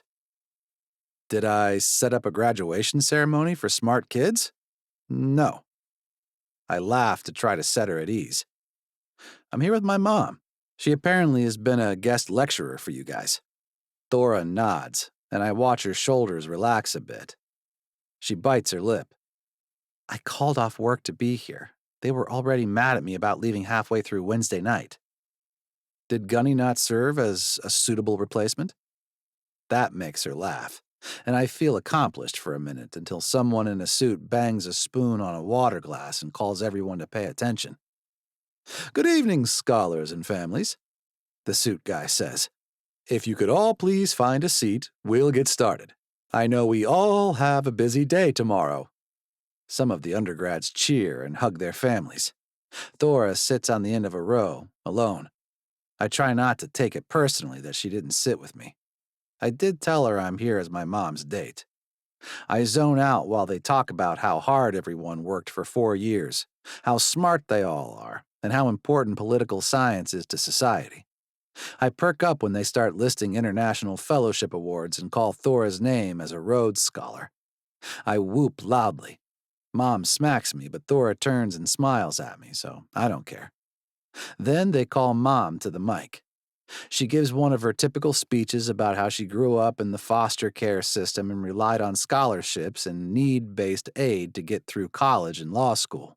She discusses the importance of family law to her judicial career and pivots to the Women's Law Foundation and the work they do supporting their clients. And that's what really brings me here, Mom says. I have one last surprise award for a student who has volunteered countless hours in the law clinic on campus and who has helped others achieve the small legal victories they needed in order to achieve big things in their personal lives. It's my pleasure to award a $5,000 grant to... Mom points at Thora. Thora Jansen. Thora turns white and stands with her hands over her mouth. I tug on my ear to make sure I heard correctly, but half the room is repeating the phrase 5,000, and I have no idea what's going on. I promised like $1,200 to my uncle's foundation for the award, thinking I'd cover her plane ticket since that's what she was worried about. Thora makes her way to the stage and takes the check, shaking hands as people take her photo. Mom wraps an arm around her and smiles, then slips away while other bigwigs from the college congratulate Thora. Mom, I hiss. 5G? She waves a hand. Oh, please. She needed way more than you donated, and once some of the other law firms heard about her, they all chipped in. This seems like a nice number to get her from here to there, don't you think? When I finally get Thora alone at the punch bowl, she's still rather white and shaky. You gonna make it? I hand her a glass of the sweet liquid. Usually I'm not able to drink something with this much sugar, but I'm still enjoying a no-restrictions diet, so I clink my plastic cup against hers as she stares at me. Oh, this is gross. I set my glass down on the catering tray in the corner. Thora shakes her head. Did you know about this? I sigh. Thora, I had no idea you were getting $5,000 today. I tell her in all honesty. But I loved watching your face when you did. I bump her shoulder. You don't have to worry about shit now. You can just fly off into the sunset. She nods and continues sipping the punch she obviously finds acceptable. I've never experienced not worrying. I don't know what to do with myself. I grin. I can think of a few ideas if you're stuck. I wink at her and she shoves me, so I pretend to lose my balance and roll back in my scooter, causing her face to twist in alarm. Just fucking with you. You are terrible. She digs a finger into my shoulder. And those socks are atrocious. You love it. Come to my place and watch me take them off. She sighs and shakes her head, setting her empty punch cup on the tray by my full one. Nah, I gotta get ready to graduate tomorrow. Isn't that wild? She looks at the check sticking out of the pocket of her purse. And I guess I need to stop by an ATM to deposit this. I clutch my heart. Thora, do you mean to tell me you don't have mobile banking? There's an app for that, sweetheart. She rolls her eyes. Bye, Odin. See you around. She turns to leave. Call me, I beg, shooting my shot. Let me take you out. She looks down at the check and back up at me, and I watch as she spends an eternity deciding what to say next. Yeah, okay, she says. That would be fun. I try not to jump or pump my fist in victory as she leaves the ceremony. Chapter 29. Thora. Mom squeezes my hand on the bus as we ride toward the arena, along with 10,000 other folks, all graduating today. We're probably the only ones taking the bus to the ceremony, she says, smoothing her hair. First of all, definitely not. Second, we don't have to fight anyone for parking. We're way ahead of the game. Nothing is going to get me down today, except maybe the thought of Fern leaving tomorrow. Neither of us has really taken the time to absorb the fact that we'll be separated for the first time in 4 years. From the day I met her at first-year orientation, she's been my person. Someone who understands my background and struggles and can really feel the magnitude of my successes when I have them. And today is definitely a success. Mom dabs at her eyes with a crumpled tissue. Nobody I know ever graduated from anything, she tells me. I know, Mom, but you set me up to do it. And it's true. My mother showed me the importance of hard work and perseverance every day of her life. Even if I don't understand what she gets from being with my dad, I still absorbed her ability to roll up her sleeves and get shit done. And I'm going to work on changing things, so other families have it easier. She squeezes my leg and then stares at it. Shouldn't you have one of those robes or something for graduating? You did in high school. I laugh. Fern has our gowns. I don't add that she kept them at her place so mine wouldn't stink. We rented them. The bus stops at the bottom of the hill, and Mom and I join the herd of families huffing and puffing their way up DeSoto Street. The mood is joyful, like when we're working on game day and the home team is favored to win. Only I'm not working today. It's my show. I'm still not over winning that award last night. I haven't told anyone. A small twinge of guilt pricks at my side, knowing I should tell my parents.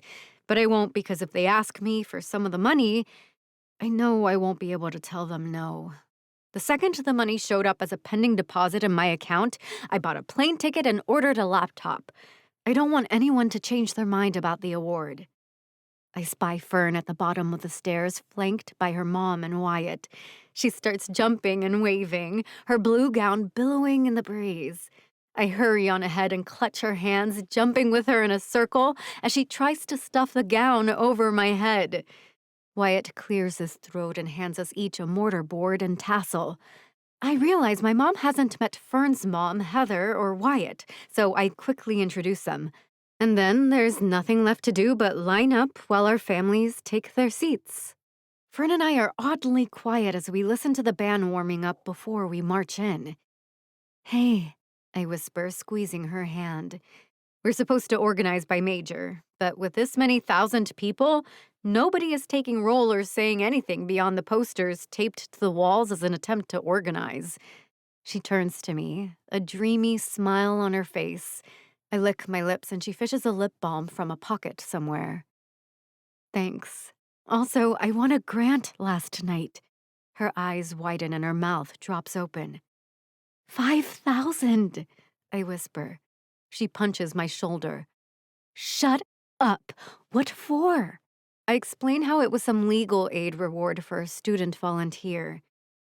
I don't remember anyone winning it last year, and it wasn't something I could apply for, so it really feels too good to be true, honestly. She nods. Any strings attached? I shake my head. And it was a check to me, not the institution. I cashed it last night and bought my ticket and a functional computer. Oh, shit. I had it sent to your house and you'll be gone. A tuba blares and then the band starts Pomp and Circumstance. Fern leans her head on my shoulder. You can still send stuff to my house. Mom will be happy to see you when you come pick it up. We process into the arena and all the families pack the seats, cheering and waving. Fern somehow spots Wyatt and waves, face brightening. I'm shocked by a twinge of something that Odin isn't there. Why would he be? I push down that unidentifiable feeling and focus on finding our seats and listening to the speaker tell us our lives are about to get awesome. By the time the chancellor tells us to stand and turn our tassels, I'm sort of numb and floating. Today is the day. I have reached the finish line. I'm a college graduate and nobody can take that from me. Ever. In a daze, Fern and I make our way back outside, eventually finding our moms and her man candy. They're very lovey, making out like fiends as Heather raises her eyebrows and tries to look at me and Mom. Well, Heather says, should we try to find lunch somewhere that's not mobbed? Mom presses her lips together. I didn't lay out any expectations beyond the ceremony. It hadn't occurred to me that, of course, regular families go out to eat or otherwise celebrate occasions like this. You'd think after years working in food service, that would be up front in my thoughts. Mom stammers. She turns to me. Sweetie, I have to get home to your dad, and then I have an afternoon shift. You know how it is with the fees. I nod and hug her. I know, Mom. I'm good. Fern and Wyatt stop sucking face to wave goodbye to my mother, and the Montgomery crew invites me to Wyatt's favorite hole-in-the-wall deli for a sandwich, at least. My treat, he says, and I accept, only because he offered to run back inside and return my gown and Fern's to the rental collection. He's a keeper, Heather says, and Fern nods. Lunch is all about England, how Fern leaves in the morning and how she's going to make notes on everything I need to know and understand before I get there. At one point, Wyatt raises his water glass toward me and says, Congrats on the award, by the way. Well earned, I'm sure. And while I know Fern might have whispered it to him when I wasn't looking, I still don't quite understand how Wyatt knew I won an award. He must see my face contort, though, because he says, Aunt Juniper leaked the news last night. He shrugs. Stag family gossip. Sorry. Fern squeezes his shoulder. They all sent a video congratulating me, too. She kisses him until Heather clears her throat. They break apart and we talk more about the logistics of Fern's departure. And then the meal is over. I've hugged my friend goodbye, for now, and I find myself with absolutely nothing to do. I have no idea how to relax, let alone have fun. I was going to work tomorrow, but my manager gave away my shift after I fainted and then called off. I'm about to climb the Cathedral of Learning to stare out the windows at the city I'm leaving behind when my phone rings in my hand. Odin. Hello? I know I told him I'd go out with him, but I wasn't expecting him to just call when I was on the verge of a meltdown. Congrats, grad. You are officially smarter than me. I lean against the stone wall of the building, feeling the sunshine on my face. I've always been smarter than you. Now I just have paperwork. Odin's laugh is deep and slow. What are you doing now? Wyatt just left with the rest of his shit, so I know you're not hanging with Fern. I bite the inside of my cheek. I decide I don't have any reason to be coy or avoid the blatant truth. I have no idea, I admit. I have literally no plans. He whoops. I was hoping you'd say that, he says, voice urgent with excitement. I have a really terrific idea if you're willing to drive my car for a bit. I frown and push off the wall, walking toward a spot of shade. What are you talking about? Go pack an overnight bag and come to my place. I've got a top-notch celebration idea for us. I hesitate, confused by what he's asking. He continues, saying, in fact, you don't even need to pack a bag if you don't want to. We'll just be naked. Come to my apartment. Odin Stag, you are insane. I am not going to be naked for an overnight trip. You better be naked for some of it, Jansen. Hurry your ass up and get here when you can. He hangs up before I can protest. Chapter 30. Odin. My cousin Wyatt took his girl to the family ski house for a romantic escape, and his fatal flaw was not checking the schedule to make sure nobody else would be there. I am committed to avoiding getting caught with my ass in the air by any member of the Stag family, so I cross out the next 3 days on the shared calendar. I order a bunch of meal kits delivered to the house from a service local to the area, and I beg my brother to grab me a few bottles of wine from the store when he's out restocking on chips. By the time Thora hesitantly knocks on my door, I've packed the whole safe and satisfied basket along with a few outfits. Are you ready to be wined and dined? I close the door behind me before she can engage Stellan or Gunnar in conversation. Thora looks confused, so I hand her my knee roller and swing down the stairs. The Stag family has a vacation house, I tell her. It's like an hour from here, super private. There's a hot tub. She points to my cast. Can you use a hot tub? I frown. Good point.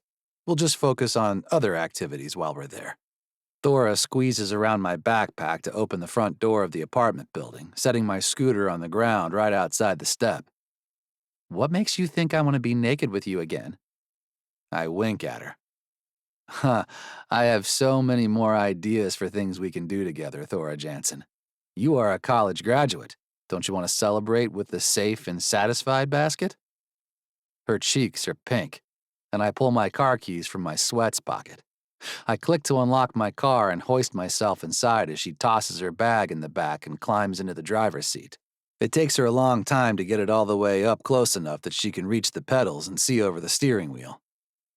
Would it kill you to drive a car sized for regular people? I laugh. You think you're regular sized? You're fun sized. That has Thora roaring, and I'm glad I put her at ease. Okay, you win. Tell me where to go. I direct her out of town and east on the turnpike for a few exits. We put the windows down and breathe in the mountain air when we get off the highway and wind our way along the curvy roads to the ski resort where our house is located at the top of the mountain. It's really quiet here in the summer, I promise. There are people here for hiking and stuff, but there is absolutely nobody up on the slopes where the house is. By the time Thora pulls into the driveway, she looks completely shell-shocked. I gotta admit, the house is pretty impressive. It's got a sloped roof and multi-story windows overlooking the woods.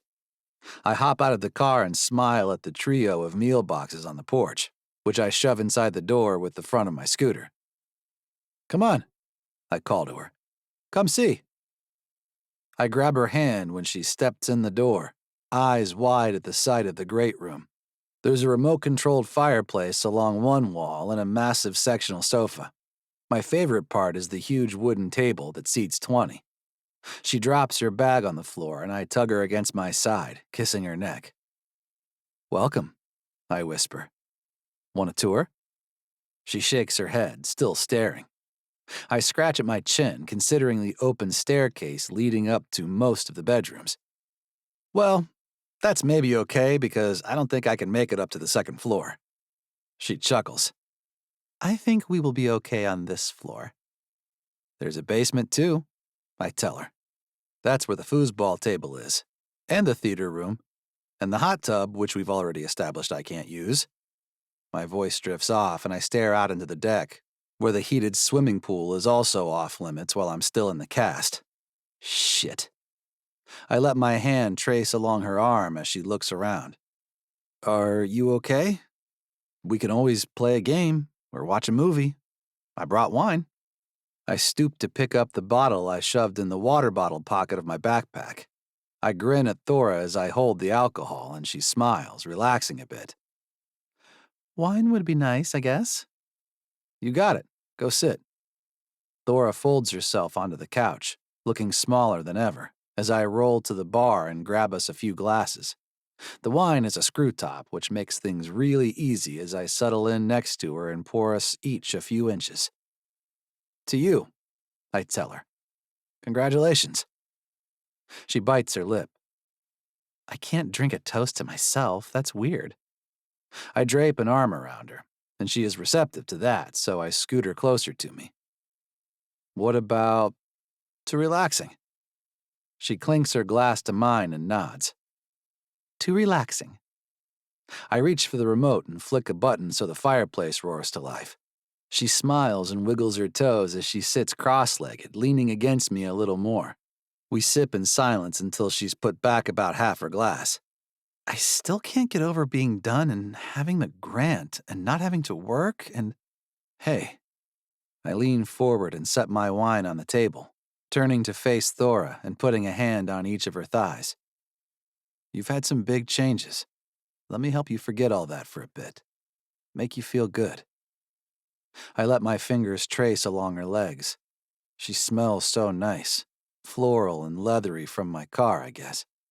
Or the couch cushions. What do you see in me? I mean to you. She leans back against the arm of the couch as I keep rubbing her legs. She sips the wine lazily and watches me touch her. I grin. You know I like it when you're mean to me. I stroke a finger behind each of her knees as she sucks in a breath. And you like when I'm mean to you right back. I take the wine glass from her, set it on the table next to mine, and haul her onto my lap so she's pressed against my chest, face an inch from mine. How about if I'm nice to you for like a half hour? Chapter 32. Odin. That was intense. After we fucked, I dragged Thora down the hall to the bathroom and ordered her to get into the giant whirlpool tub, where I can dangle one leg out the side and pull her between my legs so she's lying back against my chest while the water swirls around us. I liked it. Her eyes are closed, and she lets me play with her tits all I want, which is constantly. I could lie here like this for hours. A gorgeous woman in my lap, rock-hard nipples in my palms. Where did you get cake-flavored lube?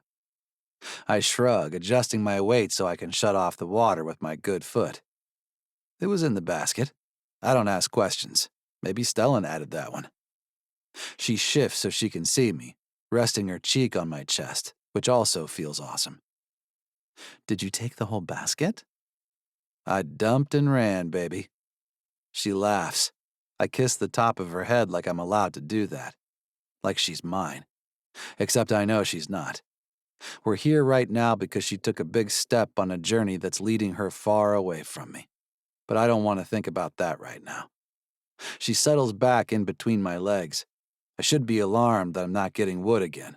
But I came harder than I ever did in my life, so I'll chalk it up as a win if I can get there again after dinner. So, I've seen the couch in the bathroom.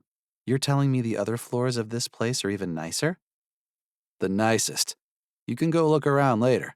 I'm going to cook dinner, and that'll take a while. Thora sits up, and I hate it. So I pull her back, wanting her soft skin against me.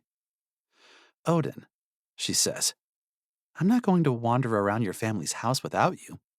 I run my fingers through her hair, getting it wet so I can wash it like she did for me back at my place. It's not like you're trespassing, but if you don't want to see the bunk room, that's your loss.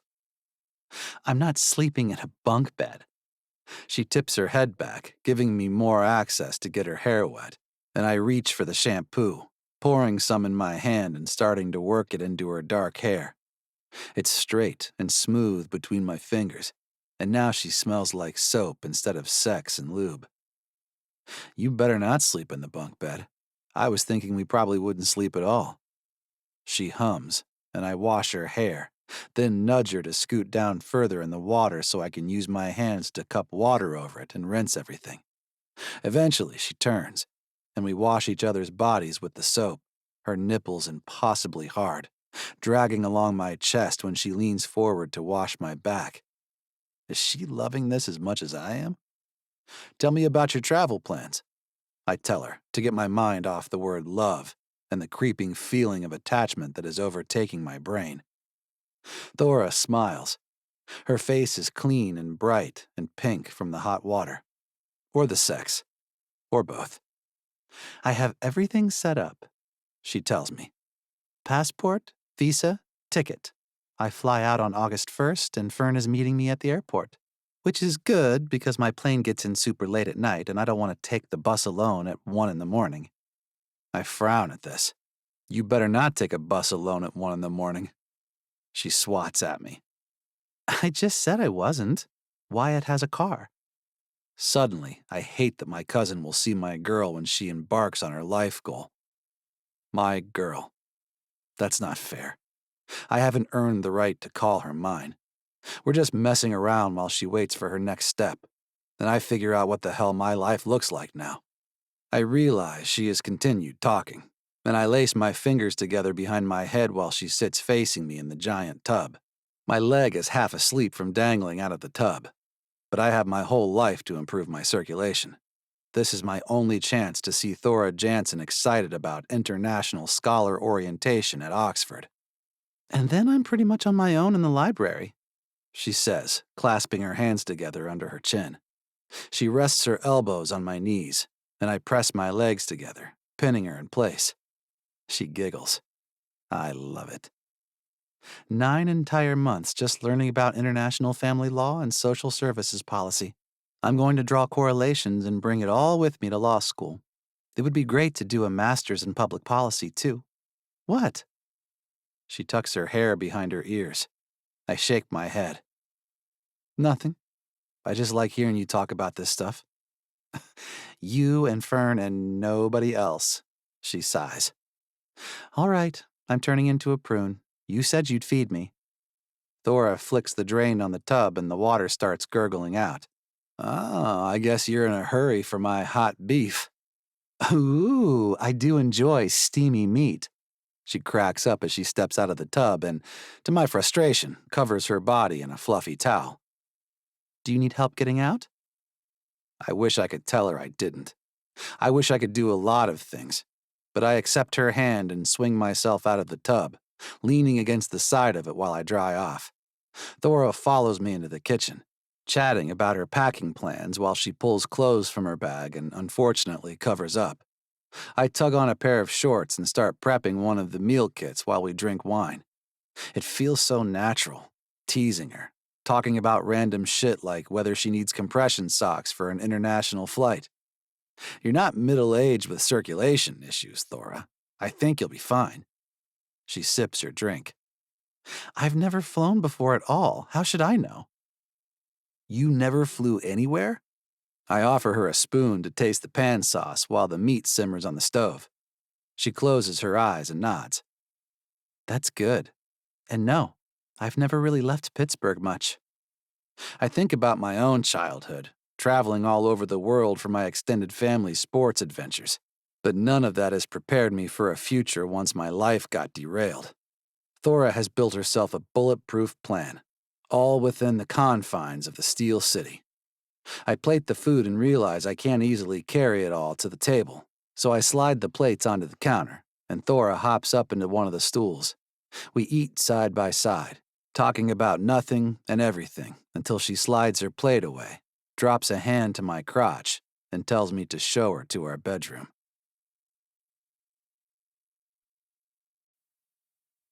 I don't remember falling back asleep, but I wake up to the smell of food cooking.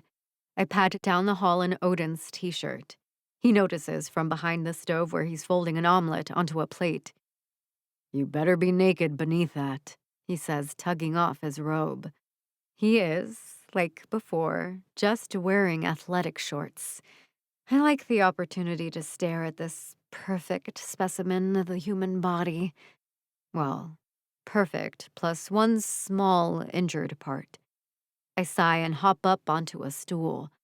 I sort of like eating at the counter with him this way. It's cozy despite the enormity of the house. So, what's the deal with this place again? Who owns it? He hops up next to me and rests his cast on another stool. My dad and his 3 brothers bought it together for Uncle Tim's 40th birthday. Now we all share it.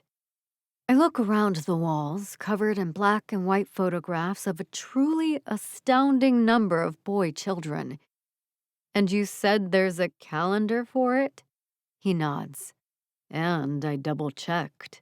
He squeezes my thigh and then lifts the hem of the shirt, peeking. I swat his hand away and he laughs. The whole family was all supposed to be at graduation this weekend. He takes a sip of juice.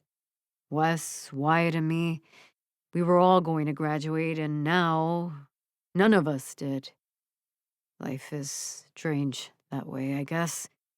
I hesitate, but since he brought it up, I decide to ask anyway. What will you do about school? He nods, chewing and swallowing his eggs. He seems a little sad that his plate is empty, and I slide mine toward him. There's no way I can eat all this food anyway. He looks wide-eyed at my offering. You sure? When I nod, he continues talking. Well, I finally did talk to my advisors. I got extensions for my classes.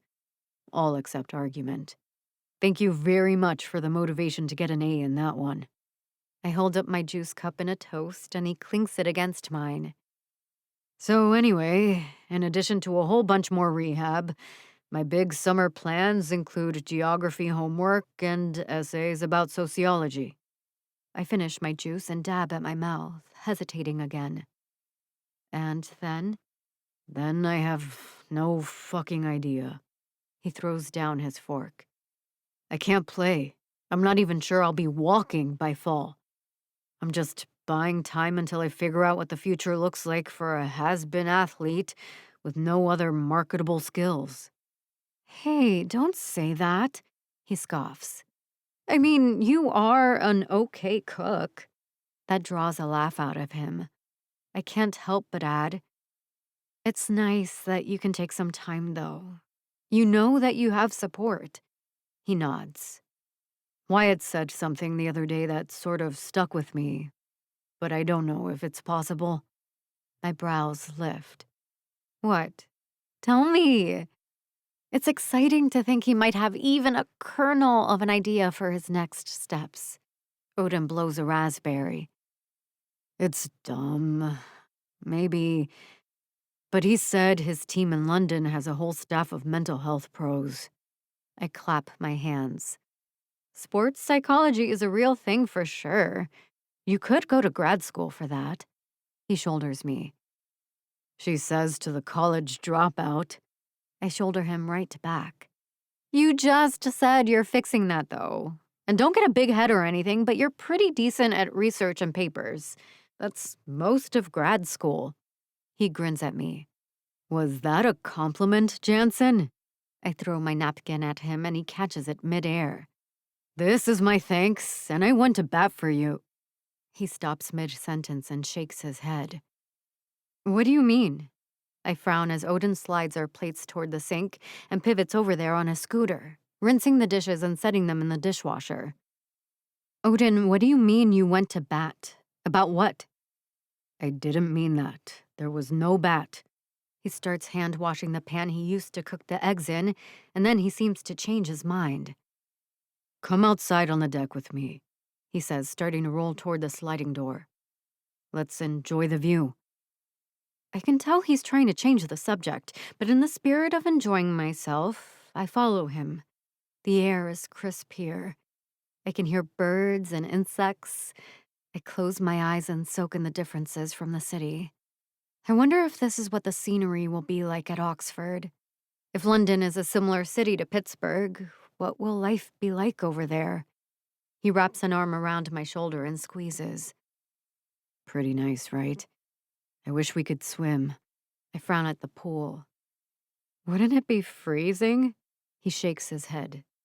Heated. I roll my eyes. I should have figured. Fancy-ass family. I sigh and stare over the deck railing at the trees beyond the currently grassy ski slopes. But then I think more about Odin's wealthy family and what he said at the sink. My stomach is uneasy. Something is off.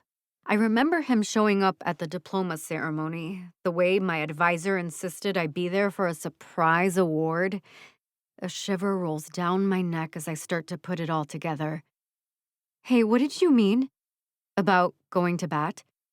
He shakes his head and grips the deck rail. He is hiding something. Did you have something to do with that scholarship? Is that why you and your mom were there at the ceremony? Odin grips the edge of the counter. You're an amazing student, Thora. You deserve that money and more. You're doing good things in the world. I felt terrible that you paid your mom's rent so she'd come to graduation.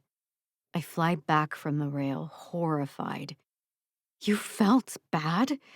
He throws a hand in the air. Of course I felt bad for you. I press my knuckles to my temples. All this has been way too good to be true. And now I see it for what it all was. Am I your pity project? Is that what I am to you? Thora, no, wait. You're getting this wrong. I cross my arms and stare up at him.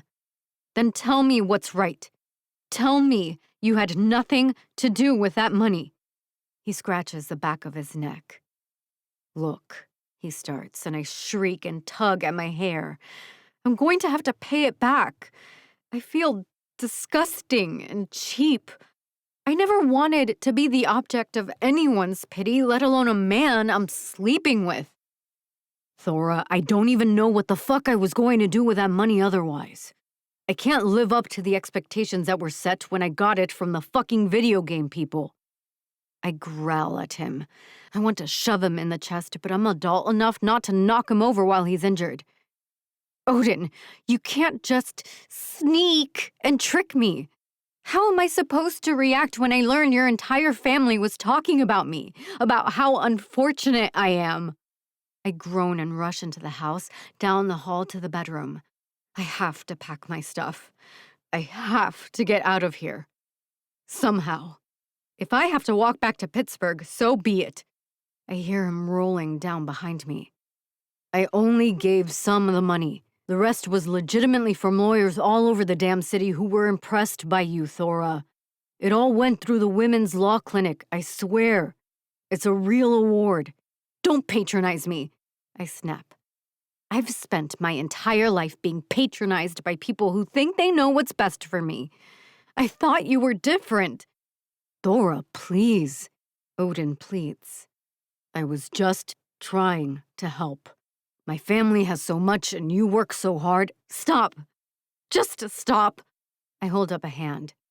I don't need you to remind me how hard my life is compared to yours. I don't need your family's pity money. It's not pity. God, you're so stubborn about accepting help. And you're so used to throwing money at problems that you don't understand why this hurts me. I ball my hands into fists and shake my head. You know what the worst part is? I actually started to believe I maybe deserved good things, that I earned them on my merit. But this whole time, you were just another person who saw me as someone to fix. I tug at my hair. I trusted you, Odin. What a mistake. Please sit so we can talk about this, he begs, hopping over to the bed and sitting next to my bag where I'm stuffing in clothes and toiletries. You're the only thing I have going for me right now, Thora. I shake my head and yank off his shirt, stuffing my own over my head instead. That's not fair, Odin. Everyone in my life depends on me utterly and fully. I thought you were someone I could maybe lean on. You can. That's why I wanted, I snarl. Don't tell me that's why you gave me money. Just forget it. You'll never, ever understand where I'm coming from. I don't have a family who will pay my rent while I figure out my shit. I don't have anyone, Odin. I need to get out of here. His face falls and he breathes quietly for a few beats. Take the car, he says. My family can come get me. I roll my eyes. Of course they can. I groan and huff past him. I'll leave your keys with your brother or whoever I can find. I pause at the door, tears burning my eyes. You know what kills me? I actually let myself believe you saw me as an equal. But I was just your charity case all along. Thora, that's not. Save it for the next hard luck case you want to rescue. I slam the door to the palace in the mountains and cry the entire drive back to the city. When I get to Odin's apartment, I ring the bell, slap the keys into Gunnar's palm, and stalk off down the road as he shouts my name and asks what happened. Let him call Odin and ask. Chapter 34. Odin. A few hours later, all three of my brothers showed up to retrieve me. I didn't even call them, but since they arrived in my car, I guess Thora had already seen them and gone. Hey, man, Gunny says, sinking into the couch beside me. I don't even have the television on. I'm just staring into the fireplace, trying to figure out where I went so wrong. Thora thinks I pity her, but the opposite is true. I revere her. I find her to be extraordinary. That feels like a bogey word, but it's the best I can think of. And I've spent hours just sitting here thinking about it. I grunt at my brothers as the twins squeeze in on my other side. Gunnar stretches and puts an arm around my shoulder. So, Thora stopped by. Looked pretty pissed. I nod and cross my arms. Alder and Tucker trade farts, probably trying to get a reaction from me, but I'm used to their antics. Gunnar sighs. We wanted to talk to you, actually, and since you weren't with Thora and you don't really leave the house, we tracked your phone. Tucker nods. Did you know I always know where you are, bro? I shrug, still not looking over at him and Alder. I'm sure Dad has our whole family tracked just in case, but I don't say so. Gunny sighs. We've been thinking about you and your bum leg, man, and our careers. I frown and spare a glance at my brother. What do you mean? He retracts his arm and pats my thigh. You know hockey is different from football. I signed with the Fury 2 years ago. I know that. I still think it's weird that hockey drafts guys while they're still in college and waits around for them to finish before they start with the pros. And then it occurs to me that I think that's weird because guys can get injured. Seriously injured. Like me. What are you saying? Gunny nods. I'm leaving school. He points to the twins. We all are. The twins got drafted in January. We don't want... He drifts off without saying, we don't want to wind up like you. I pinch my lips together. Alder winces. We just want at least $1 million if we're going to get hurt anyway. Tucker grunts. Maybe you're only getting $1 million. They start to argue about who is getting the better offer, and I hop up to my foot and extract myself from the couch. Odin, wait. Gunnar looks serious. We wanted you to know that, this isn't all in vain, or whatever. I close my eyes and shake my head. Gee, thanks. Can you take me home now? Alder grunts, and I stare at him. Mom said to drop you at the boathouse. They start to walk toward the door of the ski house. Tucker asks, do you need to do anything? Burn the sheets? Scour the countertops? I strip the bed jag off.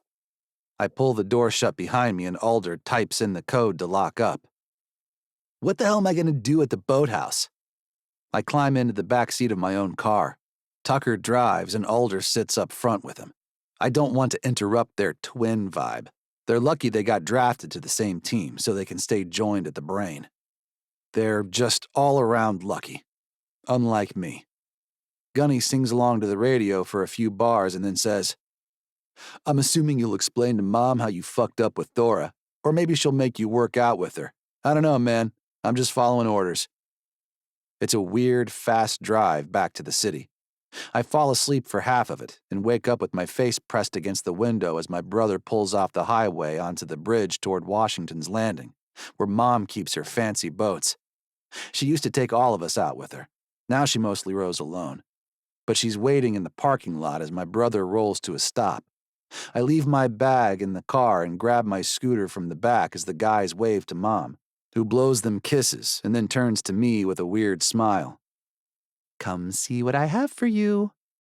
She heads down the ramp from the parking lot to the boathouse, and I follow her, trying not to let the scooter roll away from me on the slope. Mom gestures at a boat propped on slings in the middle of the room. "Ta-da!" I furrow my brow. "It's a boat." She grins. "It's an adaptive rowing boat. I talked to your trainer and—" "Mom, they're not supposed to just talk to you. What the hell? Don't I have privacy or something?" She rolls her eyes.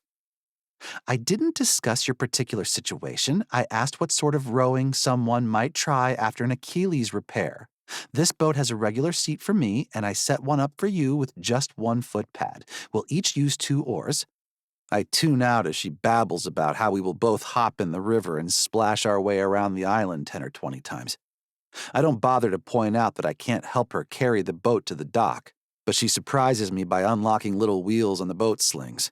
She's whistling her way down the ramp before I can respond, and she hoists the boat into the water on her own, reminding me that my mom is still jacked. I scratch my chin and stare as she sets the oars up near the boat.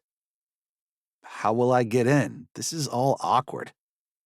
Mom braces herself on the dock and tells me to squat low and take her hand. I do and step into the boat with my good leg, which is not the leg closest to the water. "You couldn't set up the boat in the other direction?"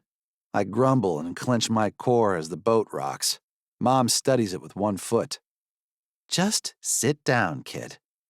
I lower my butt into the seat, acknowledging that this is already a fantastic workout just climbing aboard. Mom is in her element in the seat behind me.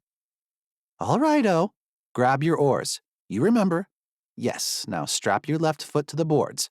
I set the foot pad as big as it goes. I hope it works okay for your monster feet." I grunt at her and get myself situated. I haven't rowed with her for a long time, but we sometimes do the rowing machine for workouts with football, and I'm sure my technique is still good. Mom pushes us off the dock, and when I glance over my shoulder, she's pretty much just holding the boat steady while I do all the work. She grins at me. "Doesn't the burn feel good, baby? Do you miss it?" I glower at her because she's right. This feels amazing. My work at physical therapy has been very focused on small movements for my ankle. Then I'm sometimes allowed to do seated upper body workouts, and if I'm very, very polite, Prachi lets me do one-legged squats. But this is grabbing every part of my body except my right leg.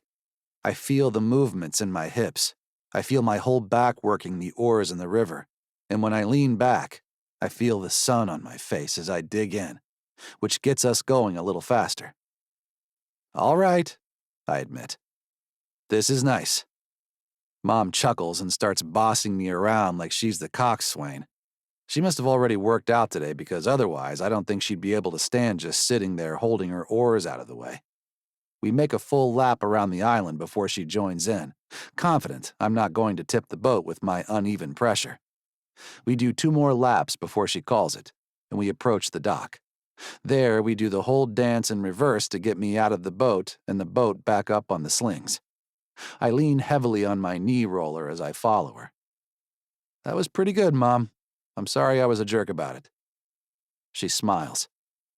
"Just wait until you can walk on that cast. One of the guys from the Masters team is an orthopedic surgeon. He thinks you could be rowing fully, regularly by October." I chew on the inside of my cheek. I haven't let myself think about October or anything beyond finishing my spring semester classes. Even that's new for me ever since my body broke. "Mom, October is... I don't even know where I'll be living in August." She beckons me to follow her to her car and helps me get my scooter in the back seat. Once we're both buckled inside, she turns on the air and says, "I was thinking about that too. I know how much you love team sports. Did you know they have a crew team at Oxford?" My eyes fly wide. Mom, what did you do? Thora's already furious with me for helping her fly to England. She will murder me if I show up there on the crew team. I can't just enroll at Oxford. I didn't even finish college. Mom waves a hand and puts the car in gear, heading back toward the bridge to the highway. You'll finish your classes in a few weeks. Did you know the dean of admissions at Oxford was an Olympic rower too? I snort at my mother, who apparently has a PhD in meddling. Mom nods. She's a little younger than me, but we're on the same online forums. Mom, you are insane. I can't just move to England and row boats now that I'm done playing football. She scoffs like I'm the one being ridiculous. Why not? You love team sports, you're an accomplished athlete, and you need a little time to figure out your next steps in the world. What's the harm in a little master's degree? Okay, I pat her hand. Let's pretend this idea isn't utterly ridiculous. Why Oxford? Why aren't you sending me to your old stomping grounds in Boston or something? She rolls her eyes, absolutely fed up with my apparent stupidity. 2 reasons, kid. First, you can compete for your university as a graduate student in the UK. Second, you can go win back your girl. Like it's so easy. Like she'd ever consider being mine. But Mom's idea does rekindle the curiosity Wyatt set off about a career in sports psychology. Who better to step into that role than someone who has walked that walk? Mom drops me off at my apartment, where Wyatt's room is totally empty. Gunner is half packed, and I realize that I'm powerless against the river of change flowing through my life. Maybe my mom's idea isn't so ridiculous. It certainly beats living in my parents' basement while I figure out what comes next for me. Oxford is a big place. If Thora tells me to go pound sand, our paths don't need to cross. And I can get to some of Wyatt's games while I'm over there figuring out how to walk again. I text Thora that I'm sorry. I'm here if she's willing to talk. And I lock myself in my room to scrape together a passing set of grades for the semester that just ended. Chapter 35. Thora. Odin texts once a week to apologize and ask to talk, and I have 0 time to deal with that nonsense. I'm too busy working double shifts all summer trying to pay him back for his pity portion of that scholarship. I can begrudgingly accept that most of the money came from actual charitable sources. Still, Fern confirmed that Odin donated his endorsement money from some video game to his uncle's foundation and told them to launder the money until it became a scholarship. For me. It's embarrassing to think about the way I thought we were connecting, but he was actually just feeling sorry for the poor girl with formerly incarcerated parents.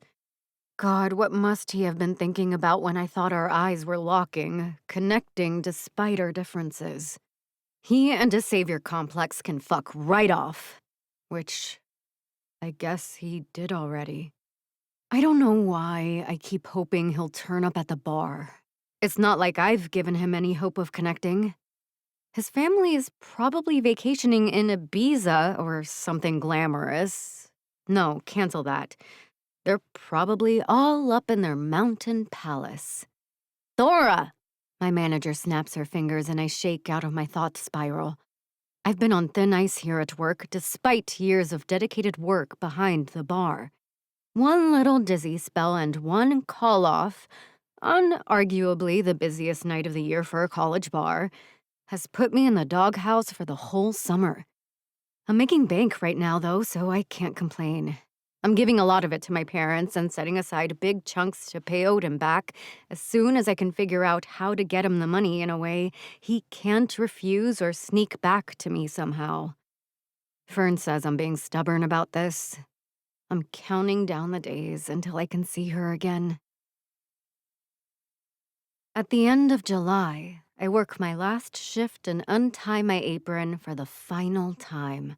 I take the bus home, and since I'm leaving in the morning, I realize this might be my last time seeing this part of the city for a long time. I'll be different when I get back here. I press a palm to the window and stare at the streets below the Bloomfield Bridge. I look at the hospitals and university buildings that have defined my view my entire life. Everything that once felt so out of reach is finally within my grasp. I pack the last of my things into my 2 new-to-me suitcases, and in the morning, I wake up earlier than I need to in search of my mother. She's in the kitchen, wearing her work uniform, crying. "Oh," she says. "Hey, sweetheart." "Mom." I wrap my arms around her slim, tired frame. I hear the familiar gurgle of the coffee maker and try to imprint that aroma as my main memory of this house, of my childhood. "I wish you could come with me," Mom snorts. "Yeah, right. Me travel abroad." I pull back and stare at her. "You could visit me. I could help you get your passport. I'd help you." She smiles and smooths my hair. "Thora, baby, I'm not cut out for that kind of stress. But it makes me proud knowing you'll be out there, showing them what Pittsburgh girls can be." I lean against her shoulder, thinking how desperately I wish I could help her more, how her circumstances inspire my entire research focus, my fellowship application, everything. I consider that Odin, maybe, could have felt similarly. But then I let that thought slip away so I can kiss my mother goodbye and splurge on a car service to the airport. The flight is long and confusing for me. Am I supposed to tip the flight attendants who bring me free wine and food every few hours? Do people really pay extra for internet access when we have an entire library of free movies to choose from? I keep my nose down, repeatedly clutch at my passport tucked into my bra, and finally make my way through customs and into the bustle of Heathrow's airport, which doesn't feel at all different from the crowded T station in downtown Pittsburgh after a hockey game. My heart flutters in my chest as I search for Fern, and then I see her holding a giant sign with my name on it. She jumps up and down, hollering, and people stare. But who cares? We can be obnoxious Americans for a minute. "You're here!" Fern squeals. "You're here!" I squeal back, and we dance in a circle around my bags. 2 scholarship girls from Pittsburgh here in London for graduate school. "This is surreal," I whisper. She nods. "Come on." She grabs one of my bags. "Wyatt sent a car for us." I chuckle. Of course he did. It sucks that he's away. I would have given him a handshake or something to thank him. She laughs and guides me toward a black car with a driver in a suit, eager to grab my bags and open our doors. It's a bit weird getting in a car with a steering wheel on the right, but I'm too tired to focus on it for long. "You don't have to thank Wyatt," Fern says. "This is just something he likes to do to take care of me." I run my arms along the leather interior. "Yeah, but you have to admit it's maybe weird is the wrong word, but it's very different from what we're used to." She smiles and closes her eyes, resting her head against the cushy seat back. "I take care of him, too." "Gross, Fern." I swat at her leg and she laughs. "Not like that. Seriously. Our relationship is very reciprocal. We have different love languages." I wish her comment didn't immediately make me think of Odin, causing my entire body to clench uncomfortably. I'm quiet for a bit, staring out the window as some of the city sights come into view. Fern says, "Hey, Jeffrey, can we make sure we pass the eye? I want Thora to see it." "You got it, Gov," the driver says, winking at us in the rearview mirror. I keep my eyes focused out the window.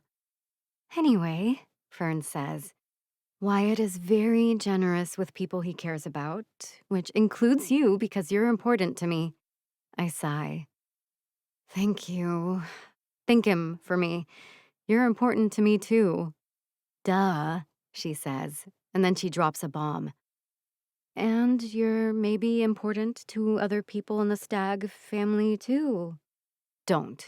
I shake my head. I can't. She's going to bring up Odin, and my heart can't handle all the conflicted feelings I have about him. He was supposed to be a spring fling anyway. Why? She pokes my shoulder. He's kind of perfect for you. He gives you shit, and he's competitive like you, and he's smitten, Thora. Anyone could see.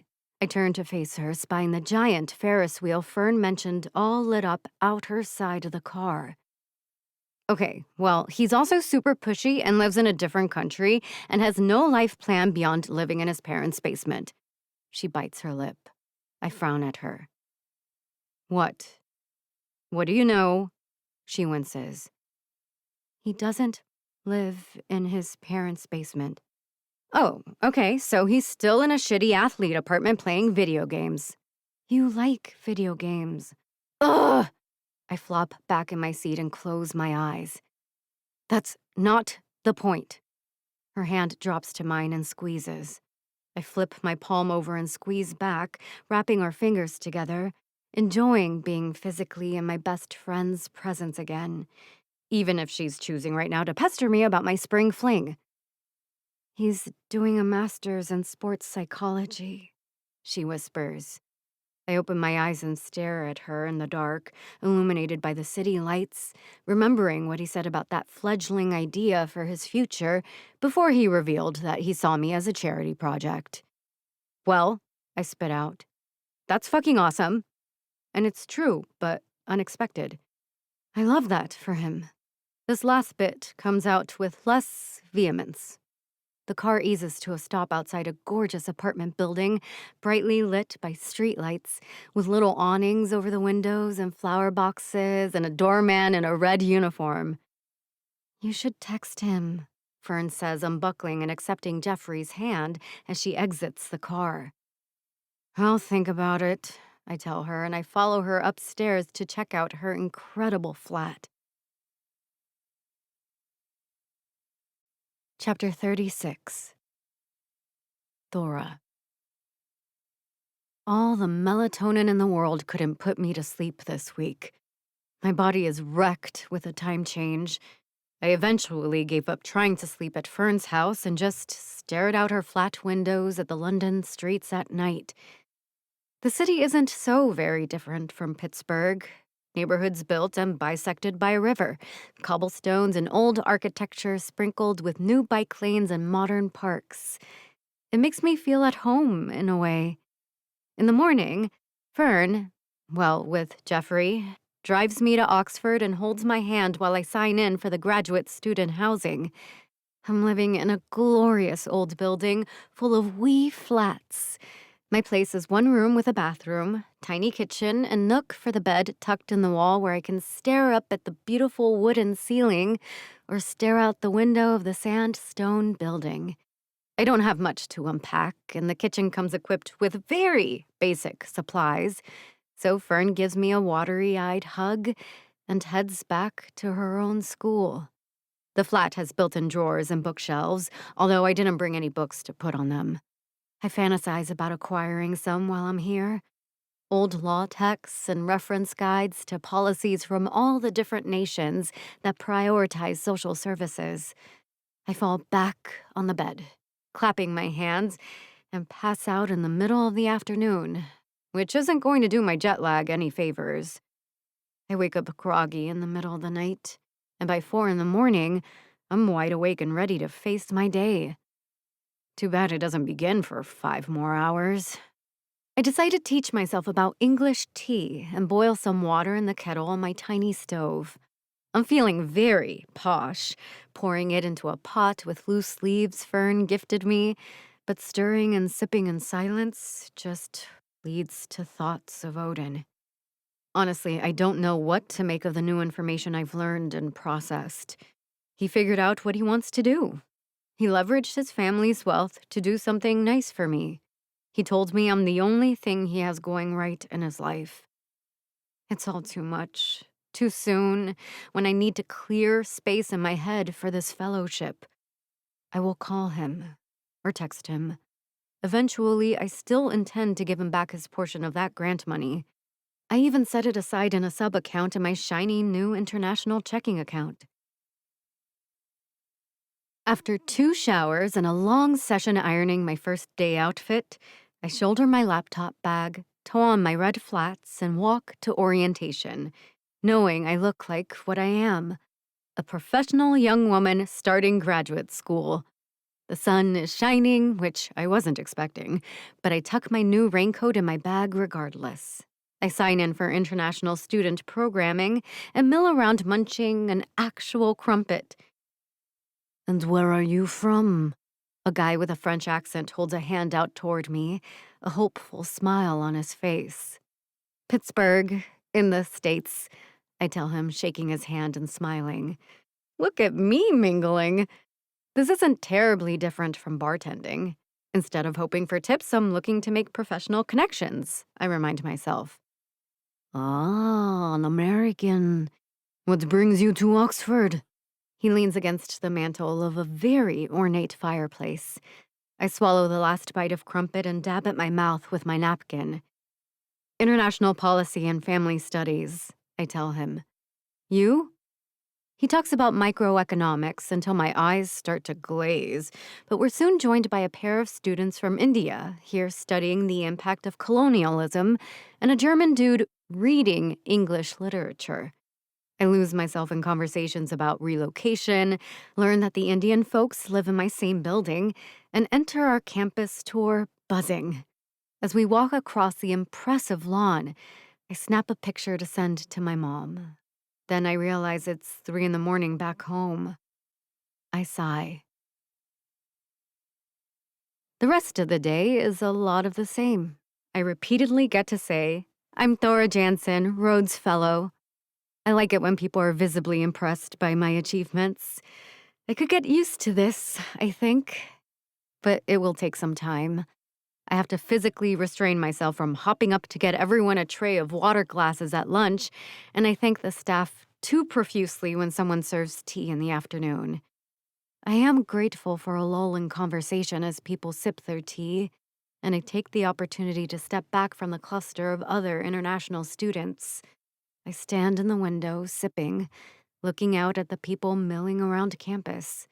The professors here really do wear their academic regalia, or at least they're wearing it today, billowing around campus in bright red gowns and velvet caps. Amidst the bustle, I think I see a familiar man limping, but I convince myself it's just the jet lag. There will be no massive football players here, with or without knee rollers.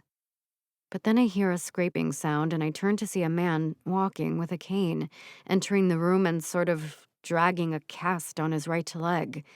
He's tall and fit, with bright blue eyes and a smile that has everyone in the space walking over to greet him. Except me. I stand with a trembling hand, not sure I can trust my eyes until he approaches, and I catch a whiff of him. Cedar and lime and, well, swagger ooze from Odin's stag.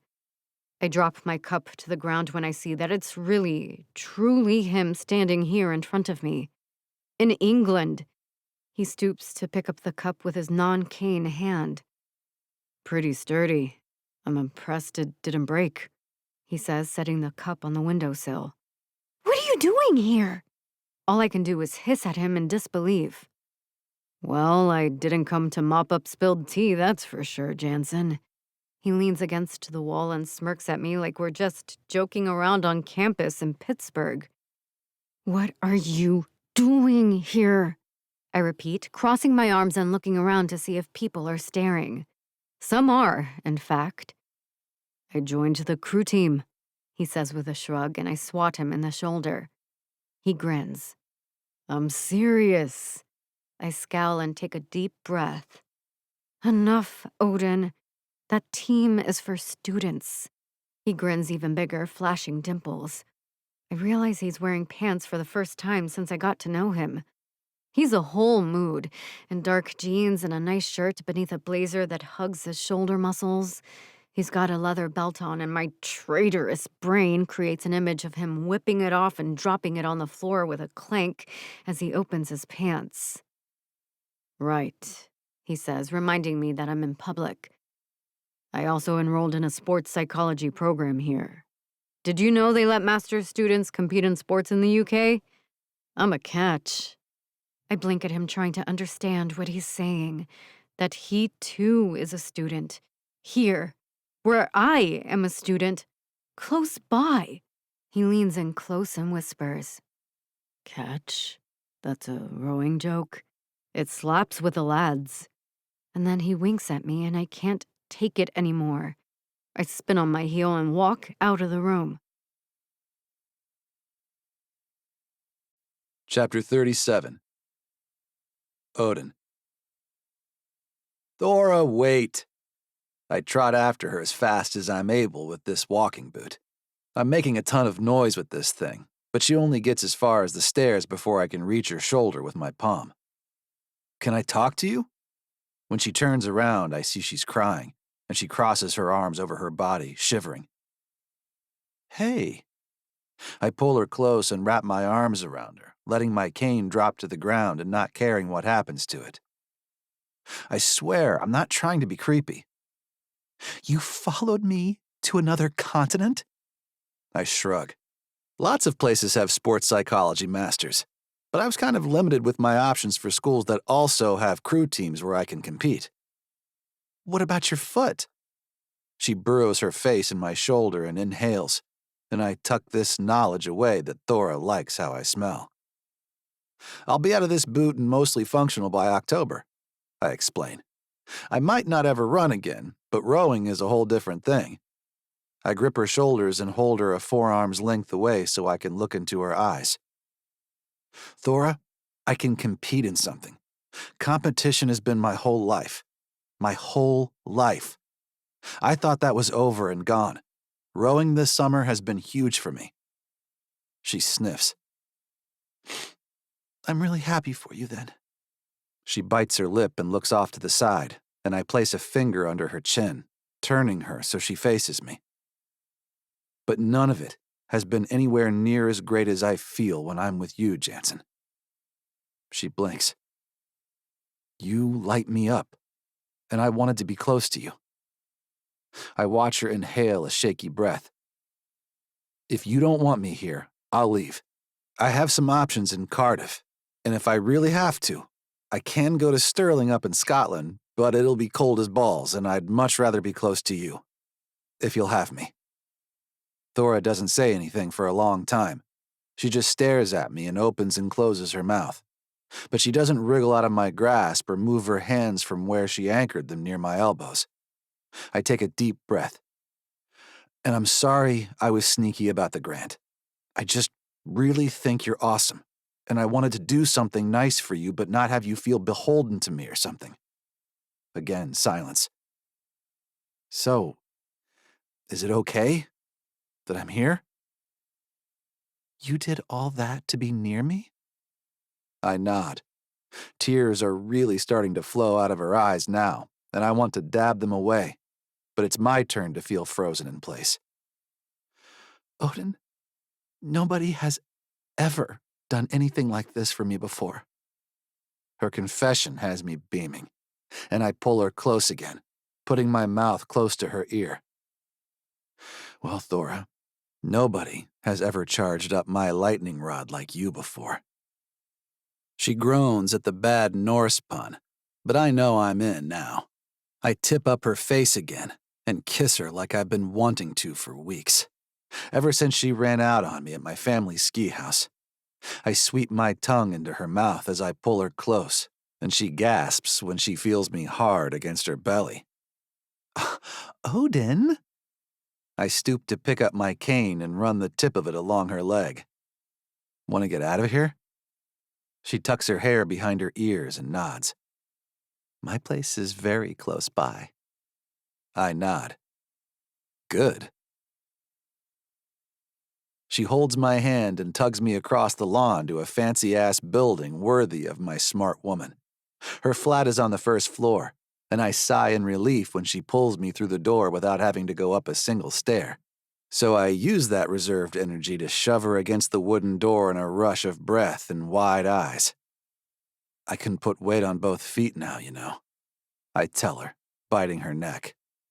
I've been dying to fuck you against a wall. She starts ripping open the buttons on my blazer and then pauses. Wait, I'm mad at you. I'll make it up to you. I start pulling her blouse from her skirt and easing it open as she glares. You railroad me when you get ideas, and you don't tell me things in advance, like with the scholarship and just showing up here at my new school. I pause and press a palm on the door on either side of her head. To be fair, gorgeous, you're always telling me to shut up or go away. She sighs at this and returns to her work, ripping off my clothes. She grunts. Chapter 38. Thora. Early December. I shiver on the banks of the Isis, glad Odin's mom sent me a Snuggie-type garment, even if it does have a giant stag on the back. Let the people see who I'm rooting for, I say.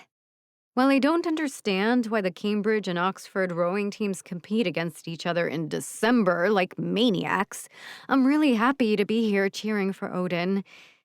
Intercollegiate rowing is different here than how sports work back in the States. Oxford has crew teams for each college within the university, but then one fancy blue boat team that seems to line up with infamy over here the way varsity football does in the U.S. 6 months ago, I would have felt guilty about taking an entire Saturday to watch someone else do things for the whole day. I would have tried to work the bar and the boathouse or squeezed in some work before and after the event. But today, I woke up in my bed with my giant boyfriend wrapped around me, had morning good luck sex, and wandered over to the river leisurely with a thermos of tea to sit with the other wives and girlfriends. And I'm going to hang out for the social after the races, too. It's been a big term for me. I say term now, like a proper English schoolgirl instead of semester. I've learned to relax, go sightseeing with Fern, and massage my boyfriend's shoulders after practice. He doesn't technically live with me because that would violate the rules, but we spend most of our time together. I love it, and I love him. I just haven't worked up the nerve to tell him yet. I sit up straighter as I watch the judges line up the bow balls for the 8-seater boats. Odin is in the middle, a place he tells me is called the engine of the boat. He's out there in a unitard tank top, tiny socks, and little shoes that are actually built into the boat. He's about 10 weeks out of his cast now, rowing like a regular guy, he says. The official fires the starter pistol, and I hear the little shouty guys in the backs of the boats yelling at the rowers. "Power 10, they holler, and "Move it!" I see them moving it, all right. I clutch my tea mug, watching Odin's shoulder muscles move in sync with the other athletes in his boat. But his body is the most beautiful. This is objective fact.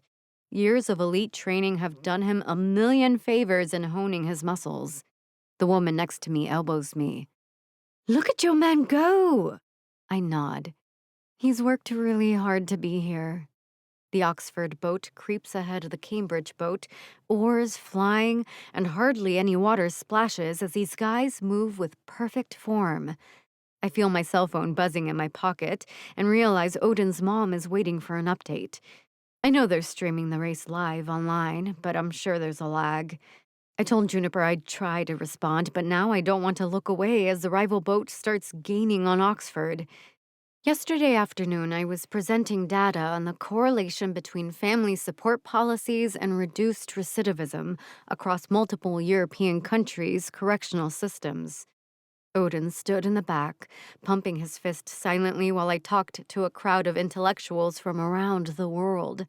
He wore a bespoke suit and then took me out to dinner at the nicest pub in town, telling me he could listen to me talk about justice and equity forever. Old Thora would have protested and insisted on paying. When we arrived 4 months ago, I kept trying to give him his scholarship money back. but I've learned to appreciate the gifts he gives me as just that. No strings attached. They are offerings from his heart, things he wants me to have because it makes him happy to see me succeed. I'm sure I would have felt proud of myself without him here. I probably would have felt confident in my role here, my power as a researcher, and knowing that my work matters. But having Odin at my side for all of it, cheering for me and doting on me, it's like a dream I never dared to imagine. When the coxswain notices the Cambridge boat creeping ahead and starts bellowing at Odin's team to use "Pick it up, lads!" I fly to my feet, the stag snuggie dropping to the grass. "Stronger strokes, Odin stag!" I scream through my cupped hands. "Eat their water!" He doesn't turn his head to face me, but I catch a glimpse of his lips turning up in a smile. The Oxford guys kick it into a new gear, and the boat catches Cambridge. I run along the course closer to the finish rope. "Come on, Blue!"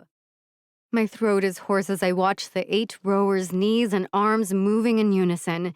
I can see the muscles of their thighs, the ripples in their shoulders and backs as they dig and dig until it's over. As the boat glides to a stop, Odin pumps a fist in the air. He's so happy when he's competing, like his body was made to do this. Sure, he's doing great in his coursework, and he's really looking forward to working with a professional sports team someday, helping the athletes balance the mental aspects of competition and coping with injuries that prevent them from doing what they love. But for now, he gets another chance to be a beast, to tax his body to the limit and feel that glory from working in unison with his team. Back on land, I see him looking for me, and I run to him, Snuggie flapping in the wind as he wraps his long, sweaty arms around me. "Thora, did you see that shit?" I kiss his neck, tasting salt. "I did, babe. You were amazing." He turns to wave at a passing fan, and I glance down at the thick vertical scar on his right ankle, which is a reminder that all of this is fleeting. His muscles bulge around the spandex uniform, and his bare feet look strong, gripping the dock. He's in his element here, and he wants me to be a part of it, holding me close and kissing me again and again. "Ugh," he moans. "I have to help put shit away. But you'll meet me inside?" He points at the boathouse where fans are heading, some joyful, some frustrated. "Of course I will." My smile widens as he grips my arm. "Hey." He looks down, eyebrows raised, body poised to go and help his team with the boat. I pull his palm to my chest and press it above my ribs.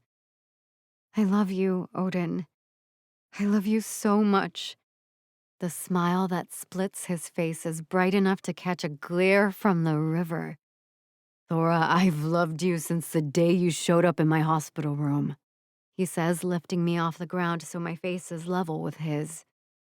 "I've been waiting and waiting for you to feel ready to say it." I kiss the tip of his nose. "I'm ready now," I tell him. "I never want to stop." He kisses me, lips cold despite his internal furnace. He spins me around and I laugh at the beauty of all of it. "I love you," I repeat. "I love the hell out of you," he says. He sets me down. "Okay, that one was a little weird." He pulls my hand up and presses a kiss to my palm. "I love you, and I need to go put this boat away." "Go," I tell him, and he steps backward, waving. I snap a picture with my phone as he walks toward the boat, his torso turned toward me, arm waving, smile shooting sparks my way. I missed 100 messages from his family asking about the race. Apparently, the online stream didn't work. I send the photo to his family group chat, telling him, "My man, the victor. They crushed those light blue Cambridge Smurfs." I also sent the picture to my mom, telling her I wish she could have seen Odin row, and promising her that she'll get to meet him at Christmas. Dad got a job washing dishes at the diner where Mom works, and things have been a little better back home. I might not ever be able to help lift enough stigma and baggage to help my parents directly, but I know my work will make a difference for other families like mine. I know Odin Stagg will be at my side wherever I go, rooting for me and making life work together. I used to think commitments to other people would be a burden, that opening myself up to anyone but Fern would hold me back. I see now how these connections Odin has forced upon me have opened my world. I grab a beer for each of us and sit on a bench at one of the long tables to wait for him. My body relaxes when he arrives, gray sweats over his uniform, sandals on his still bare feet. He slides onto the bench and pulls me into his arms, kissing me before reaching for his beer. "I love you," he says. "I'm going to say it 20 times an hour now." "I love you too." I clink my cup against his, lean my head on his shoulder, and sip my drink happily. "Hey," I say, turning again to face him. "Did I ever thank you for following me here?" He grins. "No, but that's okay. I can tell you need me." "Oh, I need you, do I?" He nods and finishes his beer in one more gulp. "You need it bad, Thora Jansen." He squints, studying me, and then leans in close. "In fact, I think we should get out of here." "You don't want to stay and celebrate with your team?" He shakes his head, hops to his feet, and reaches for my hand. "What I want is you, Thora. Always." Epilogue. Odin. "Mrs. Jansen, I couldn't eat another bite." I toss my napkin to the side and pat my stomach appreciatively. Thora was nervous as hell about coming to her parents' house for Christmas. I promised her I was absolutely fine with whatever was inside there, but her dad surprised her by revealing that he quit smoking months earlier. Thora cried and walked through the rooms of the house, sniffing pillows and touching curtains. I mean, sure, the guy switched to nicotine gum, but it's way less stinky, and apparently it's covered by his insurance. They have that now. Insurance.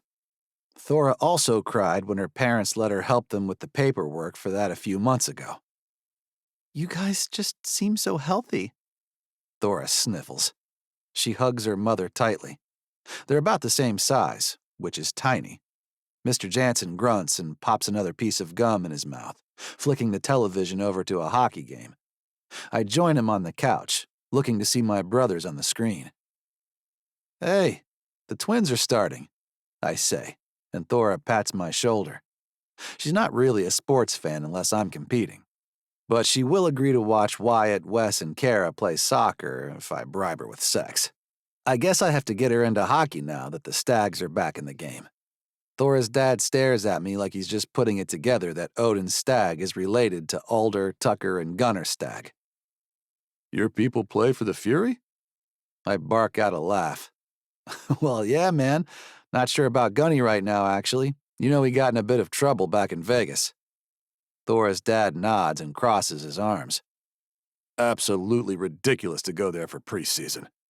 I hold up my hands because what am I going to do about my brother's antics? 20 minutes later, after a bunch of clangs from the kitchen, Thora comes up behind me again and leans her chin on my head. "You ready to go?" I know that tone. And as much as I'd like to watch my brothers play hockey, I'd rather destroy the rental Thora and I got in my parents' neighborhood. "Thanks for everything, Mr. and Mrs. Jansen," I say, snatching Thora's coat from the banister and draping it over her shoulders. "We'll see you New Year's Eve at my uncle's house? For shrimp?" Her parents nod and kiss her and hug her and pat my arms, and then I'm back behind the driver's seat of my G-Wagon, massaging the steering wheel like it's one of my girl's thighs. "Hey, lady," I whisper to the black leather glory. "You miss me?" "Are you talking to your car?" "That's it. I'm not letting you anywhere near my boobs." Thora laughs and buckles her seatbelt, and I head east up Liberty Avenue. "Who said I want your crusty old boobs? Maybe I'm sick of them." It's a lie, and we both know it. I'm obsessed with Thora's bra-free rack, and I reach across to give it a pat. I screech the car to a halt in the driveway of the rental house, and she giggles and runs up the stairs to the front door. I run right after her, still appreciating how easily I can move around in the world after 6 months of intense rehab. The reward for all that is right here in front of me, stripping off her fancy pants lacy tank top and holiday sweater. I love you, I tell her, tackling her to the floor inside the front door. Thank you for listening to Forging Chaos, Book 3 in the Forging series, written by Lainey Davis, narrated by Janine Granda and Bryant Walker, members of SAG-AFTRA, produced by Lainey Davis, post-production by Kyle Gaffney. For access to bonus scenes and the inside scoop on upcoming releases, sales, and giveaways, be sure to sign up for Lainey's newsletter at laineydavis.com/audio. Text copyright 2025 by Lainey Davis. Production copyright 2025 by Lainey Davis.